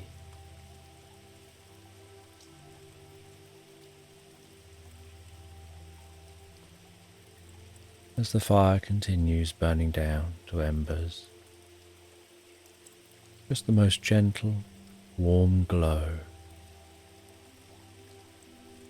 and the crackling almost entirely ceased.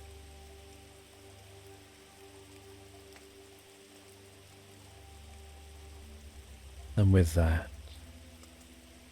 you decide to settle down for the night in the tent and drift and float peacefully asleep.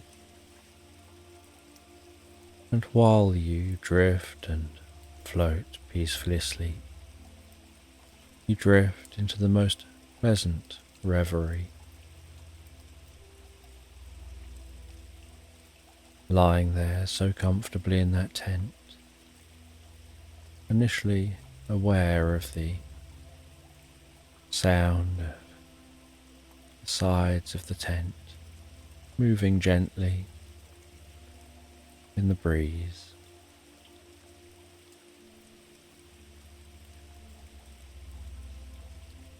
and the feeling of your body snuggled down in the most comfortable sleeping bag, feeling so comfortable, resting down and sleeping in this tent, almost like receiving a hug from nature, those sounds outside the tent, nature's symphony, lulling you to sleep.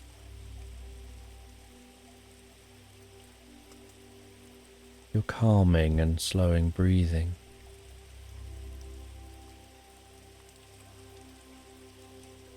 as the curtains of sleep descend on your mind.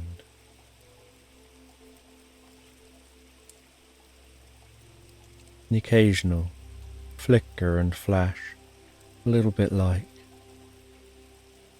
the remnants, the fire passing through your mind, bringing hints of a dream yet to be. And as you continue falling comfortably asleep, so you have a slight momentary falling feeling.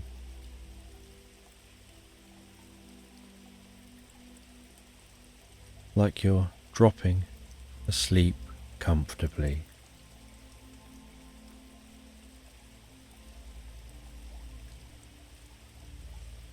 And then you begin to dream. And you dream about walking down a country path towards a quaint railway station. The gravelly, stony path underfoot, crunching with each step. The path blowing up some dust with each small breath of wind.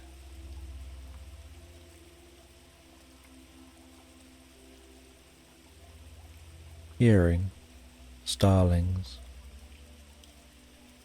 nestled deep within the hedgerows,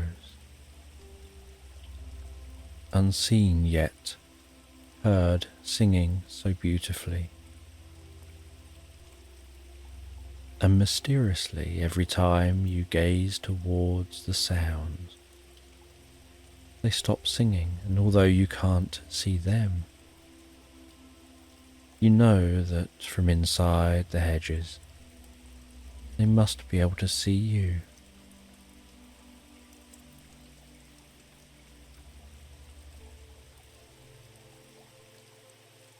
As you run your hand along the hedge, feeling the twigs of the hedge, the leaves, how cool they are despite the warm sun overhead.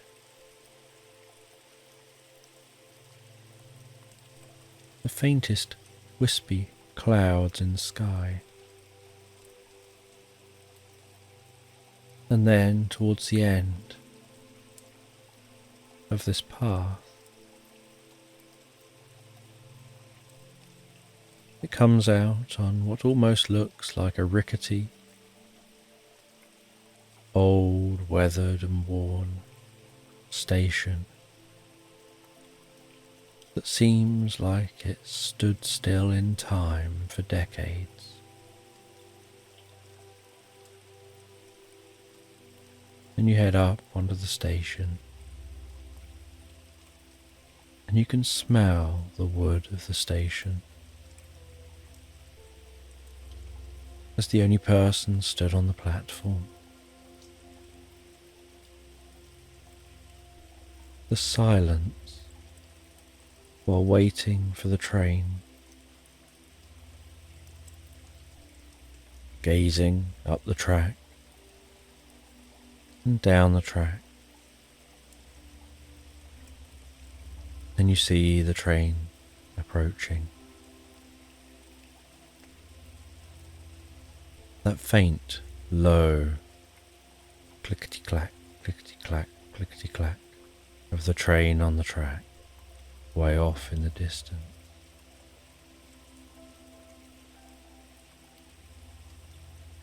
pulsating puffs of smoke rising from the train that approaches.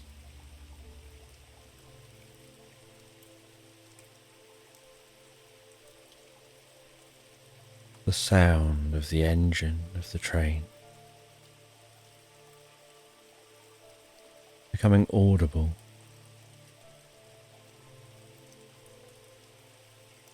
and then the train arriving at the platform, pulling into that station, slowing down. The old-fashioned steam train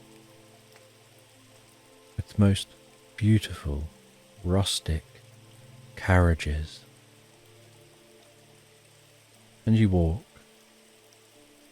along the side of the train as it lets out some steam.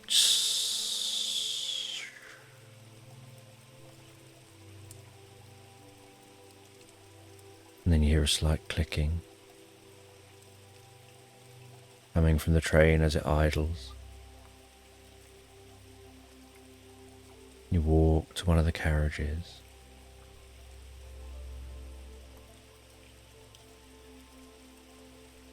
You grasp the handle, which is like a figure of 8. 2 fingers one side and 2 fingers on the other side of that brass handle.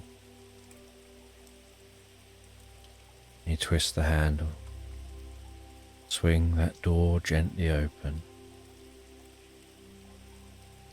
ascend 2 steps, and can immediately smell the inside of this carriage. And you're in a private compartment in the carriage.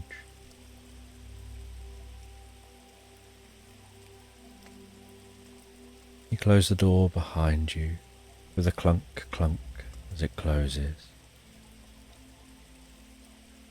You pull down the window in the door so that it lets some air flow in as the train moves. And you sit down on the old train seats.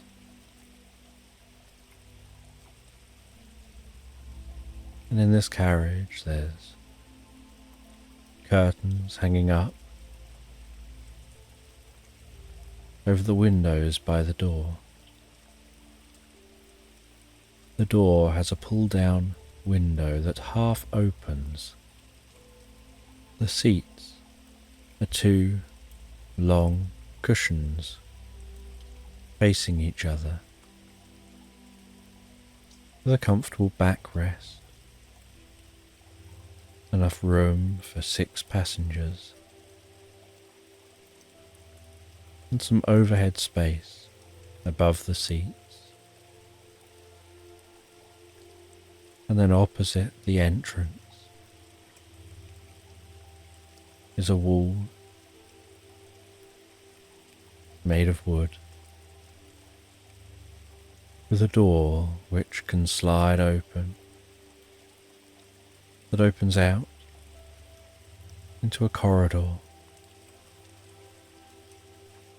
and large rectangular windows line the far side of the corridor. And beside the door, on either side, are 2 large windows looking out into the corridor, with curtains up which can be drawn. And the chairs have a slight dusty, musty scent to them that seems almost nostalgic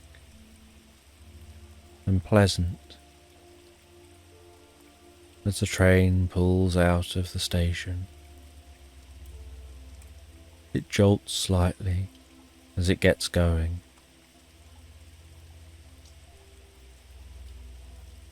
The shunting begins slowly at first, and gradually as it leaves the station, that shunting speeds up. As it increases in speed through the countryside, and the air blows so comfortably and pleasantly through the window, breathing in that fresh nature air as the train follows that track away from the station, through meadows, different countryside, past quaint towns with small churches situated at the centre of those towns. And while travelling on this train, you take a book out of a bag and you sit, bobbing slightly to the movement of the train, hearing the clickety-clack of the train on the track, and absorb yourself in reading a book. And you enjoy this most pleasant, relaxed dream of going on an adventure on a train. And at some point during this journey on the train, the rocking and movement of the train seems to deepen the sense of wanting to fall asleep. And it rocks and moves. As you place the bookmark back in the book, you close the book and decide to close your eyes, just for a moment. As you find yourself then drifting and floating so peacefully asleep on this train. And while you fall asleep comfortably on the train, so you start to hear the sounds of morning birds, and you awaken feeling so refreshed and revitalized from your night's sleep. You leave the tent with a stretch and a deep breath of the fresh air, seeing the meadow gently dew-covered, cobwebs in the grass glistening under the morning light, faint mist undulating through the landscape like waves creeping up the shore of a beach. You have some breakfast before clearing everything away, ready to continue your journey into the woodland. And you work your way into that woodland, knowing your course, knowing where you're headed, navigating your way. And as you walk through this woodland, so you're aware how the sound has changed, how there are different animal sounds within the woodland, how your footsteps sound different as they now gently thud in a dull kind of way on the dirt within the woodland, and occasionally crunch over leaves and twigs.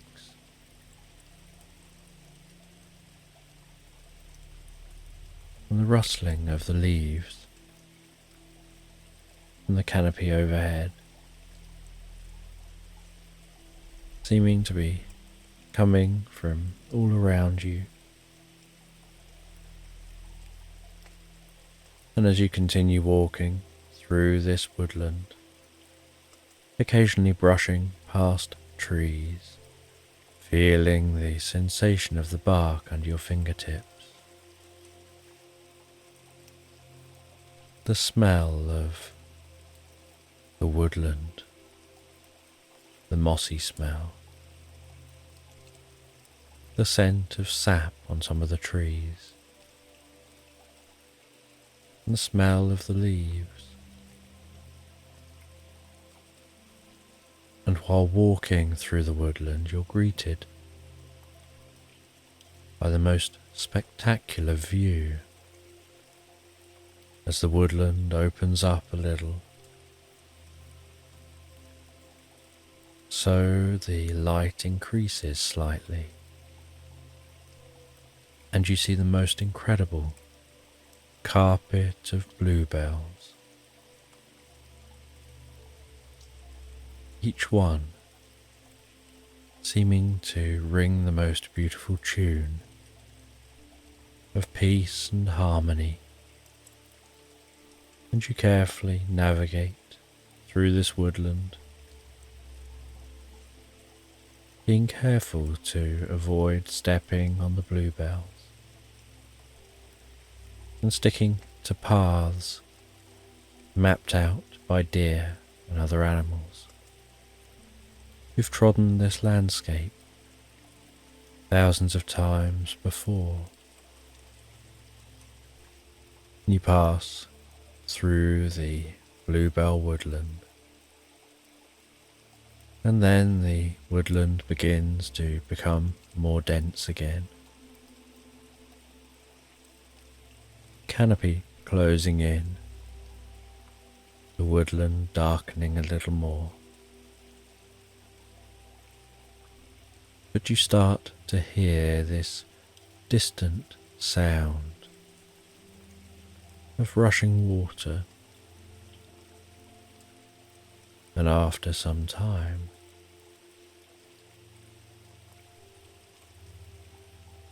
you exit the woodland at a slight clearing, and at the far side of this slight clearing is a cliff.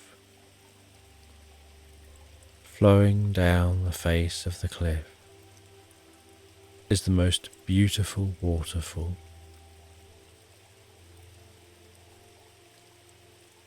Into a gentle pool of water that seems exceptionally still, apart from the spray at the foot of the waterfall. And you stop at this pool of water, at this hidden lake in the woodland. You know you're going to be ascending the side of this cliff alongside the waterfall, and so you decide to stop, take a look, work out the best route to take up the waterfall. And while you wait and look and relax, you see some small dancing lights flitting around the base of the waterfall, weaving behind the water, in front of the water, sometimes darting through the water. And with curiosity, you carefully walk around the pool of water to get closer to the cliff and that waterfall. And as you get closer, so you notice that those lights seem to have a slight humming sound to them, and that each one is a little waterfall fairy. And one of those waterfall fairies flies over towards you, hovering just a short distance in front of your face, slightly bobbing up and down as its wings fizz along behind it like a blur.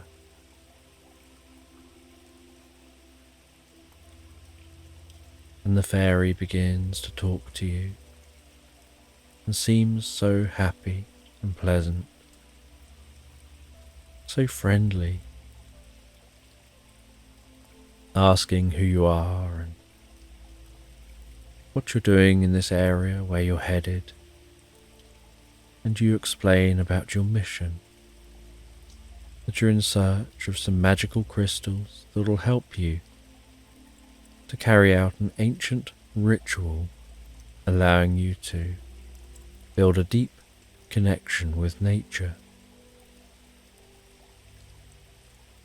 And the fairy tells you the best way to get where you want to go isn't to climb up the cliff and continue your journey at the top of the cliff. It's to head through the waterfall. They explain there's a cave behind the waterfall, and that it's quicker to get to where you're going if you follow that cave. And they show you how to get behind the waterfall. And so you walk behind that waterfall, and the little fairy follows you and encourages you. And you see the cave, and you see that this cave is illuminated by green toadstools stretching sporadically down both sides of the cave. And you walk into the cave, hearing the thunderous sound behind you of the waterfall. And the further you walk along the cave, the calmer the waterfall sounds, the more distant that waterfall sounds. And you just notice the occasional dripping sound within the cave, and how peaceful this space feels. And you continue on through this cave, seeming to walk for hours and hours, feeling intrigued, sense of wonder and curiosity, until eventually you start to hear the sound of twinkling bells in front of you, and notice a slight blue glow. And as you approach and go round a corner, you see that there's a portal at the end of this cave, a blue, pulsating, glowing portal, a little bit like a mix between mist and water, pulsing like waves on a wall. And you walk towards that portal,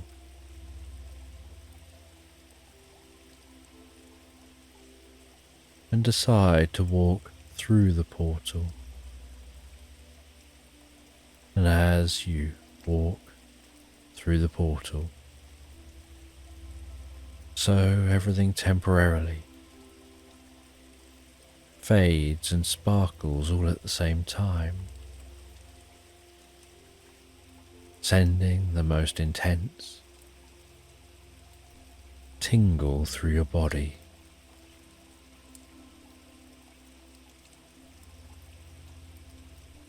Like when you get that excitement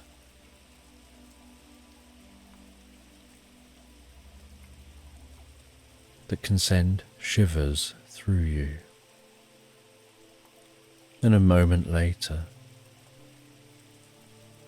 you find yourself in a vast cavern, and at the far side of this cavern, you see some glowing pink crystals growing out of the far wall. And you head over to those crystals,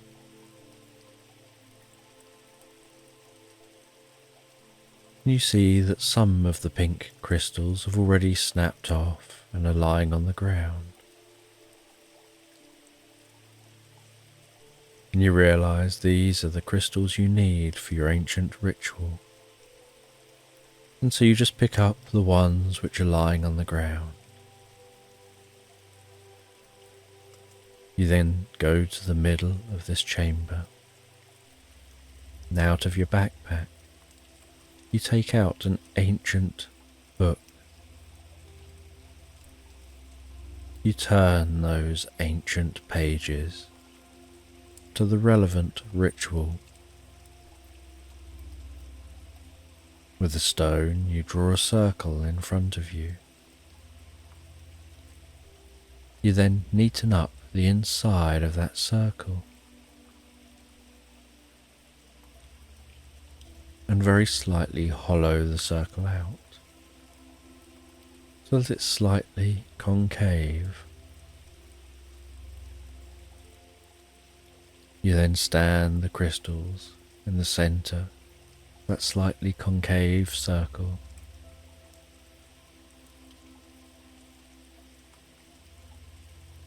You take some water you have in a bottle, which was gathered at the pool before you entered the secret cave. You pour a little bit of that water into the concave circle, and the dirt in the center becomes slightly moist, and you can then push those crystals in just slightly, and the moist mud holds those crystals upright. And then you sprinkle some salt over the top and around the edge of the circle, and then refer to the words of this ancient ritual. You begin to recite those words while holding yourself in a focused, almost meditative state.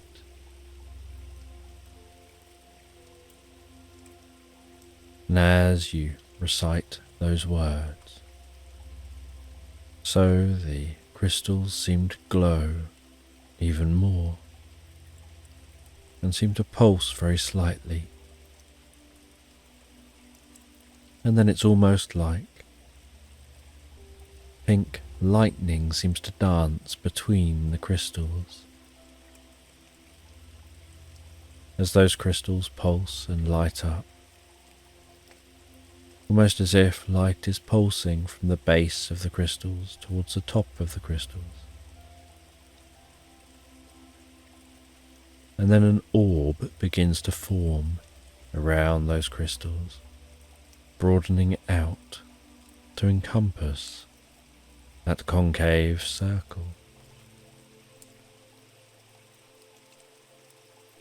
And then as you continue with the ritual, so the pulsing pink light broadens out to encompass you, bringing a sense of warmth and pleasure through your body, a sense of serenity and peace.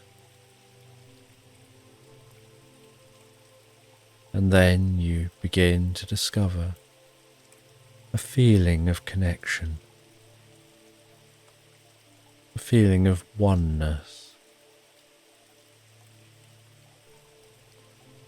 And as you reach the end of the ritual,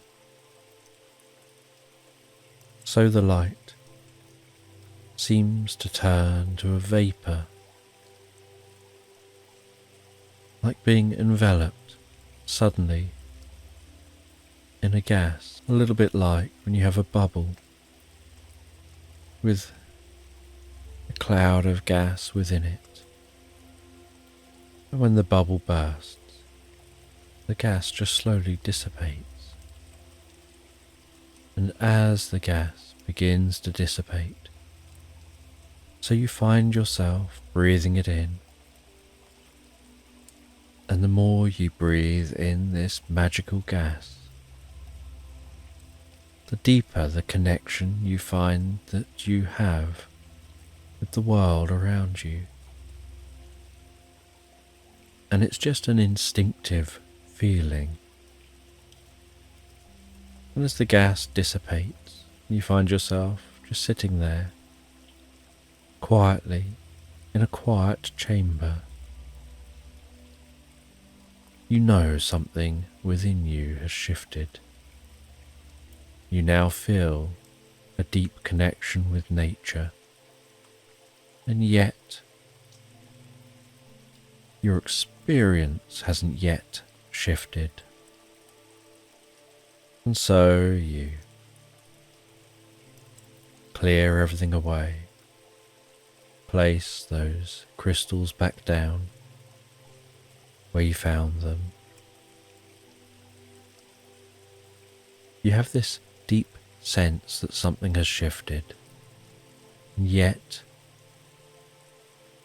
you don't know quite what.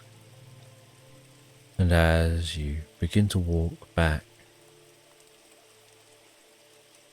through that portal, and then back along that tunnel, you run your fingers along the cave wall, where the fungus are illuminating this tunnel. And although you can barely see it with your naked eyes, touching the cave wall, you feel that connection with mycelial network, feeling the experience of the life of the fungus which spreads throughout this entire environment. Everything it's in contact with. And as you exit the cave, back to the waterfall, you find you have a deeper connection with those waterfall fairies. And the same fairy flies over again, tells you she can recognize you found what you were looking for, and says that to fully utilize this skill, head to the stone just over a little way around the side of this pool of water. Sit on that stone, cross your legs, close your eyes, and meditate for a little while, expanding your consciousness out to connect with the consciousness of all living things. And so you walk around the pool, you rest down on that stone, close your eyes, and relax deeper and deeper. And as you relax deeper and more profound, so you feel your consciousness spreading out from your body, connecting with the grass, with the waterfall, with the fairies, with the bees and the butterflies, with the birds, with the squirrels, with the rabbit, with the deer, with all living things, and then holding on to that connection, you slowly open your eyes and stand from the stone, still feeling and holding the connection, still feeling like a part of you is in that state you were just getting into.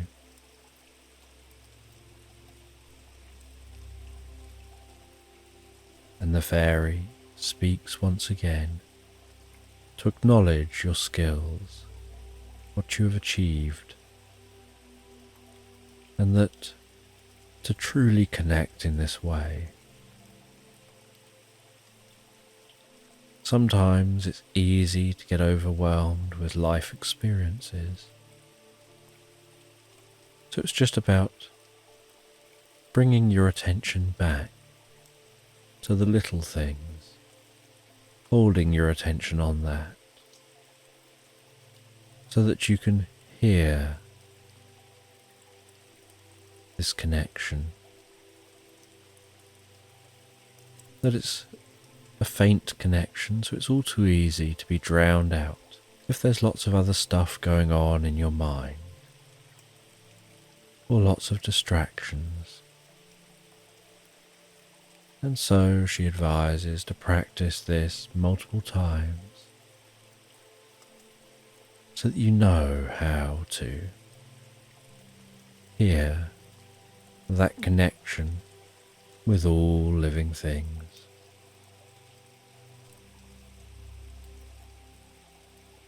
And as you hold on to this and navigate your way back through nature, back to home, you see how long you can hold on to this state for. And occasionally you'll distract yourself, you'll be busy doing something else, and you'll lose the connection and need to tune in again to hear it. But you find it so deep and profound and comforting. And you head all the way home, where you sit down for a little while and reflect on your journey, on what you've learned, before heading to bed, relaxing down and drifting and floating so peacefully, so comfortably asleep into slumberland. And while you begin your journey asleep, I'm going to tell a story based on my own experiences. Now, as an autistic individual, I have a deep love for nature and for animals, and for the fine detail of the world around us. And I often present this within my stories, sharing encounters with animals, enjoying time in nature.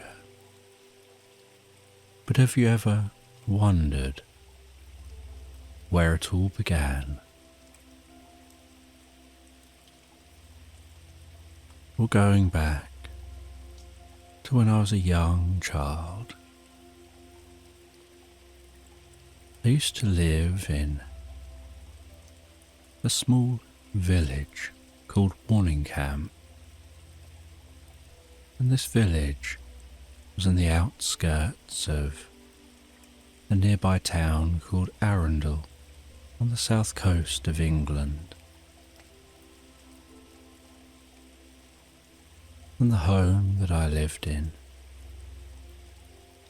sat atop a high hill in Warningham. My bedroom window looked out towards the town of Arundel. And as I would sit in the bedroom, gazing out of my bedroom window, I could see the castle standing tall and proud in the distance in Arundel, the nearby cathedral, the bushy oak trees hugging the base of the castle and surrounding the outskirts of the town,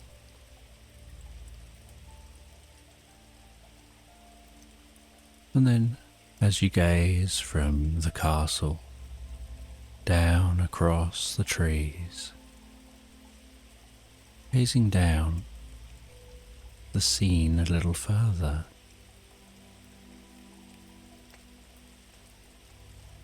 there's a river, Arun, glistening in the light as the water moves on its journey from source to sea.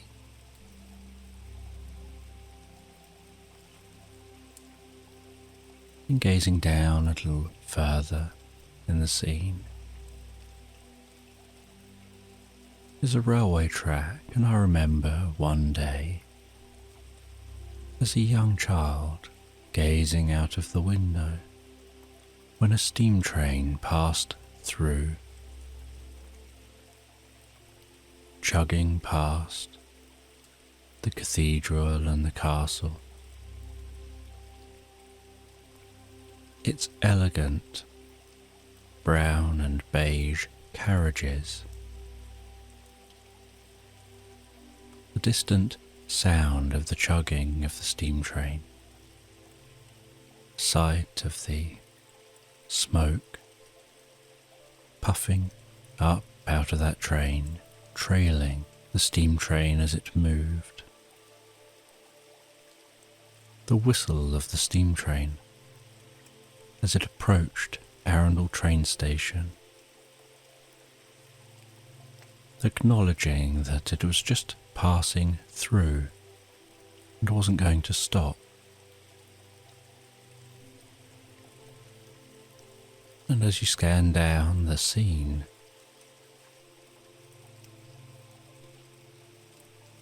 I could see hills and a few gardens of houses and more trees.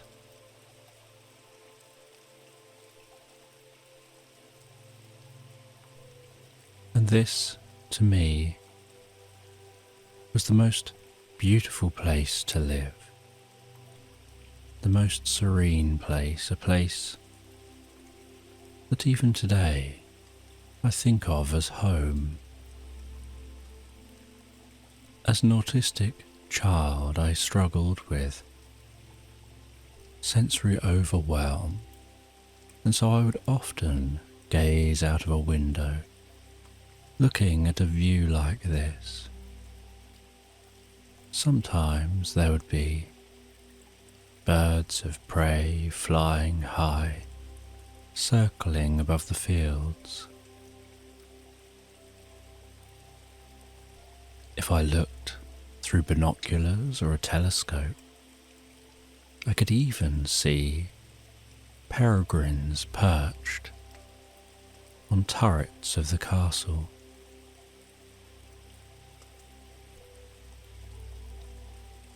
And there was very little light around here, and so at night I would have the most incredible experiences of gazing through my telescope at the planets and at the moon. And one of the most awe-inspiring experiences that anybody can have, and that every parent should share with their child, is that first time you set up a telescope and you point that telescope at Jupiter or Saturn,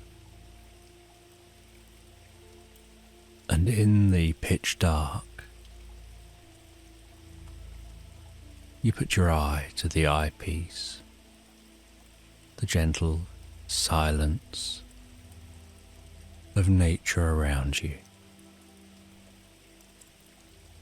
And through the eyepiece, all you can see is that planet and the moons.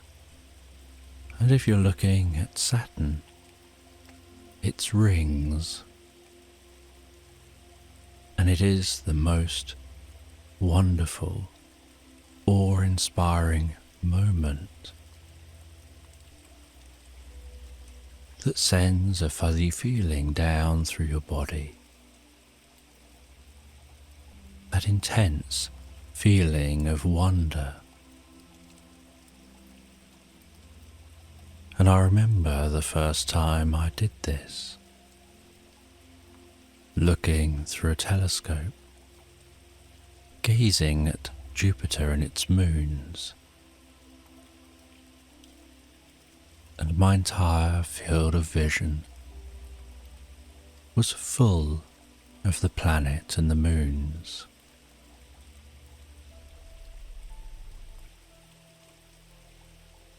And I could make out the circle of the view through the telescope. And it felt like I was in a spacecraft in space, all absorbed in that view, as if looking through a window from that spaceship, approaching Jupiter, seeing those moons, seeing the planet, the incredibly gentle movement, becoming so absorbed in that experience of the inky black sky and the striking sight of the planet and its moons.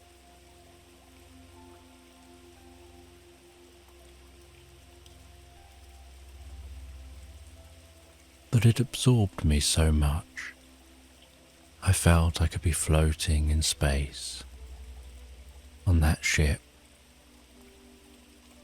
taking me away from the real world.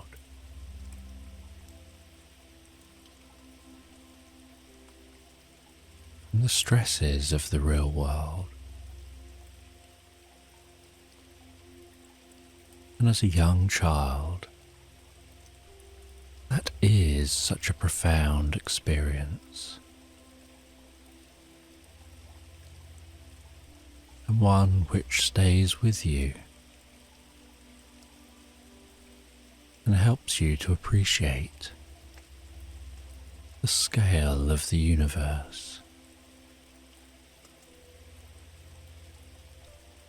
and the amount of wonder which is out there.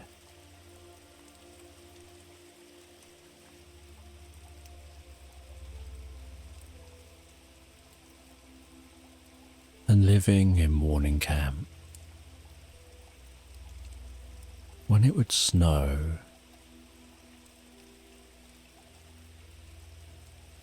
the hills and the fields around warning camp would become deep with snow.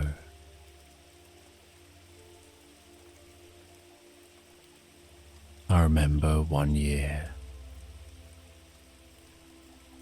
seeing a white stag walking through the snow, and this stag was often rumoured to exist around warning camp. But I think there was only one, and so it was rarely spotted.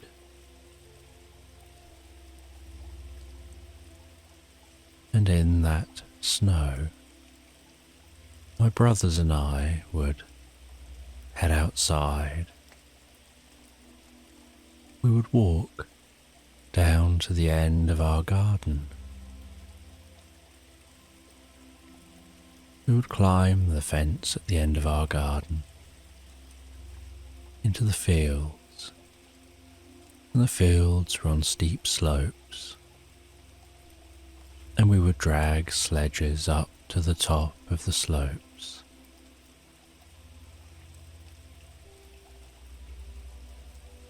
Crunching through that snow, and we would sledge down the hill,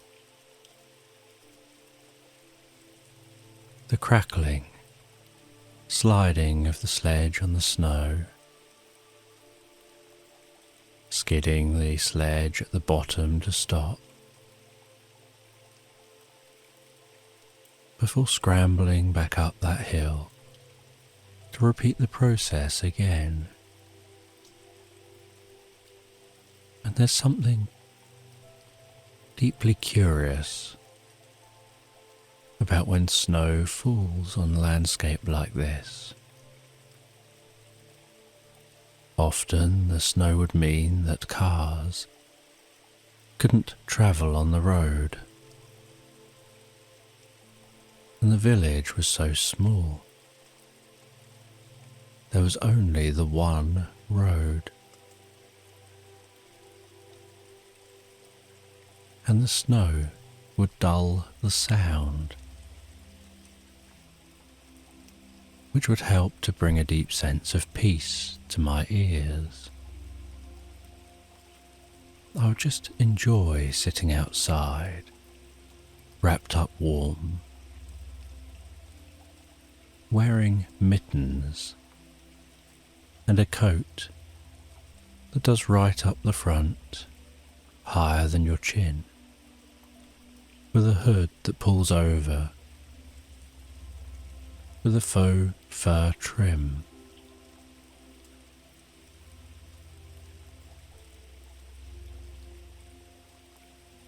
And just sit there peering through my faux fur portal.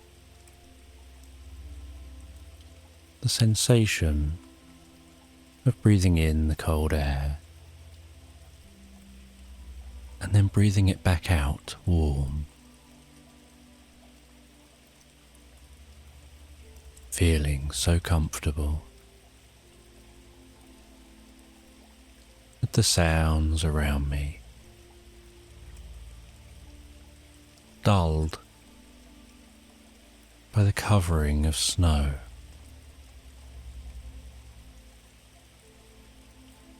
And I'd often go walking through the snow.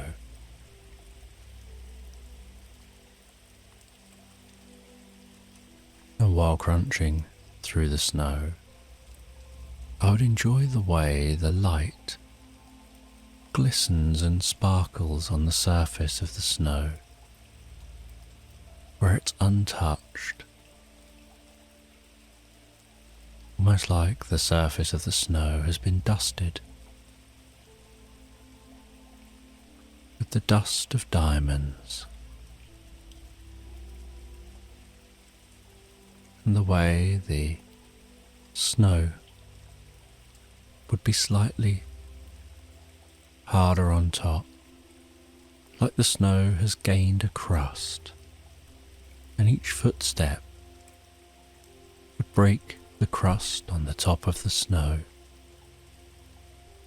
or crunching through that snow, often onto icy grass below. And then you'd have that sensation of the icy grass.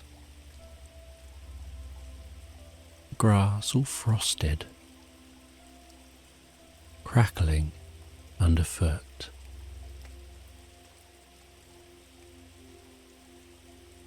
Sometimes stopping to roll snowballs, to build a person out of snow, rolling it up, making that snowball larger and larger,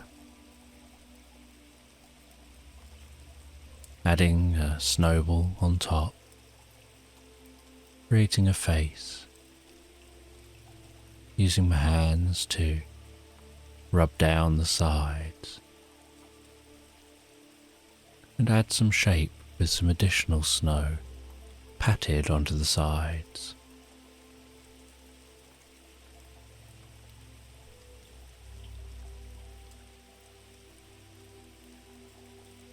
And walking through snowy woodland, and the silence within the woodland,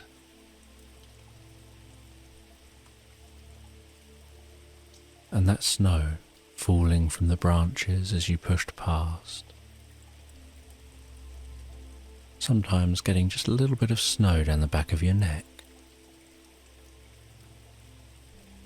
which melts quickly as it warms on your skin.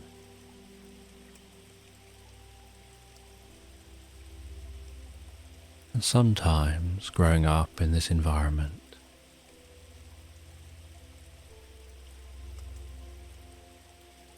when I'd really be struggling with sensory overload,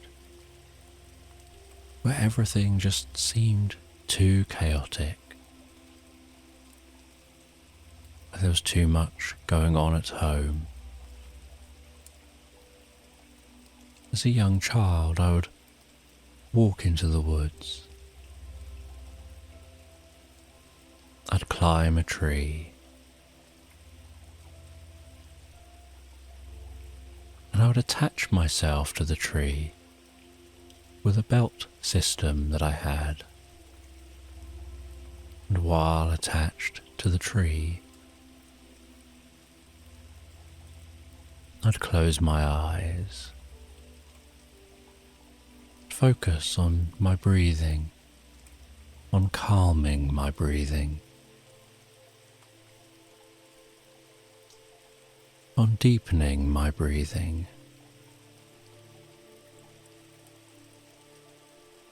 on relaxing my muscles, and helping myself to have a sense of inner peace.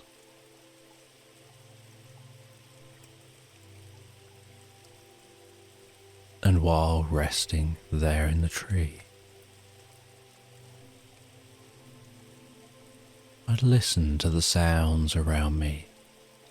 I would hear the rustling of the leaves above me, below me, and around me from the other trees, as the wind gently blows a breeze.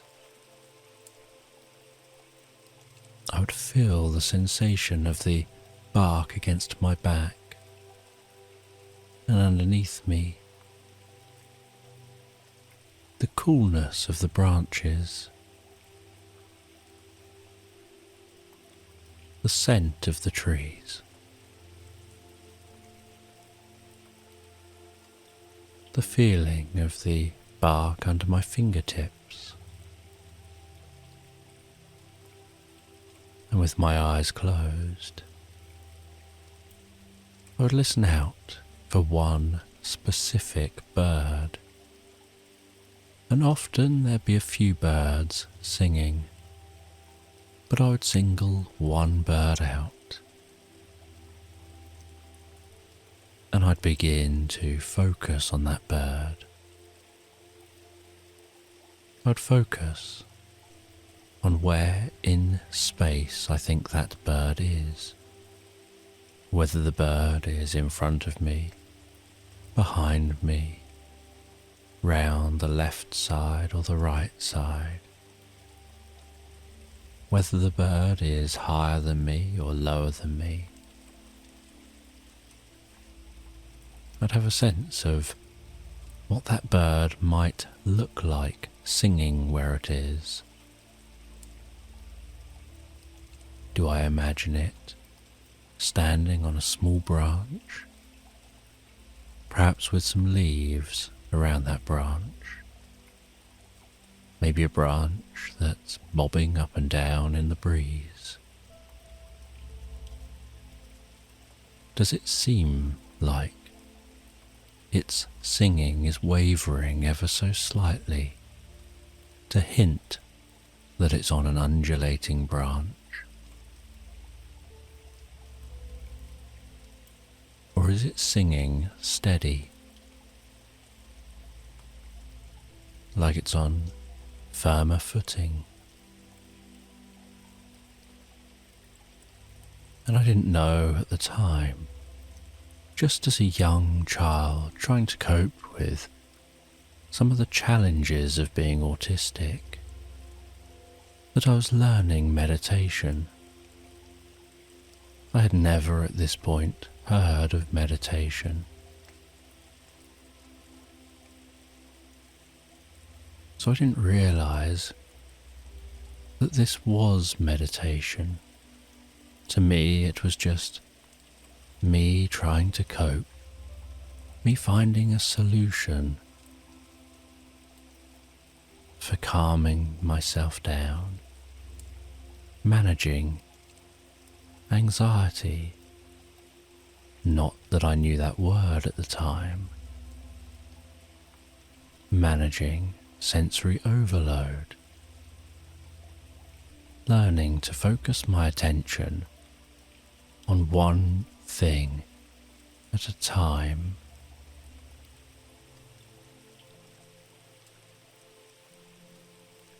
So that I'm not focusing on anything else. So that I can relax.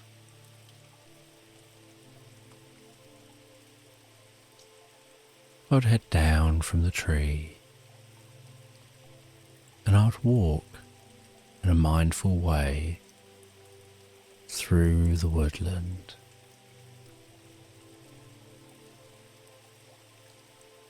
Through an assortment of trees. From oak trees to pine trees. And I'd walk mindfully, paying attention to every step that I take, to the feeling of the ground underneath each step,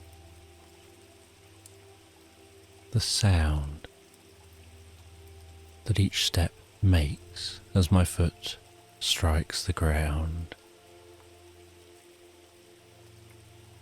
and altering my walking to calm each step, so that as much as possible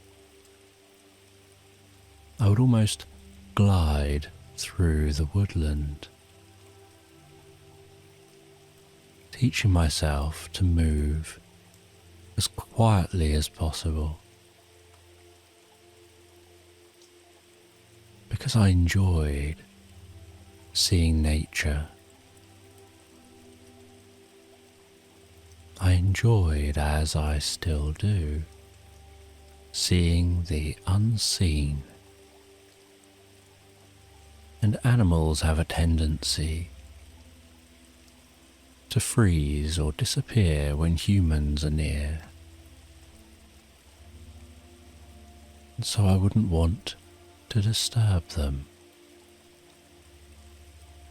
I would walk slowly, almost silently, in a rhythmic, floating way.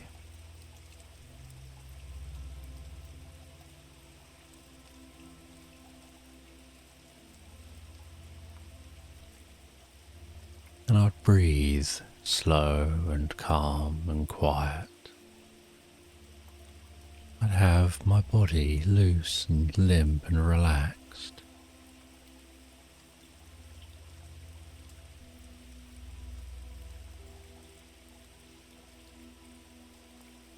The sound of the rustling leaves of the woodland would be much louder than any noise that I'm making while walking through the woodland.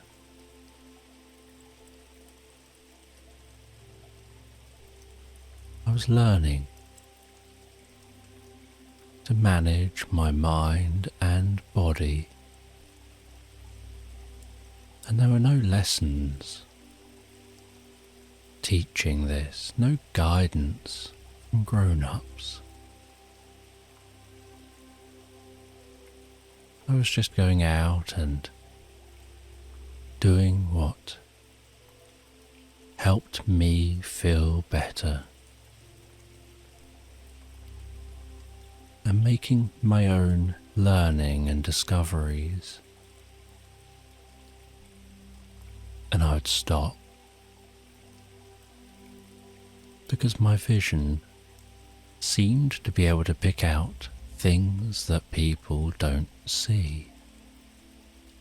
An owl way off in the distance, through the trees. Just a slight glimpse of a pattern of an owl, an eye, a slight side of a head, crisscrossed with branches and leaves, undulating gently in the breeze. I recognize that tiny glimpse, the partial sight of an owl, and know to stop and observe. And I feel like the owl is looking back at me, and so I hold my position and my breath for a moment as I calm myself down.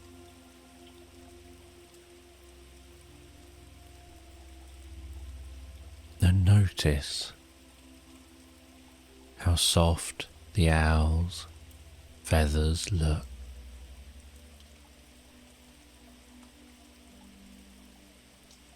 How focused that owl looks.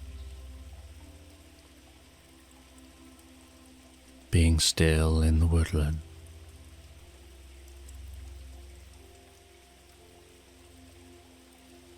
I notice a grazing deer.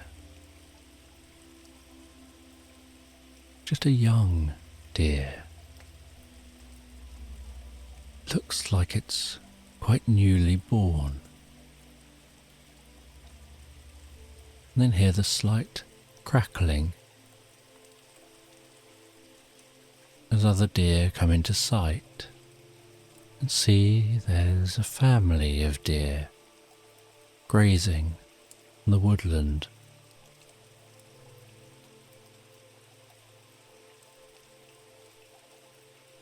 Completely unaware of my presence, unfazed by me being there, because I just blend into the background. A skill over the years I feel I've developed. That ability to be just in the background, blending in, placing importance on something other than myself.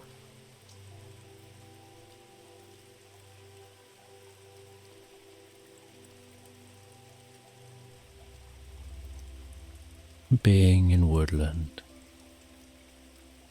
would bring me such a deep sense of peace and calm, would help me to focus, help me to manage the world around me and the chaos within the world.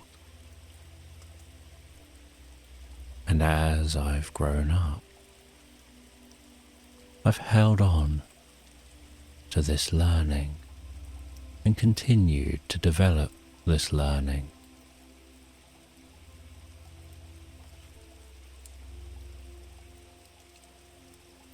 And in morning camp, when you walk through an area of the woods,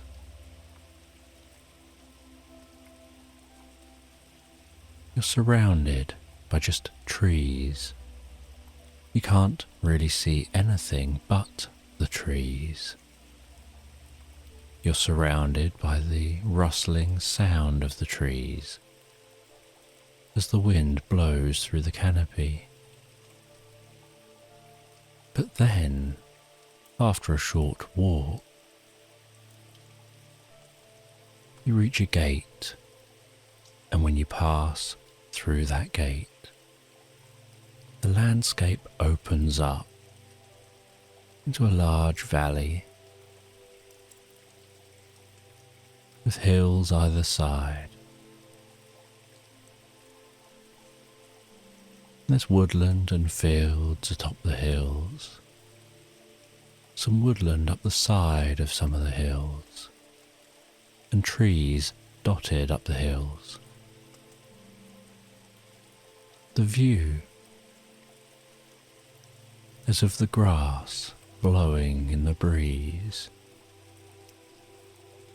You can see the wave of the breeze as it moves and undulates that grass. There are often cows grazing in the valley. There's often a multitude of different birds, including birds of prey flying and circling high overhead.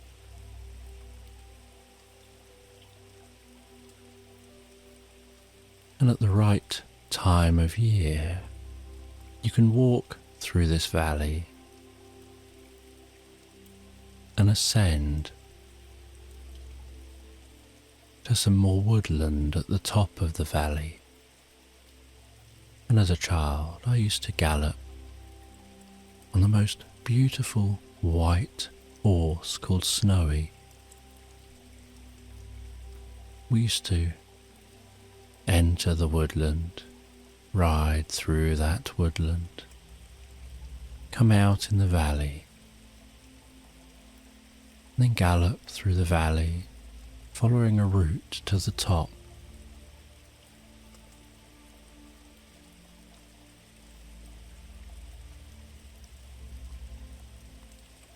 And my mum, who used to teach people how to ride horses, was always surprised at my innate natural ability to seem to get on with different animals, to understand them significantly better than I can understand people, and to be able to get on to horses bareback, even those that she hadn't even broken in yet. They would come over to me. I'd perhaps be sat on a fence watching Mum breaking a horse in, and then it would come over to that fence. It would come alongside me. I would pet it. I would touch the side of its neck in a certain kind of way that helped me to feel a deep connection with the horse.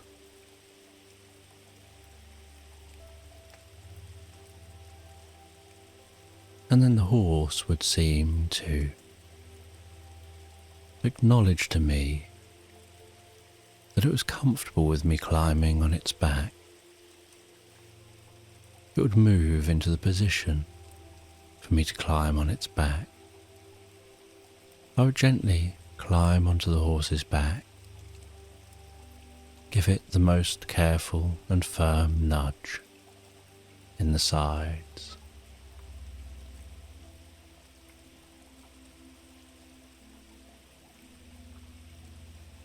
Using the pressure of one leg or another to indicate to it which direction to go. It would move away from the side. It would walk around the field. Give it a little more nudge, it would trot. A little bit more and it would canter. Change the pressure on the horse, and it would slow and take me back to that fence and pull up at the fence where I would dismount, thank the horse for being so kind, allowing me to ride on its back, before it would continue on, with Mum's training breaking it in.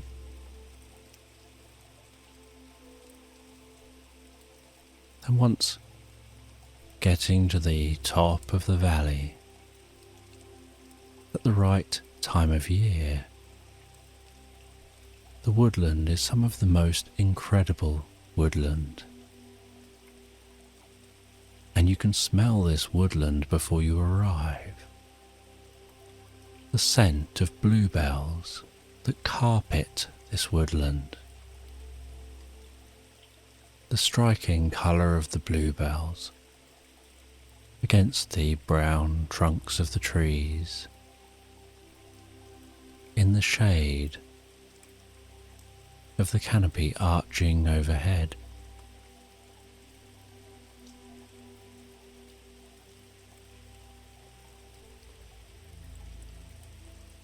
And you'd walk into that woodland and see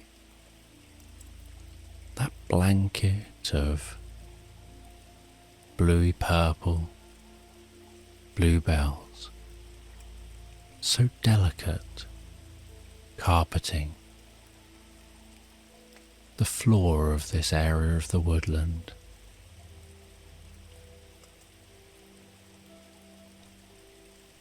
The sight of deer among the bluebells, of squirrels, the occasional butterfly and bees, and birds in the trees,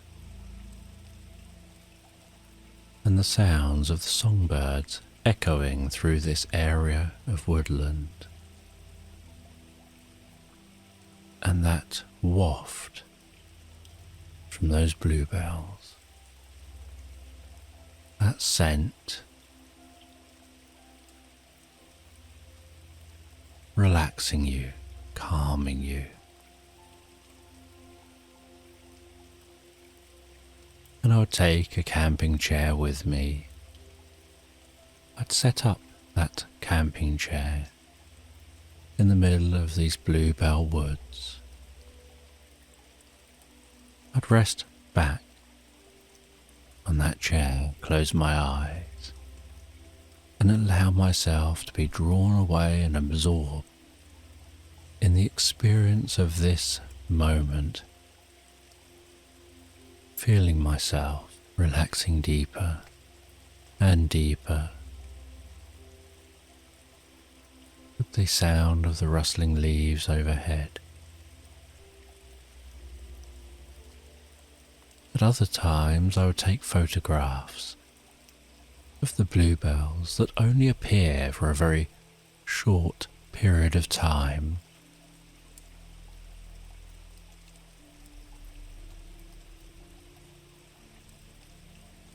And it was important to me then, as it is now, to take these moments to be out in nature, to help me relax, to help me continue to learn how to manage sensory overwhelm, to learn how to manage emotional overwhelm, whether it's anger or anxiety, whether it's panic or some other emotion, where I just need to be able to calm myself.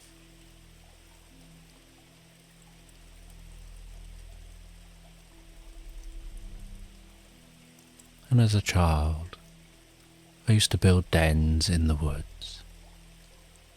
There was a storm in the 1980s, and many trees in the woodland fell down. Suddenly, my view of the castle in Arundel transformed. Many of the trees that were on the hills underneath the castle toppled in the storm, and so more of the castle could be seen. Many trees in the woodland toppled, but those toppled trees are great for children. Large holes were left where the tree once stood. And so, as a young child, I would gather up branches, and I would place the branches from the uprooted base of the tree diagonally down to the far side of the crater left by the fallen tree.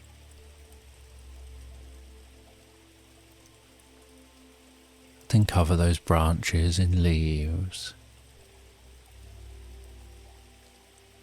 and create a roof for a den, and then cover all that in mud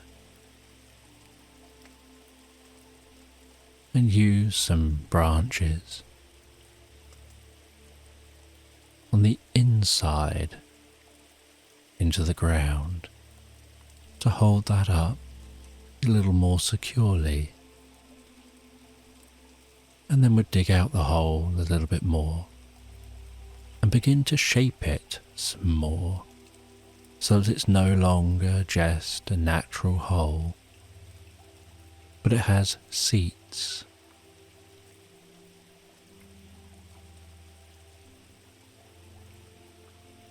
And it becomes a den to hide in, somewhere the sound is muted, somewhere the light is dimmed. A location out of any breeze, a place to go whenever it rains, a place I would sometimes go and rest and sleep and daydream.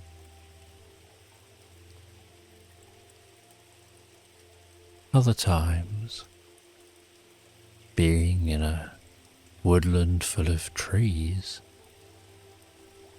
I would build tree houses and different tree camps and link these together with rope bridges among the trees so that you can travel from one tree to the next without having to go down to the ground. And these would be great places to come to find peace and solitude, a deep sense of calm, relaxation.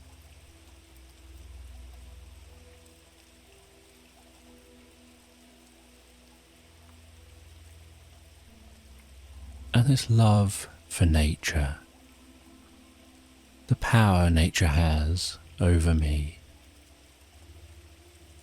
the wonder I find with nature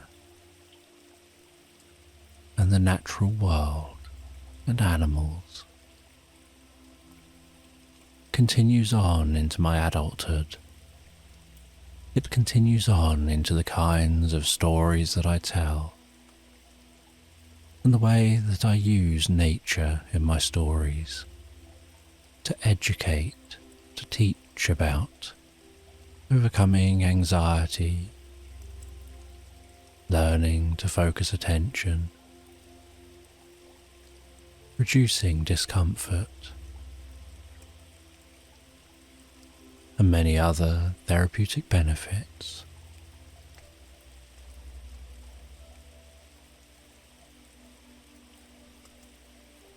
Because I believe in the power of nature to heal, and believe in having a connection with the natural world around me to bring a sense of peace and calm. And so I wanted to create a story that shares my story with you.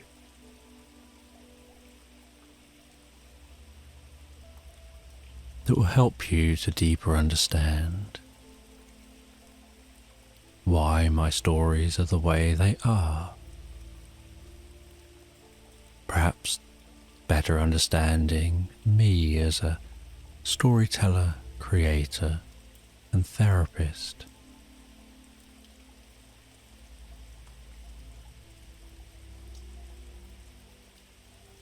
And I remember times when I used to set up tents in the woods, and I would camp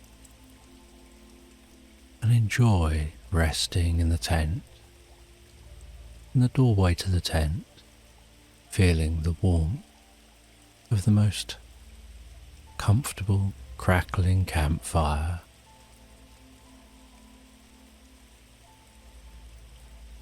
smelling some jacket potatoes which have been cooked with the campfire and other food, enjoying that food, and the campfire burning down to embers, seeing the beauty, the majesty of the night sky overhead.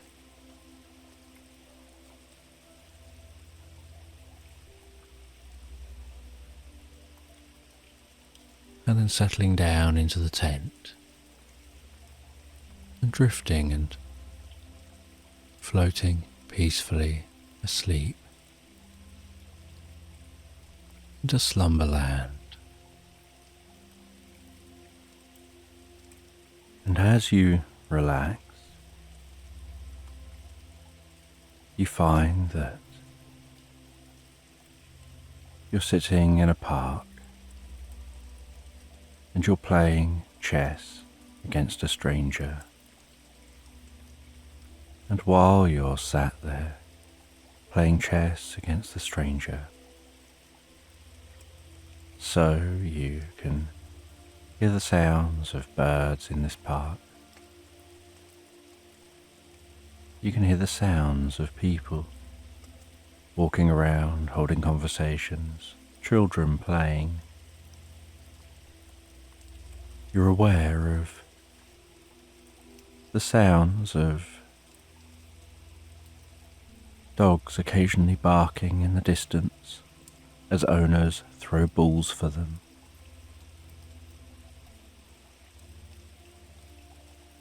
And where you're sitting is just in the shade, but you can notice how beautiful the sunlit environment is beyond the shade.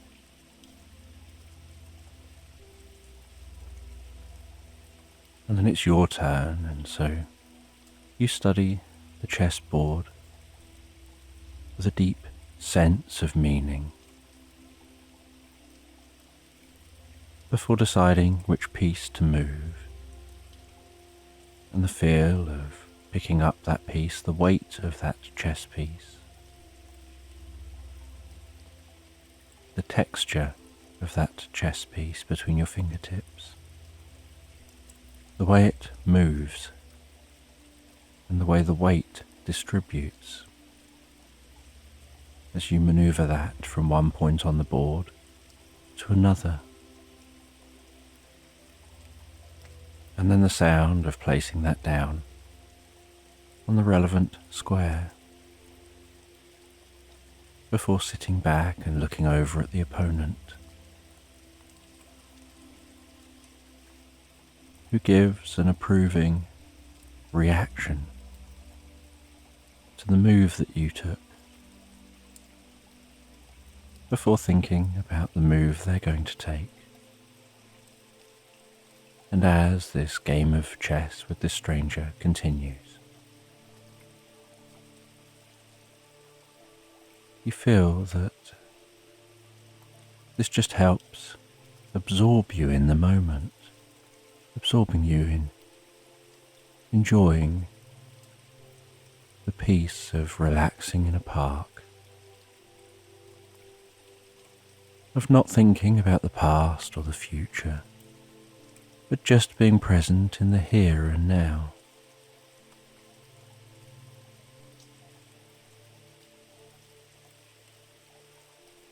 And as time ticks by slowly, you continue playing that game, the world moving past around you, the shadows gradually creeping across the ground as the sun dances across the sky.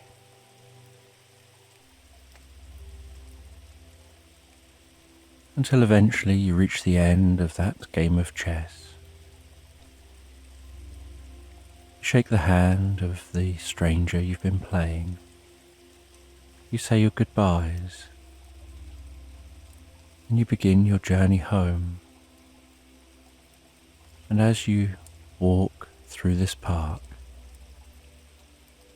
on your way home,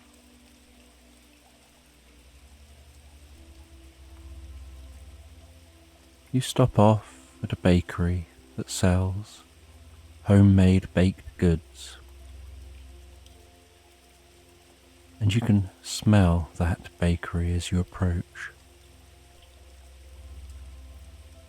And the smell is part of the reason you're slowing down and stopping to grab something from that bakery. You open the door as it trings on a bell, feeling the weight of that door as it swings open and as you close it behind you.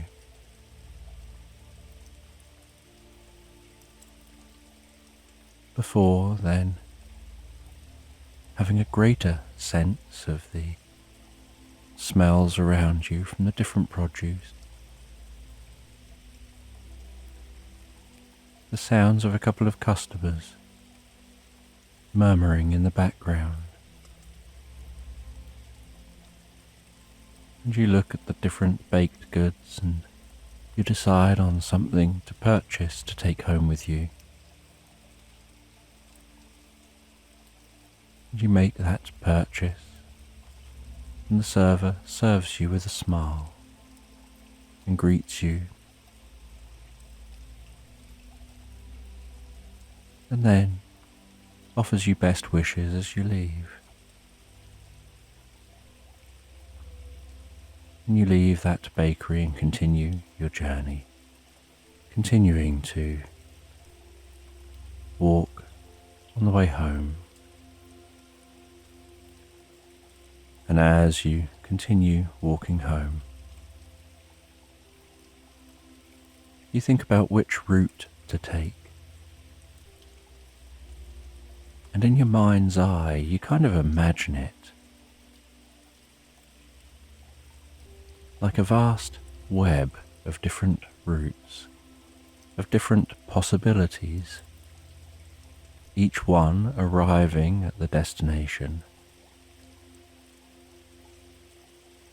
but each one potentially shaping your future in a very different way.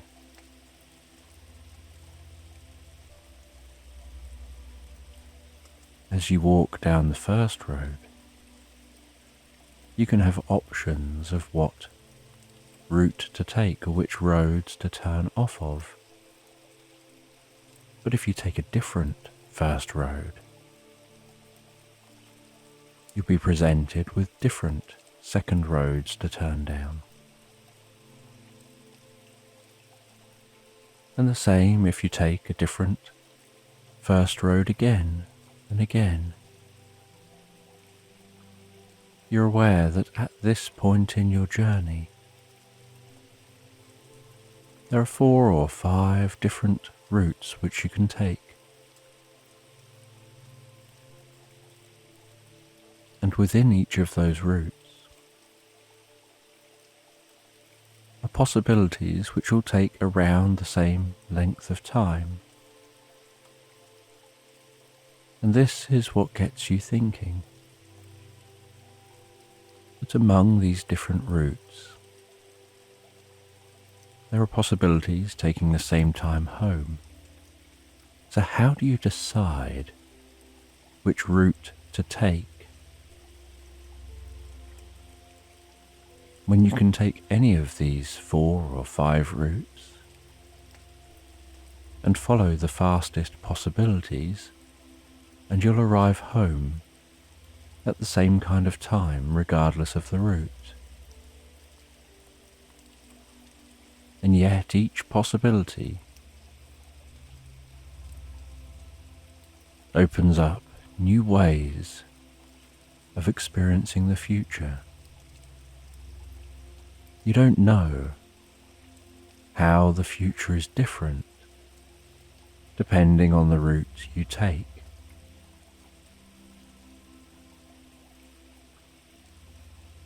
Maybe there's a road that you cross,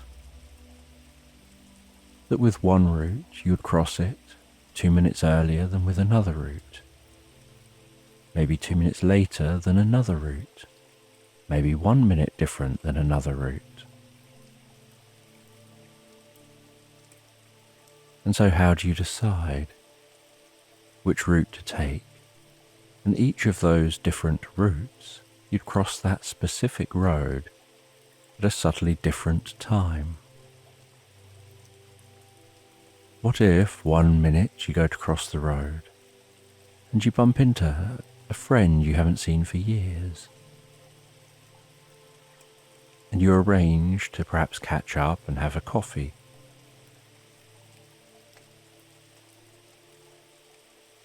And in doing so, you've made a change to your future.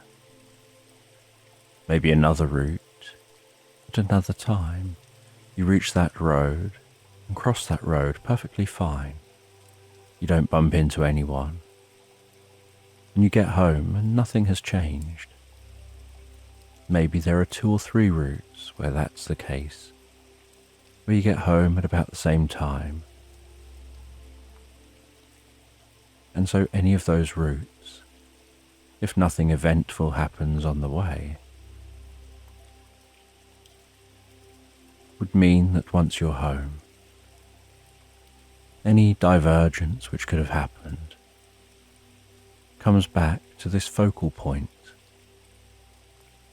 where they all have this same spot at this same point of arriving home. But then other times, maybe, you bump into someone and it forms a friendship. You bump into someone and they annoy you in some way. Maybe you happen to find some money on the pavement or a wallet that sends you on a different adventure. Maybe you help someone on the way home. And you're thinking of how there are so many different possibilities. And it could be that one of these possibilities is sitting there waiting for you to discover. And you would never know it if you took a different route. You would never know that on the same day, at the same time, had you taken a slightly different route, even one that would take exactly the same duration of time to get home, you may well have created a different future.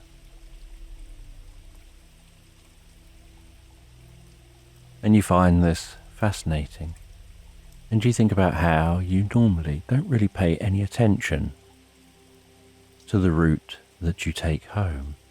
You're aware of these different routes, you're aware of which ones take about the same duration of time to get home. You're aware that sometimes you like to vary the route.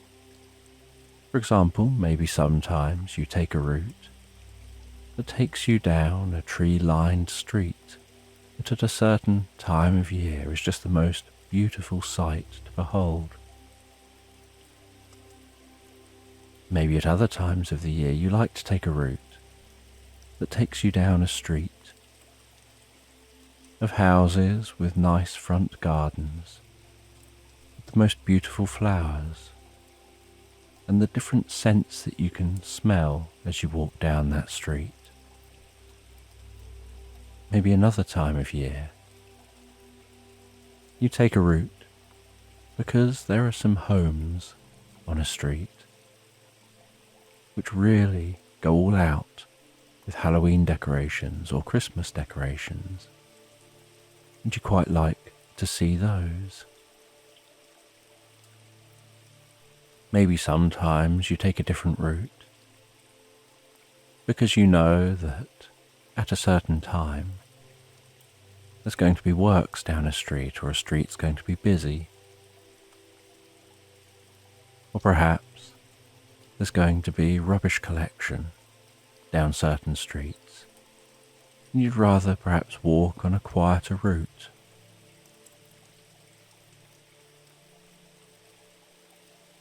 And so you know that almost instinctively at certain times you'll take some of these different routes, but generally you don't really give it that much thought.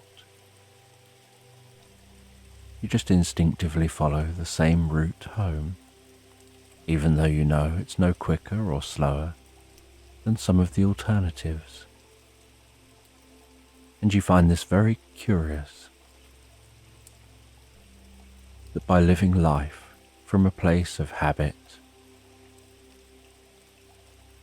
living life from a place of automaticity,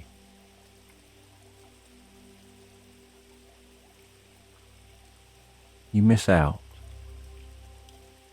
on potential futures. And so today you decide to take a different route. Start off down the same usual first street and the same usual second street. But down that second street you decide to walk past the turning you would ordinarily take and take a different turning. And so you take a few different turnings on your way home. And you find as you're walking that these streets are nice and quiet and peaceful. The only real sound is the sound of the birds and the sound of your footsteps while you walk. And by taking a route that's slightly less travelled than usual for you, you find yourself looking around a lot more, really taking in your environment, absorbing yourself in that environment. Whereas when you just walk the same as you've always walked, you almost become blind to your environment, because it's the same old, nothing's changing. But taking a different route stimulates your mind so much more. And you just enjoy that walking in silence, walking through the silence, just those footsteps cutting gently through that silence with a dull thud, step after step. And you notice as you continue to walk that down one road is a small park surrounded by a few houses. And really it's no more than a public garden. And you feel that you've never really been this route. And it's been years since you've passed this park, even though you live very close. You don't really have any reason to go here, but as you pass, you decide now's a good time to stop, to open the gate, enter this park. And this park has large oak trees, rustling in the breeze, squirrels running up and around those trunks of the trees, chasing each other and jumping after each other from branch to branch, from tree to tree. And there are large, almost unkept looking bushes, which look like they probably get tended to just a couple of times a year. And so they grow out and they look unkempt quite quick. And so you head into this park, closing that gate behind you. You begin to follow the mud path around this park. And there are some benches lining the mud path. And the mud seems to have the thinnest layer of gravel on top,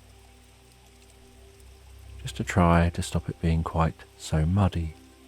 And fortunately, It hasn't rained in some time, and so as you walk, there's a slight grinding sound of the gravel, mixed with the dull thud of the footsteps on the dry mud. And yet you're walking gently and calmly.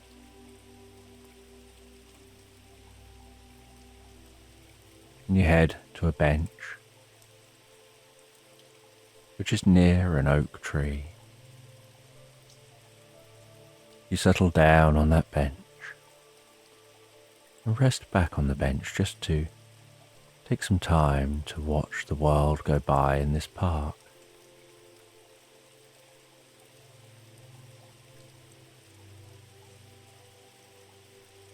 And the sun is beginning to set, but it's not too late. It's just early evening. And you listen to the rustling of the leaves around you. You hear some birds in the bushes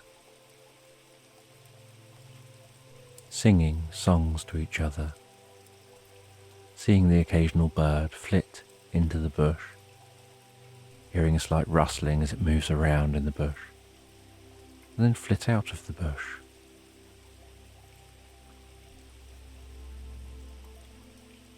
An inquisitive squirrel descends the trunk of a tree, climbing down head first, and scampers along the ground, standing with its front paws curled up in front of its chest, keeping a beady, close eye on you with curiosity, perhaps wondering whether you have any food for it. And as you gaze over towards that squirrel, so it stops momentarily and looks around as if to look away.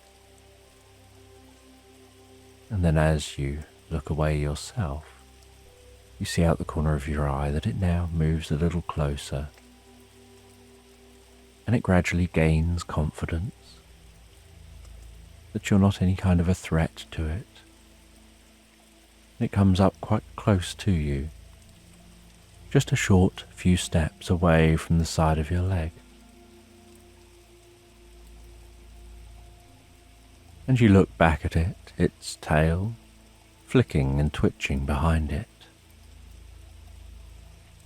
It tilts its head and it looks at you in a kind of jerky way, before scampering off again, bounding almost like jumps of waves back towards the tree, and then ascending that tree again.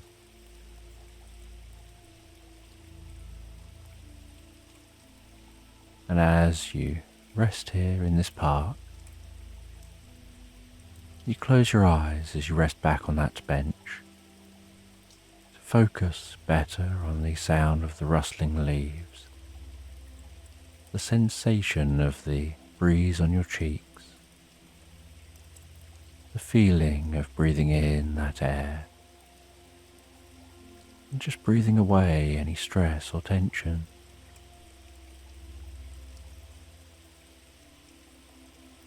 And after a while, you begin to notice that it's starting to get a little chillier, and that you should be continuing your journey home. And so you stand up from the bench, you head back out of this park,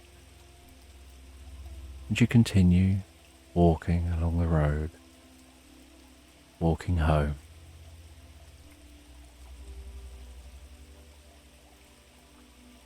And eventually, on arriving home, you settle down in a chair and you rest for a while in the peace of your home and the comfort of the chair. and you're still thinking about possibilities, about how possibilities play out,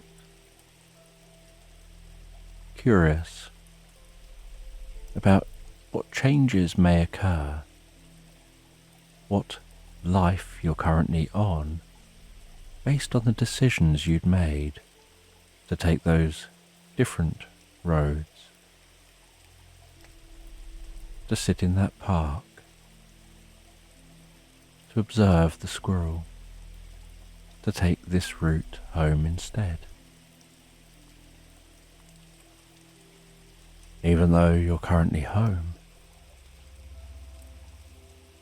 and on the surface it feels like many of the different routes that you could have taken would have led to this moment of you sitting at home. The thoughts you're having are entirely based on the experience you've had, and you don't know how those thoughts you're having may shape the future.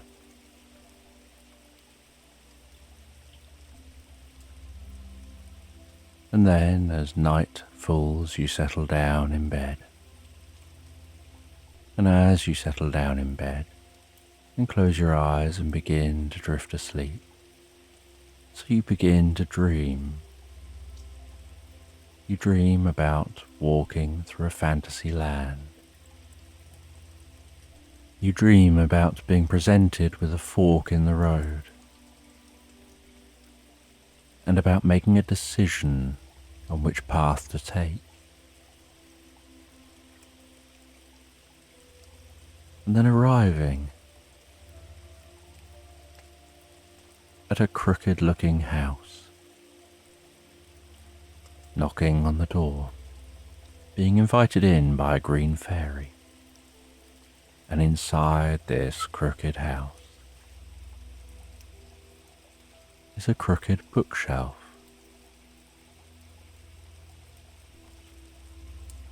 And the green fairy notices you notice the crooked bookshelf,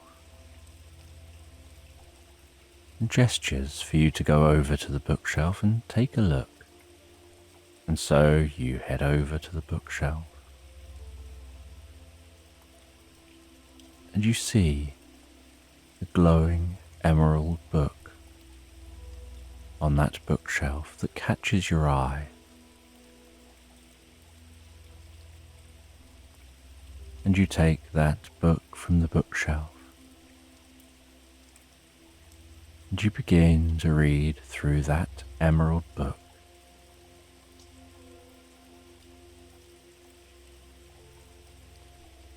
And it talks about a cat that lives in a barn.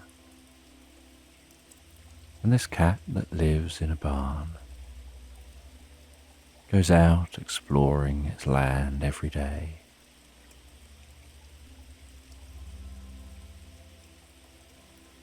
And when it enters dark locations, it navigates using its whiskers gently touching the sides, the ground, sending signals to the cat of where it is in relation to other things around it. And the cat explores the barn. The cat explores a farm. The cat creeps through a field of corn, with the corn towering high over its head, that to the cat is like pushing through a bamboo forest.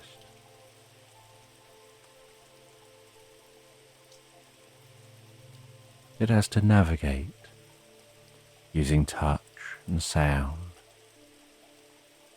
and the different smells around.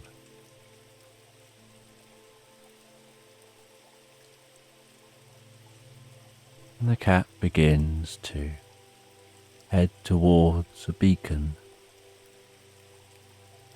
pulsing sound in the distance.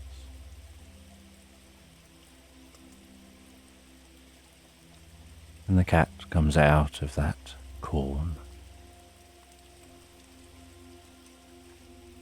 finds itself walking through the most comfortable grass meadow, ascending some hills, heading towards that pulsing beacon sound.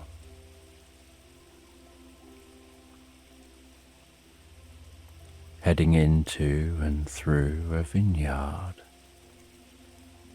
and continuing to walk, now so far away from that farm and from that barn.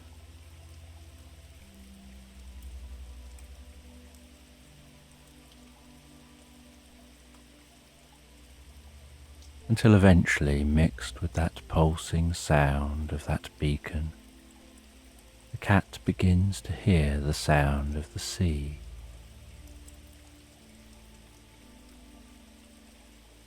Of the waves of the ocean crashing against the base of a cliff.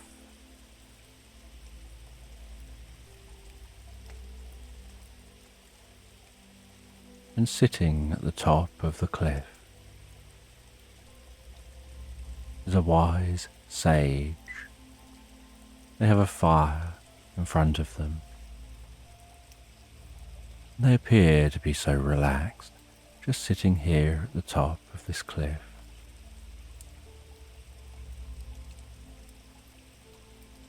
And the cat approaches them.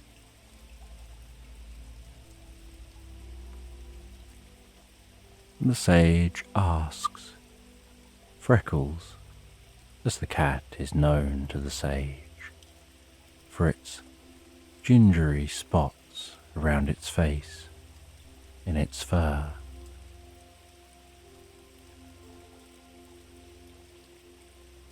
What brings you here, so far from the barn? And Freckles looks in the direction of the sound of the beacon. And the wise sage picks up on the body language of Freckles and understands. Ah, you're here, in search of that sound, curious what it is and where it's come from. Well, you'll never make it to the sound because it's actually coming from out over the ocean. And Freckles understands what this wise sage is saying. And they look out from the top of the cliff over the ocean, curious where over there the sound is coming from. And the wise sage says to Freckles that they can help them to find out where that sound is coming from. And then they tilt their head up towards the sky. And they let out a loud squawk that sounds like an eagle. And moments later, an eagle flies down and lands on a log near to the sage.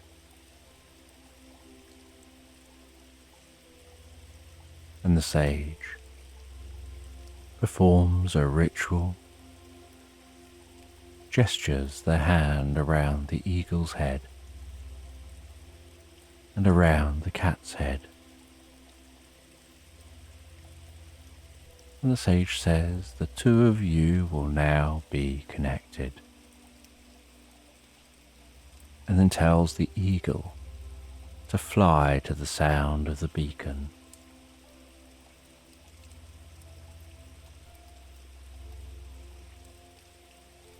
And with that, the eagle launches into the air, flaps its powerful wings,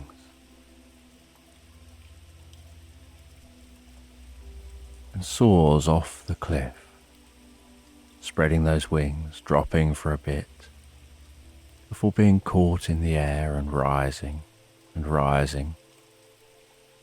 ascending higher and higher, spiraling around,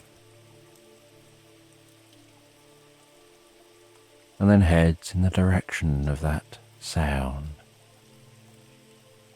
And while the eagle's doing this, Freckles is taken aback a little when they realize that what they can see with their eyes is what the eagle is seeing, as if seeing in a virtual reality headset. And the sage says, just sit calm, be motionless, and let your eyes observe.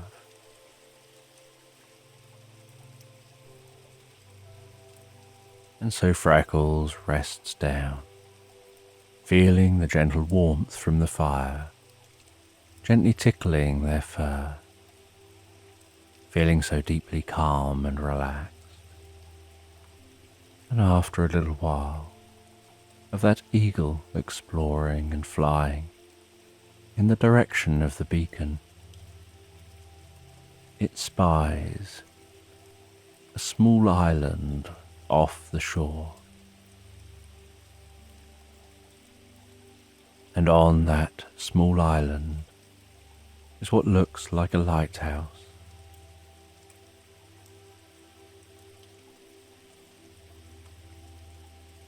Except this lighthouse doesn't have a light on, but it still looks like a lighthouse. It's a tall-looking tower, very sturdily built.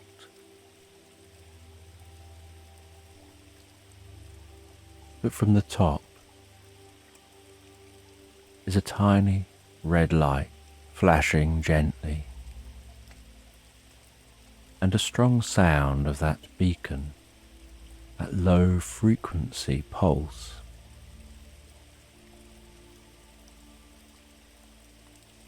And so the eagle swoops down to investigate, spiraling down around the structure as it descends.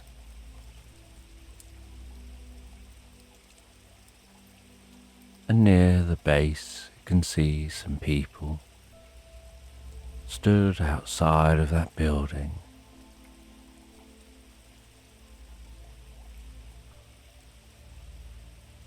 And it looks like something's happened here.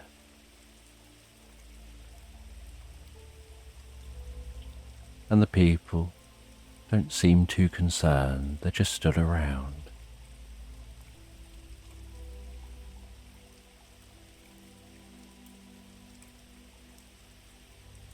And then all of a sudden, as the eagle begins to fly away from this location,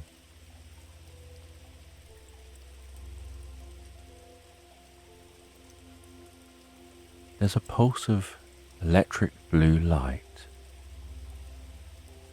that expands out from within the structure,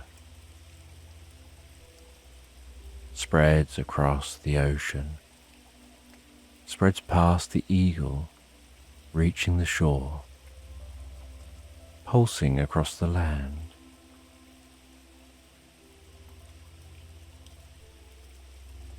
And the other side of that pulse, reality seems different somehow. And the eagle flies back to that wise sage. The sage ends the connection between the eagle and the cat, and is now stood up, curious what's just happened and aware something is very different here in the land.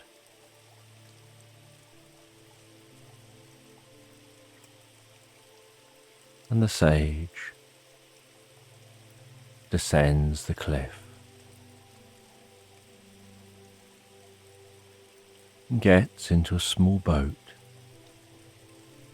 and seems intent on reaching that island, with a deep feeling that something's happened and that they may be able to help in some way.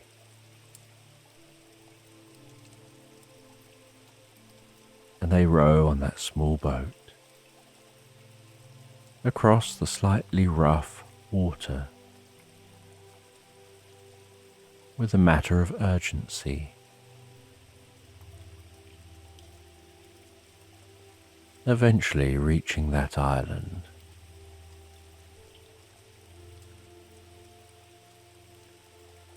realizing this island is a military island,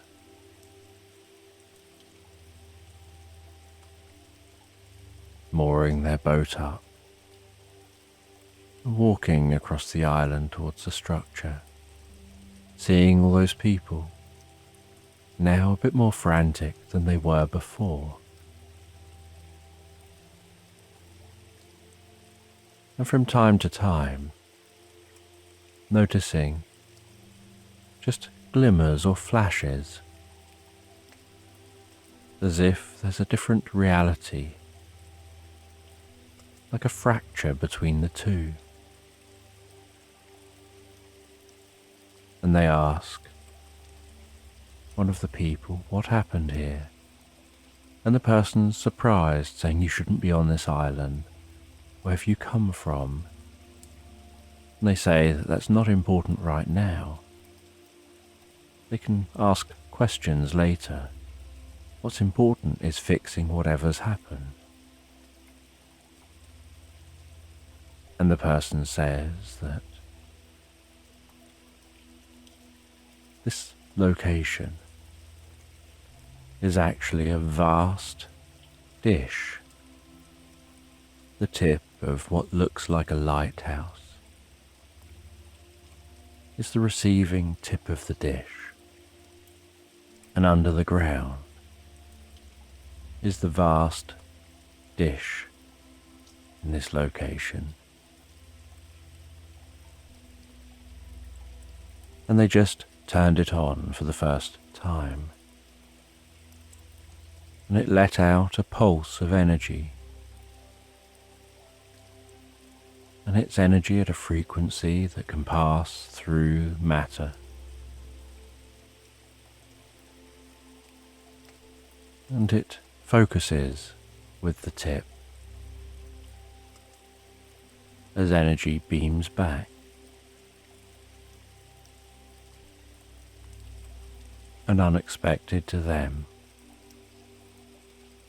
rather than measuring some properties of the universe,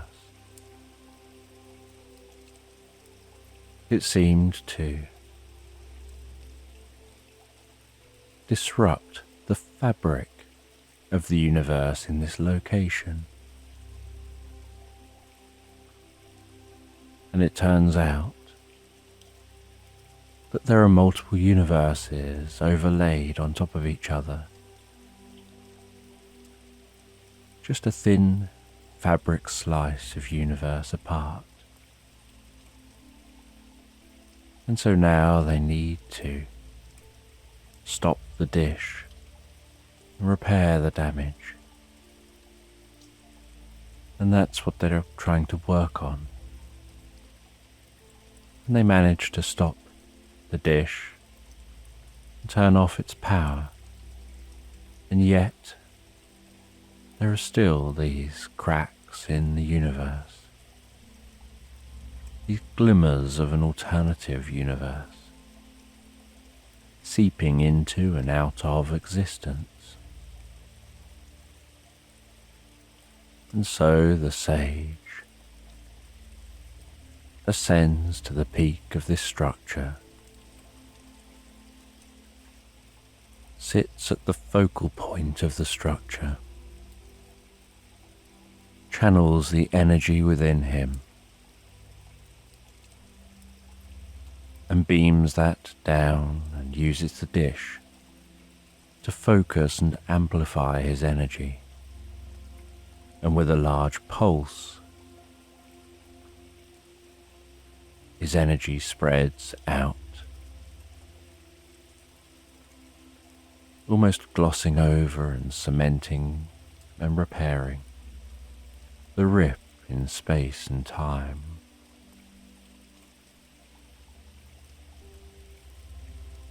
And then he claps his hands together, almost like the sound of a thunder crack, as he sends another pulse of energy out. And he does this 2 or 3 more times,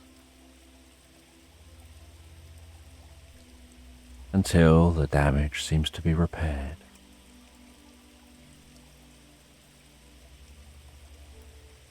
And the people working here want to know who he is,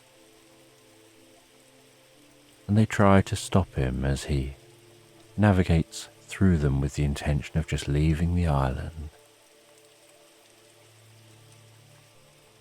And because they're persistent trying to stop him leaving,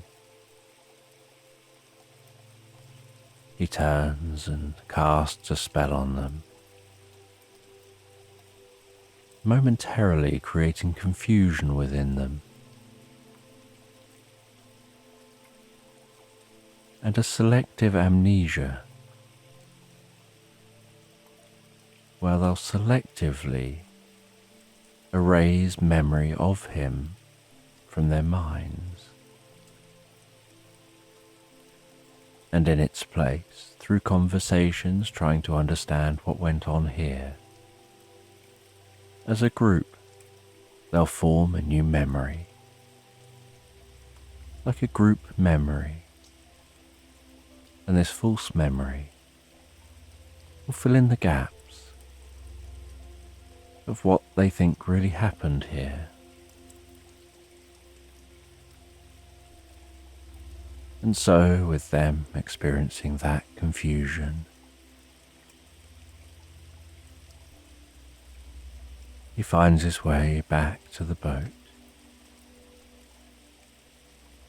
and rows away from the shore, back across the water, back to the mainland, where he ascends that cliff again. The cat is still waiting, the eagle long gone. And he sits down as if nothing at all had happened, and continues to relax by the fire, as the cat, now not hearing that beacon, returns back the way it came, back to its farm, back to its barn. As you find yourself drifting, thinking about webs of reality, the choices we make and the paths we follow, and the alternative paths that are closed to us once we've made a decision, and the opportunities to follow different paths.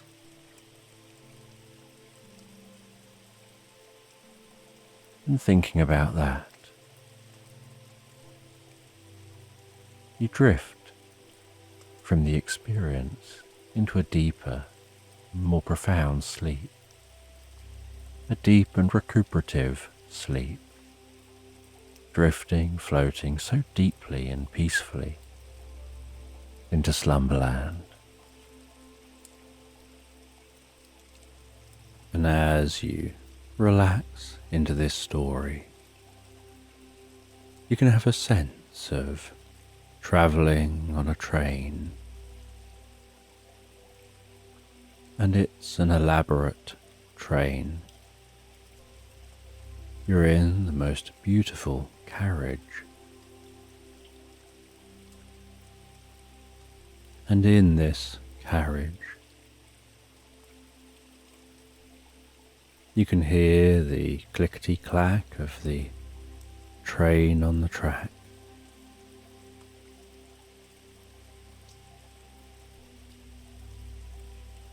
You can see nighttime outside, and in the carriage is just dimly lit with ornate, old-fashioned lights. Some of the people in the carriage have the velvet curtains drawn over the windows. There's a gentle rock to the carriage as it clickety-clacks across the track. Not travelling too quick, not travelling too slow. There's a gentle murmur from others in this carriage as they talk with each other, engaging in their conversations.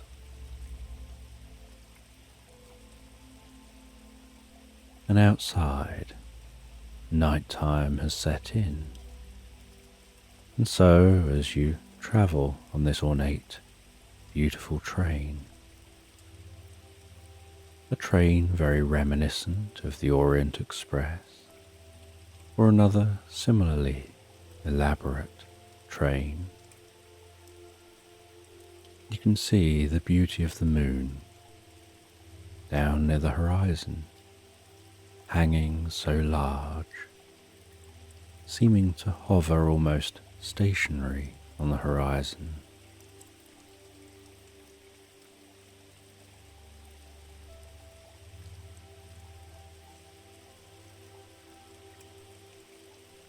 You can see the fast-moving shadows of foliage near to the train, passing across in front of the moon.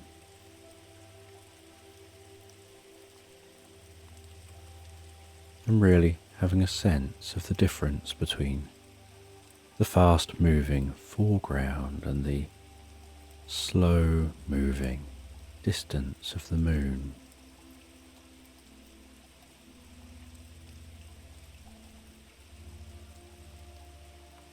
And as you gaze out at the moon, its light shining so bright, making it difficult to see many stars, just a couple of pinpricks in the sky. And as you watch that moon, you're aware of some wispy clouds, likely high up clouds. And as some of those clouds drift across the face of the moon, so you notice the ring of faint colour and light surrounding that moon.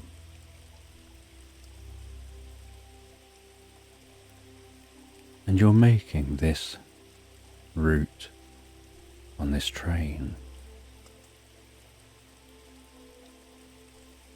to head to a magical location in a very snowy location.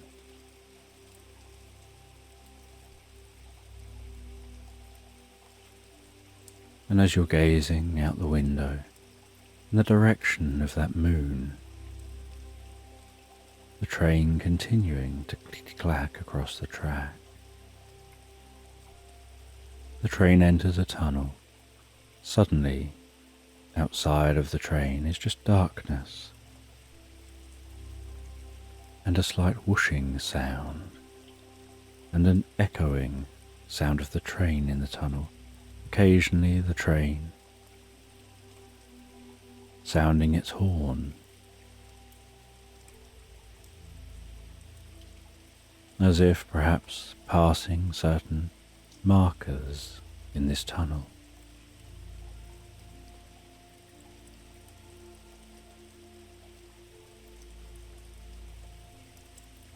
And after what seems quite a journey through the tunnel, Suddenly the sound changes again as you swing out and exit that tunnel, and you know the location that you're at. You know that having entered that tunnel, you're swinging around the outside of the mountains, although you can't see them. The view in the direction of the mountains is too dark to see, with a tall mountain face alongside the train track.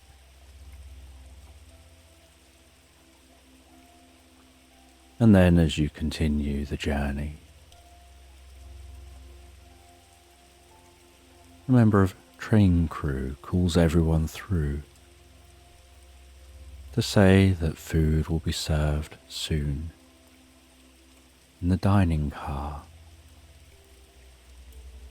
And so you join the people as they leave your carriage, heading through the train down to the dining car. You settle down at your table in the dining car, food being served and drinks, the murmur of people in the background, the clinking of china and cutlery on plates, the gentle occasional laughter from pockets of people. As you enjoy the food and the aromas of the food wafting through this car.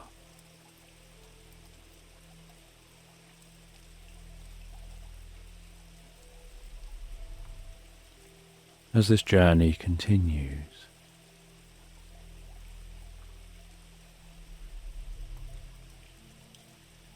and after enjoying your dinner, you find your way back to your seat. You sit down feeling fulfilled and relaxed, letting your food settle as the evening continues to set in.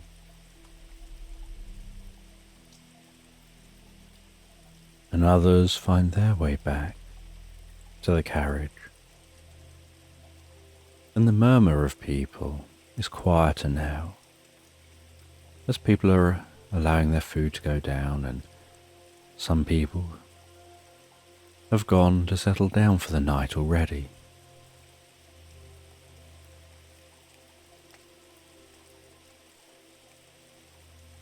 And after a while,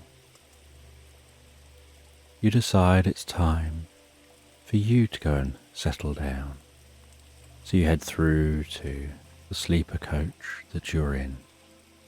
You find your room, having to walk down a small corridor with the windows on one side, still seeing that moon gradually now moving lower beyond the horizon, seeing the shape of the distant shadows in front of the base of the moon, the nearby scenery occluding the moon in bursts as trees pass, and gradually more stars being visible when you look up high into the night sky, and still the occasional wispy clouds, almost imperceptible other than as they get illuminated while crossing the moon's glow.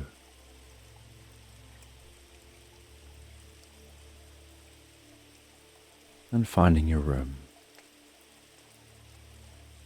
you open the door and head in to your room, closing that door behind you, and it's a small little cabin with a narrow bed.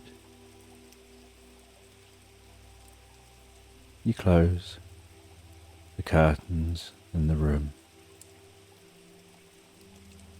prepare yourself for bed and settle down in the bed.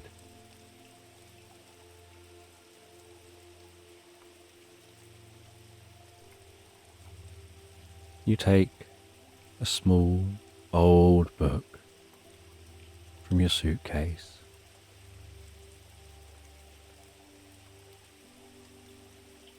You have a reading light turned on above the bed and turn the main room light off. You plump up the pillow behind you and rest back and begin to read. And you're reading about your destination.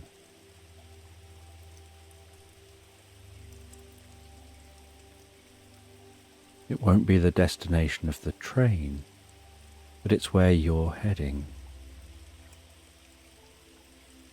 The train will be pulling in at a station that you'll disembark at. You'll go to a hotel. You'll check into the hotel. You'll rest for the night in the hotel so that you're fresh for the next day. And then you'll be making your journey to the destination. The destination itself is deep in the snowy forests, in the shadow of the mountains, in an area untrodden by humans for hundreds of years.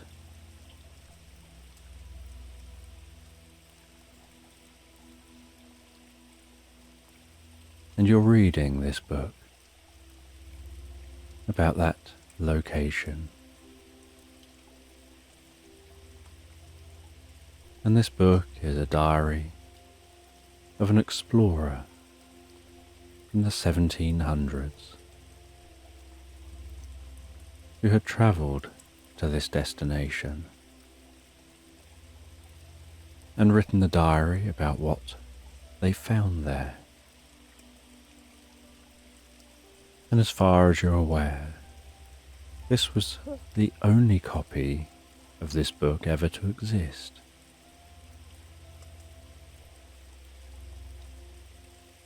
And so you read about their trek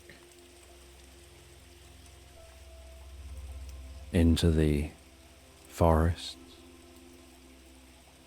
through the snow,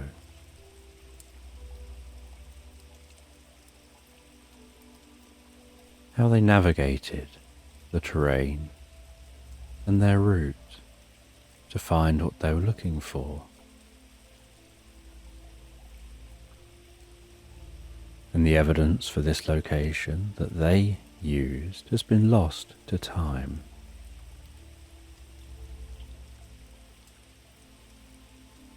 And you only found out about this diary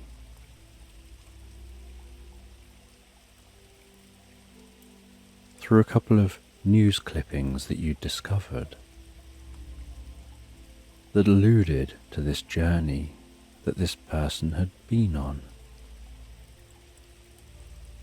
And in one of the news clippings, the person spoke of keeping their diary and writing down their experiences. And it was only a single sentence in a news clipping, but it was enough for you to begin to search to find this diary, and to now be here following in their footsteps, hoping to find what it was that they found.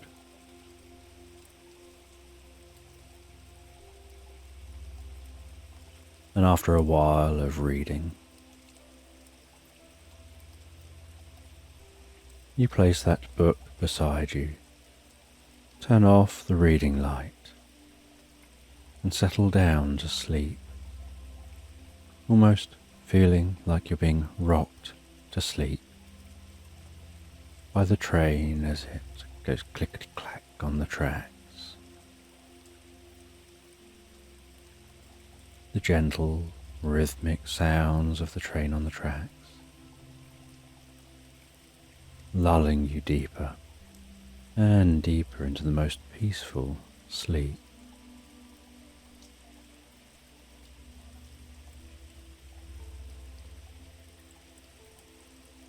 And the next morning, you awaken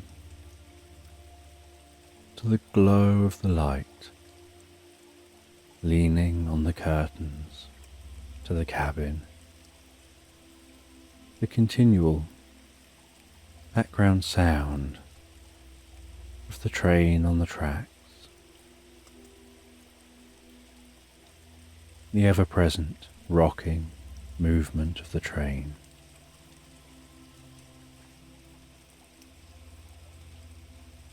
You get up from bed, dress yourself, feel so refreshed and revitalized, more refreshed and revitalized than you expected for sleeping in such a cramped bed. But something about the rocking of the train feels almost like a childhood embrace.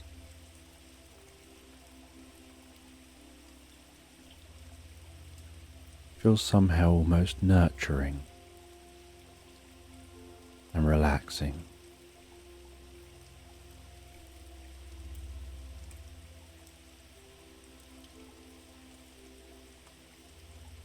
And you leave the cabin. You head to breakfast. You eat the breakfast and can see daylight outside the windows. The glistening white snow.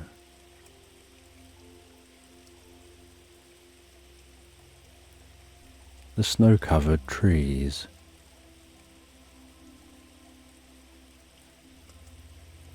As if a dusting has been poured over the landscape.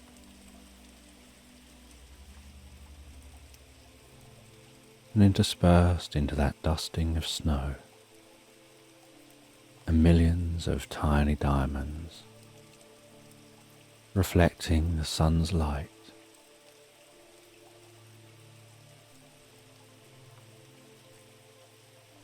And you sit for half a day watching the world go by from the train until eventually you arrive at your destination, pulling in to a very tiny train station that could barely be called a train station, having to disembark by climbing down some steps, down onto the ground, with no real platform, and what looks like almost just a shed as a train station.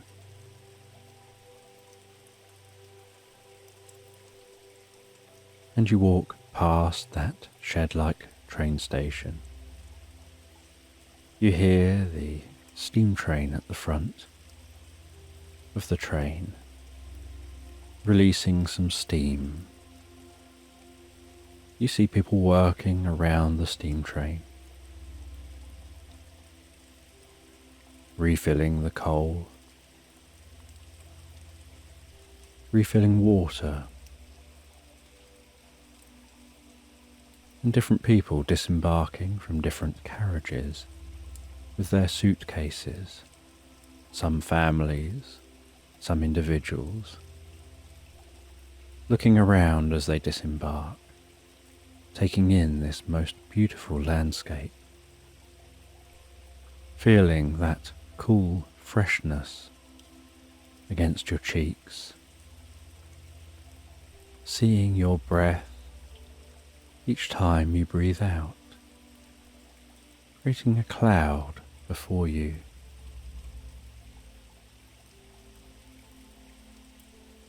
And you head from this train station down towards a road, which is more like a dirt track covered in snow that has been partially worn by vehicles. And you walk along that track the slight crunching of your feet on the snow on the track.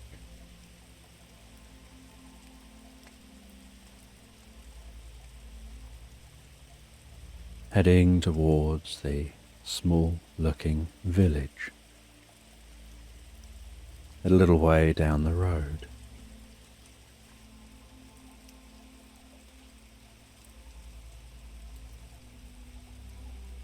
And after some time, you find your way to that village.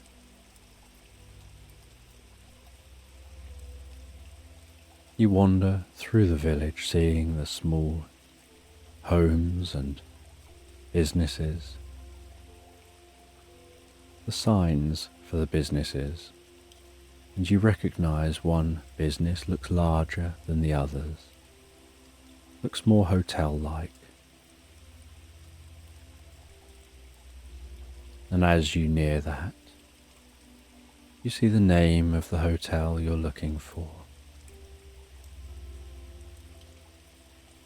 You head into that hotel, go to the desk, to the smiling person, say your name.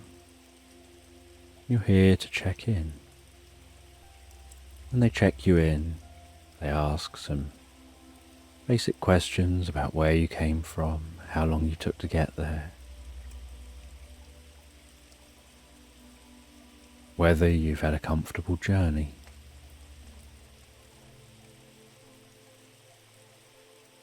And you smile and respond.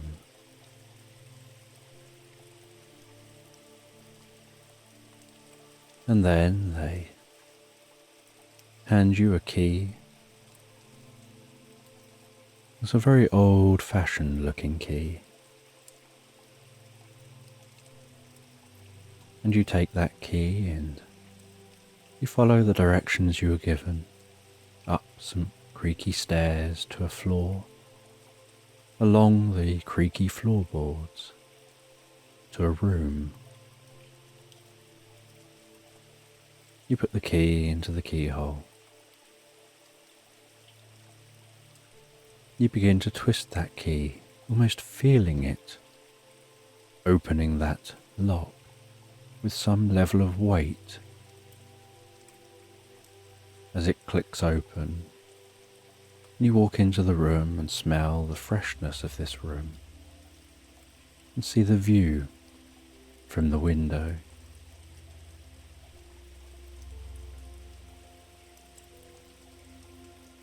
Admiring the beauty of the landscape, admiring the size and the softness of the bed compared to what you've had to sleep on to this point. Sitting on the end of the bed for a moment, taking a few comfortable breaths before lying back, gazing at the ceiling for a second or two, then sitting back up again, sorting yourself out, checking out the room, looking at the bathroom, looking in the different cupboards, just generally being nosy to see what this place is like, where you're staying.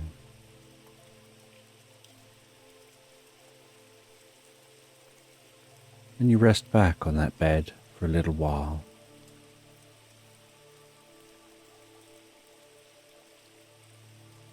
Noticing the silence. You've had days of listening to click-clack, click-clack, click-clack. And now you're here on a comfortable bed with just silence around you.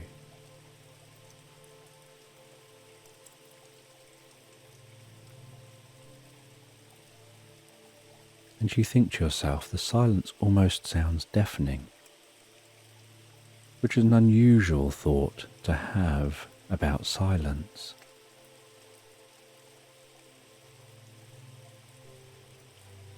But it's such a stark difference from the sound of spending days on a moving train.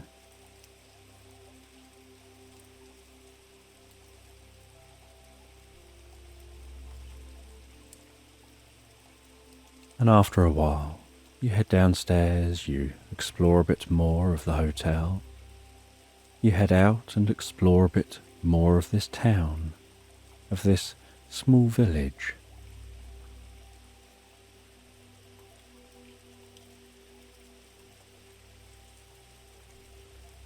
You see people milling around, but only in small numbers.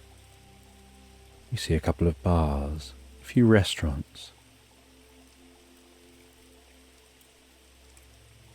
But it's not a particularly large place.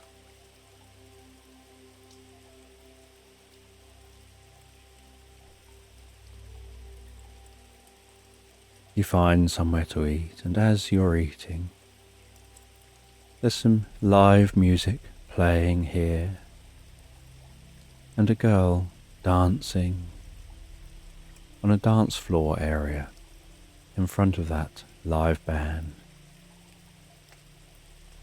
just allowing herself to be absorbed in the experience of dancing, being lost in that experience, dancing with freedom, without any cares, just a dance of self-expression.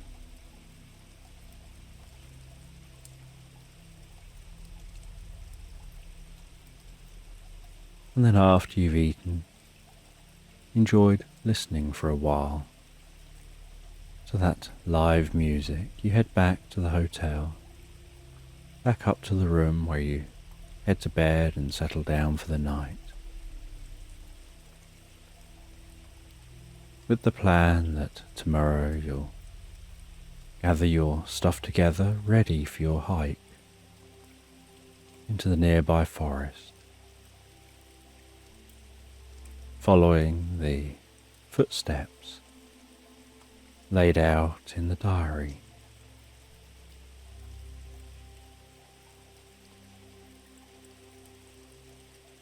And you drift and float into the most pleasant, comfortable sleep, enjoying that deep sense of calm and relaxation.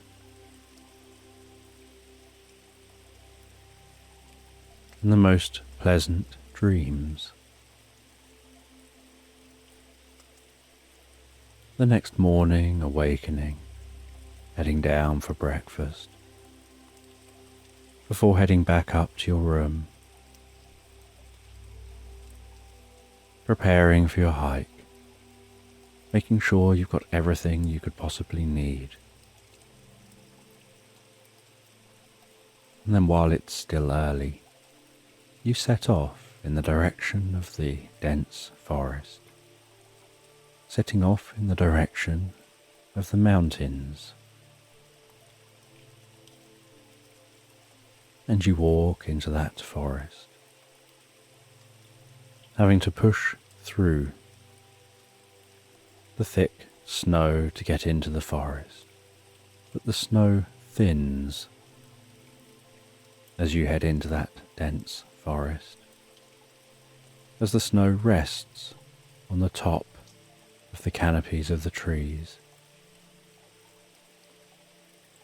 with very little of that snow finding its way to the forest floor, just some patches of more dense snow, where it's fallen through branches, perhaps overweighed some branches, or where there are some clearings within the forest. And the forest is deeply peaceful. The snowy and wooded landscape seeming to almost dull sound that passes through here. And you can feel the sensation of the bark under your fingertips as you push past trees. You can smell the pine smell in the forest and feel the cool chill on your cheeks and hear the sound of each footstep that you take.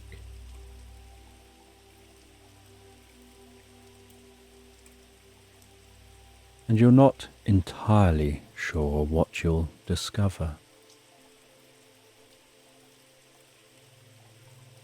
All you know is that the adventurer found what they described as a source of deep knowledge and wisdom, and they were reluctant to explain any more. And even in their diary, they say they found it, but they just say that it's indescribable. No one would believe them. And so, in case anyone found the diary, they didn't want to record what they'd found. Just that they had found it. And so you continue following that diary, following the route that was taken. Curious within yourself about what it is that you'll discover when you get there. And after quite some time of walking, where you're significantly warmer than the environment would have you believe you should be, you decide it's time to rest.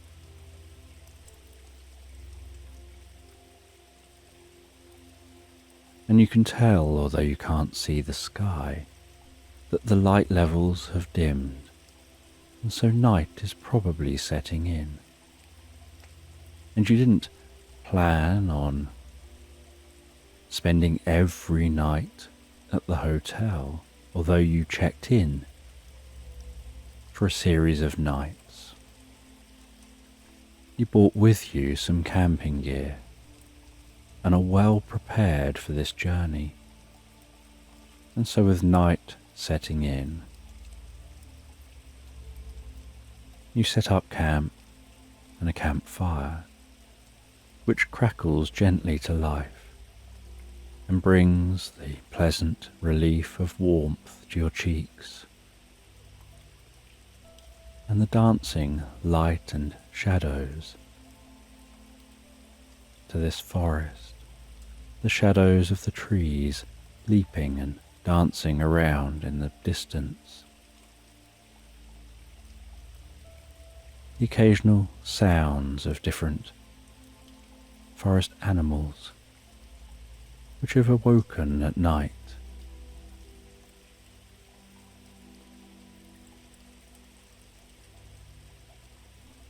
And their sounds also dulled by the forest. And after having something to eat, you relax back into your tent. You zip up the tent and settle down. And the fire had burned down to embers and was barely a glow outside the tent.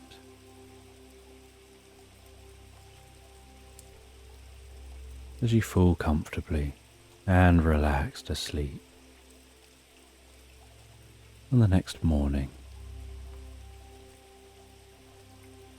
you awaken and have something to eat before packing away, continuing your journey. And after many more hours of walking, you notice that although the landscape looks very flat with the snow that gently carpets the ground, like a little dusting across the ground, just a dusting of what has managed to break through the canopy overhead. You notice that just beneath that snow layer, the ground is actually becoming more uneven. And occasionally you step on bits which seem loose like rubble. And so you brush away at some of the ground, and you find that it is like rubble, that it seems to be the ruins of an ancient town or place that people lived out here that's been overgrown by the trees. And you know you're on the right track, and so you continue deeper and deeper into the forest. And after some time, the ground seems to be rising up gently, and then even more and more. And you realize this is what you've been searching for, that this forest has built up over the top of what it is you're looking for, that beneath this mound of trees and mud is a pyramid. And so you refer to the notes in the diary to find your way round to the entrance to the pyramid. Then you have to brush away some snow. But you find the entrance as it was left by the explorer, where they'd made it much easier to get into.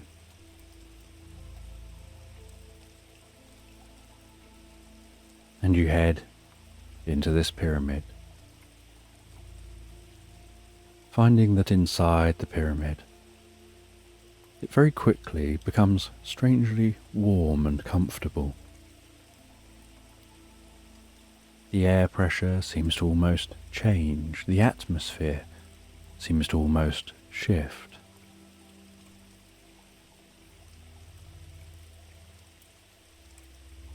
There's a slight echo to movements within this pyramid, as if the walls allow sound to reverberate far more than snow.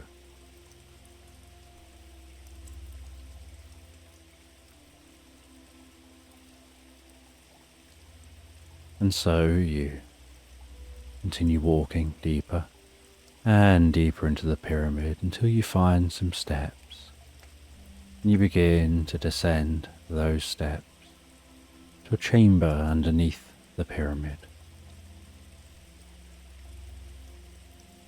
The pyramid giving off a warmth, a very comfortable temperature. And yet, the outside of the pyramid remains very cold. There's no sign of it influencing the snow and the forest above. And as you reach the chamber beneath the pyramid, you start to hear a slight hum. And you start to notice what looks like a large electric blue glowing orb in the middle of this chamber. And you walk towards that orb. And as you approach the orb, it's almost as if you can see yourself reflected back three-dimensionally within the orb. And you walk around the orb, looking from all angles.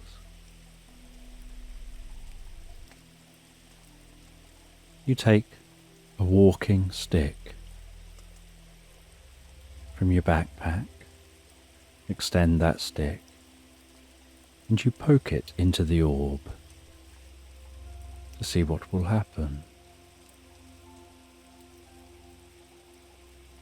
before removing it from the orb, and then deciding to step through that orb, unsure where it'll lead you. And as you step through the orb, you find yourself in the most beautiful, lush, green forest, with the most comfortable temperature to the air.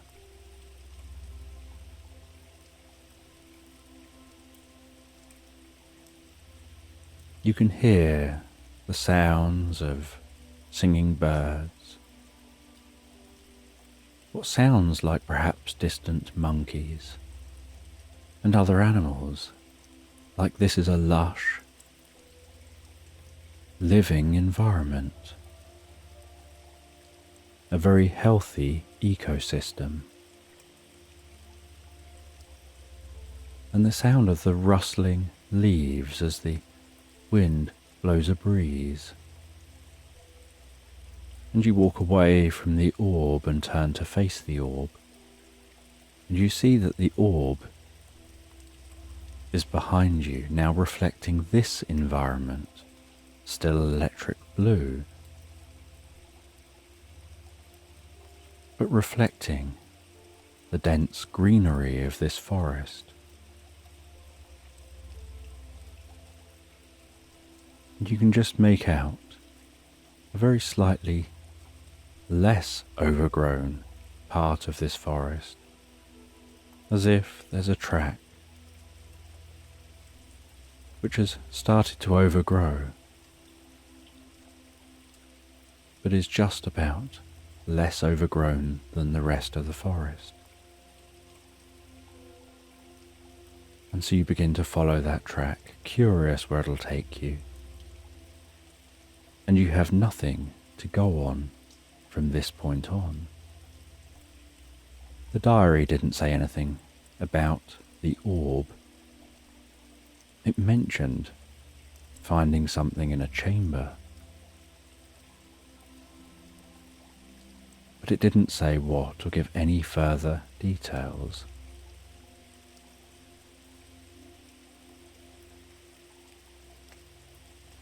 And so you continue following this path and seem to be walking for hours before eventually hearing a distant stream and heading towards that distant stream,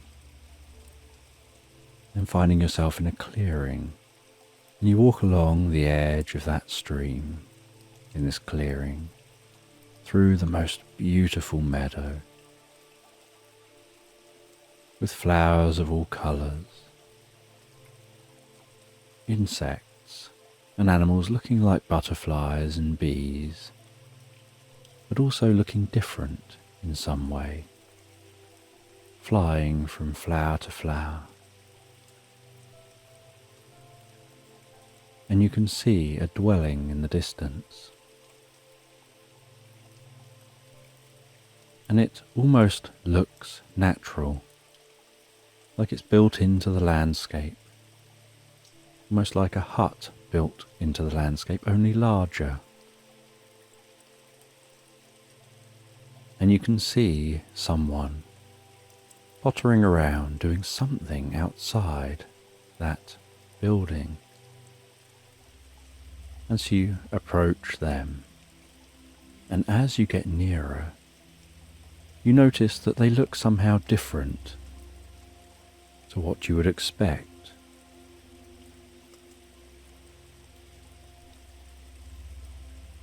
They have the most beautiful features. They have pointy ears. They look incredibly athletic and tall. Their hair is golden and flowing. And as they gaze up at you, you notice their eyes are a piercing, enchanting blue. And their eyes, the iris of their eyes, seems to almost shimmer like pools of blue oil or liquid, as their eyes change focus, looking in different places. And they look so friendly and smiling. And they greet you, and you're surprised at being able to understand them, but you can't place their accent. It's almost as if they have no accent.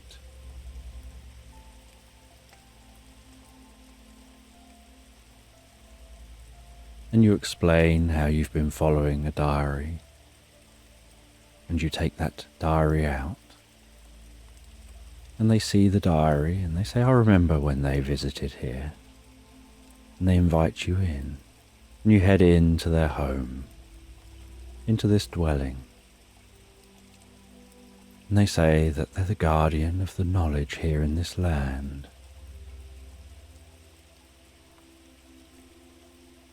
And the explorer, the adventurer that you've been reading the diary of, had come here previously. And they make you a special kind of tea as you sit and talk. And after talking for a while, they say, would you like to see the knowledge too? And they take you through to an enormous library. And in this library there seems to be thousands of tiny fairies flitting and flying from shelf to shelf among all the documents. And they say these fairies work hard to maintain this knowledge, to constantly update the knowledge and add to the knowledge, keeping this library full of all the available knowledge in this land, and researching and gathering knowledge that people seek, because they know where every bit of knowledge is within this library.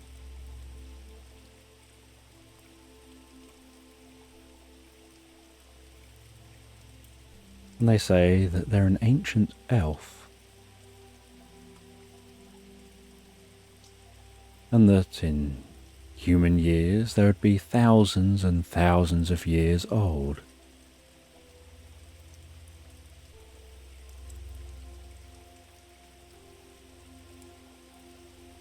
And they share some of that knowledge with you. They ask you what kind of knowledge you're seeking, and you tell them about some of the knowledge you would like to know. And they say that you can actually absorb some of this knowledge by drinking a special tea. And so the fairies make that special tea. And they say if you drink this special tea, it'll temporarily give you the abilities of the fairies. Because as the fairies fly, they release fairy dust. And the fairy dust lasts just a short while, almost like sparkling, shimmering around their wings. But that fairy dust contains some of their ability, and so making the tea with the fairy dust can temporarily give you that ability. and you'll be able to think of the knowledge that you want. And close your eyes and access that knowledge, that wisdom. And so you drink this tea, finding it has the sweetest taste.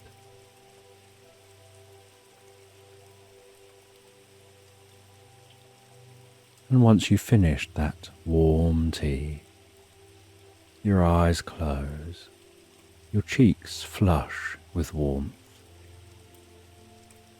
and you have a deep sense of peace and connection with this library, almost as if energy is radiating between you and every single item in this library,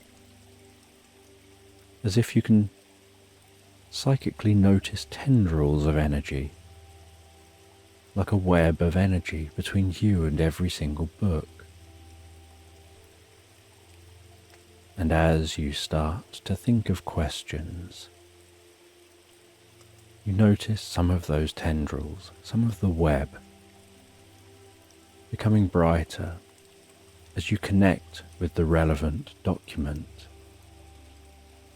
And this is how the fairies can find the relevant knowledge and documents so quickly.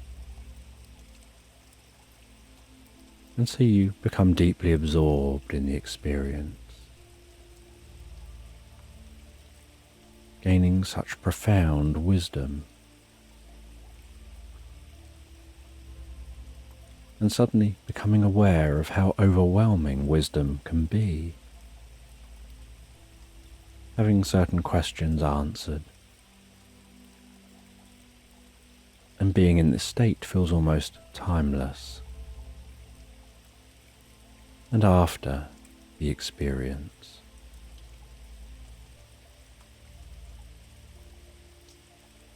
it begins to wear off.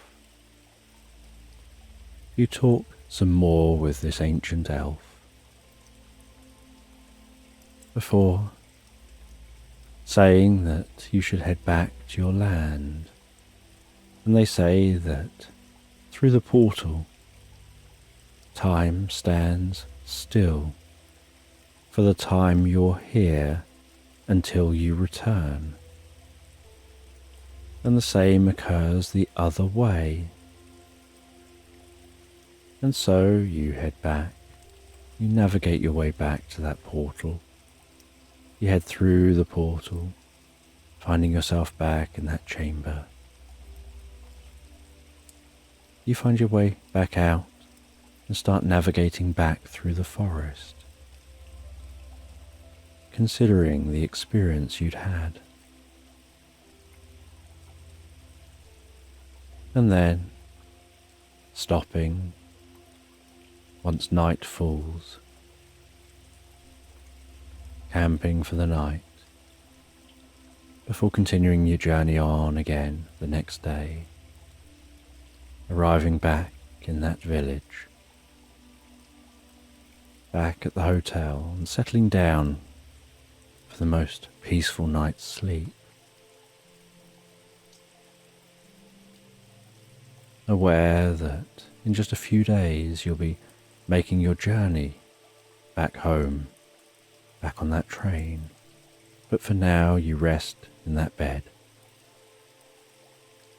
just considering and thinking over the journey you've had, the experience with that wisdom, and you find that you can't even imagine how you could share that experience, how you could explain the experience, how you could even put the experience into words and explain what it's like to absorb all that wisdom, let alone explaining the wisdom that you'd had and gained.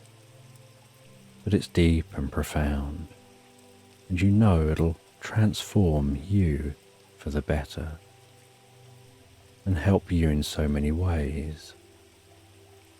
As you settle down and relax deeply into the bed, drifting and floating so peacefully, so comfortably,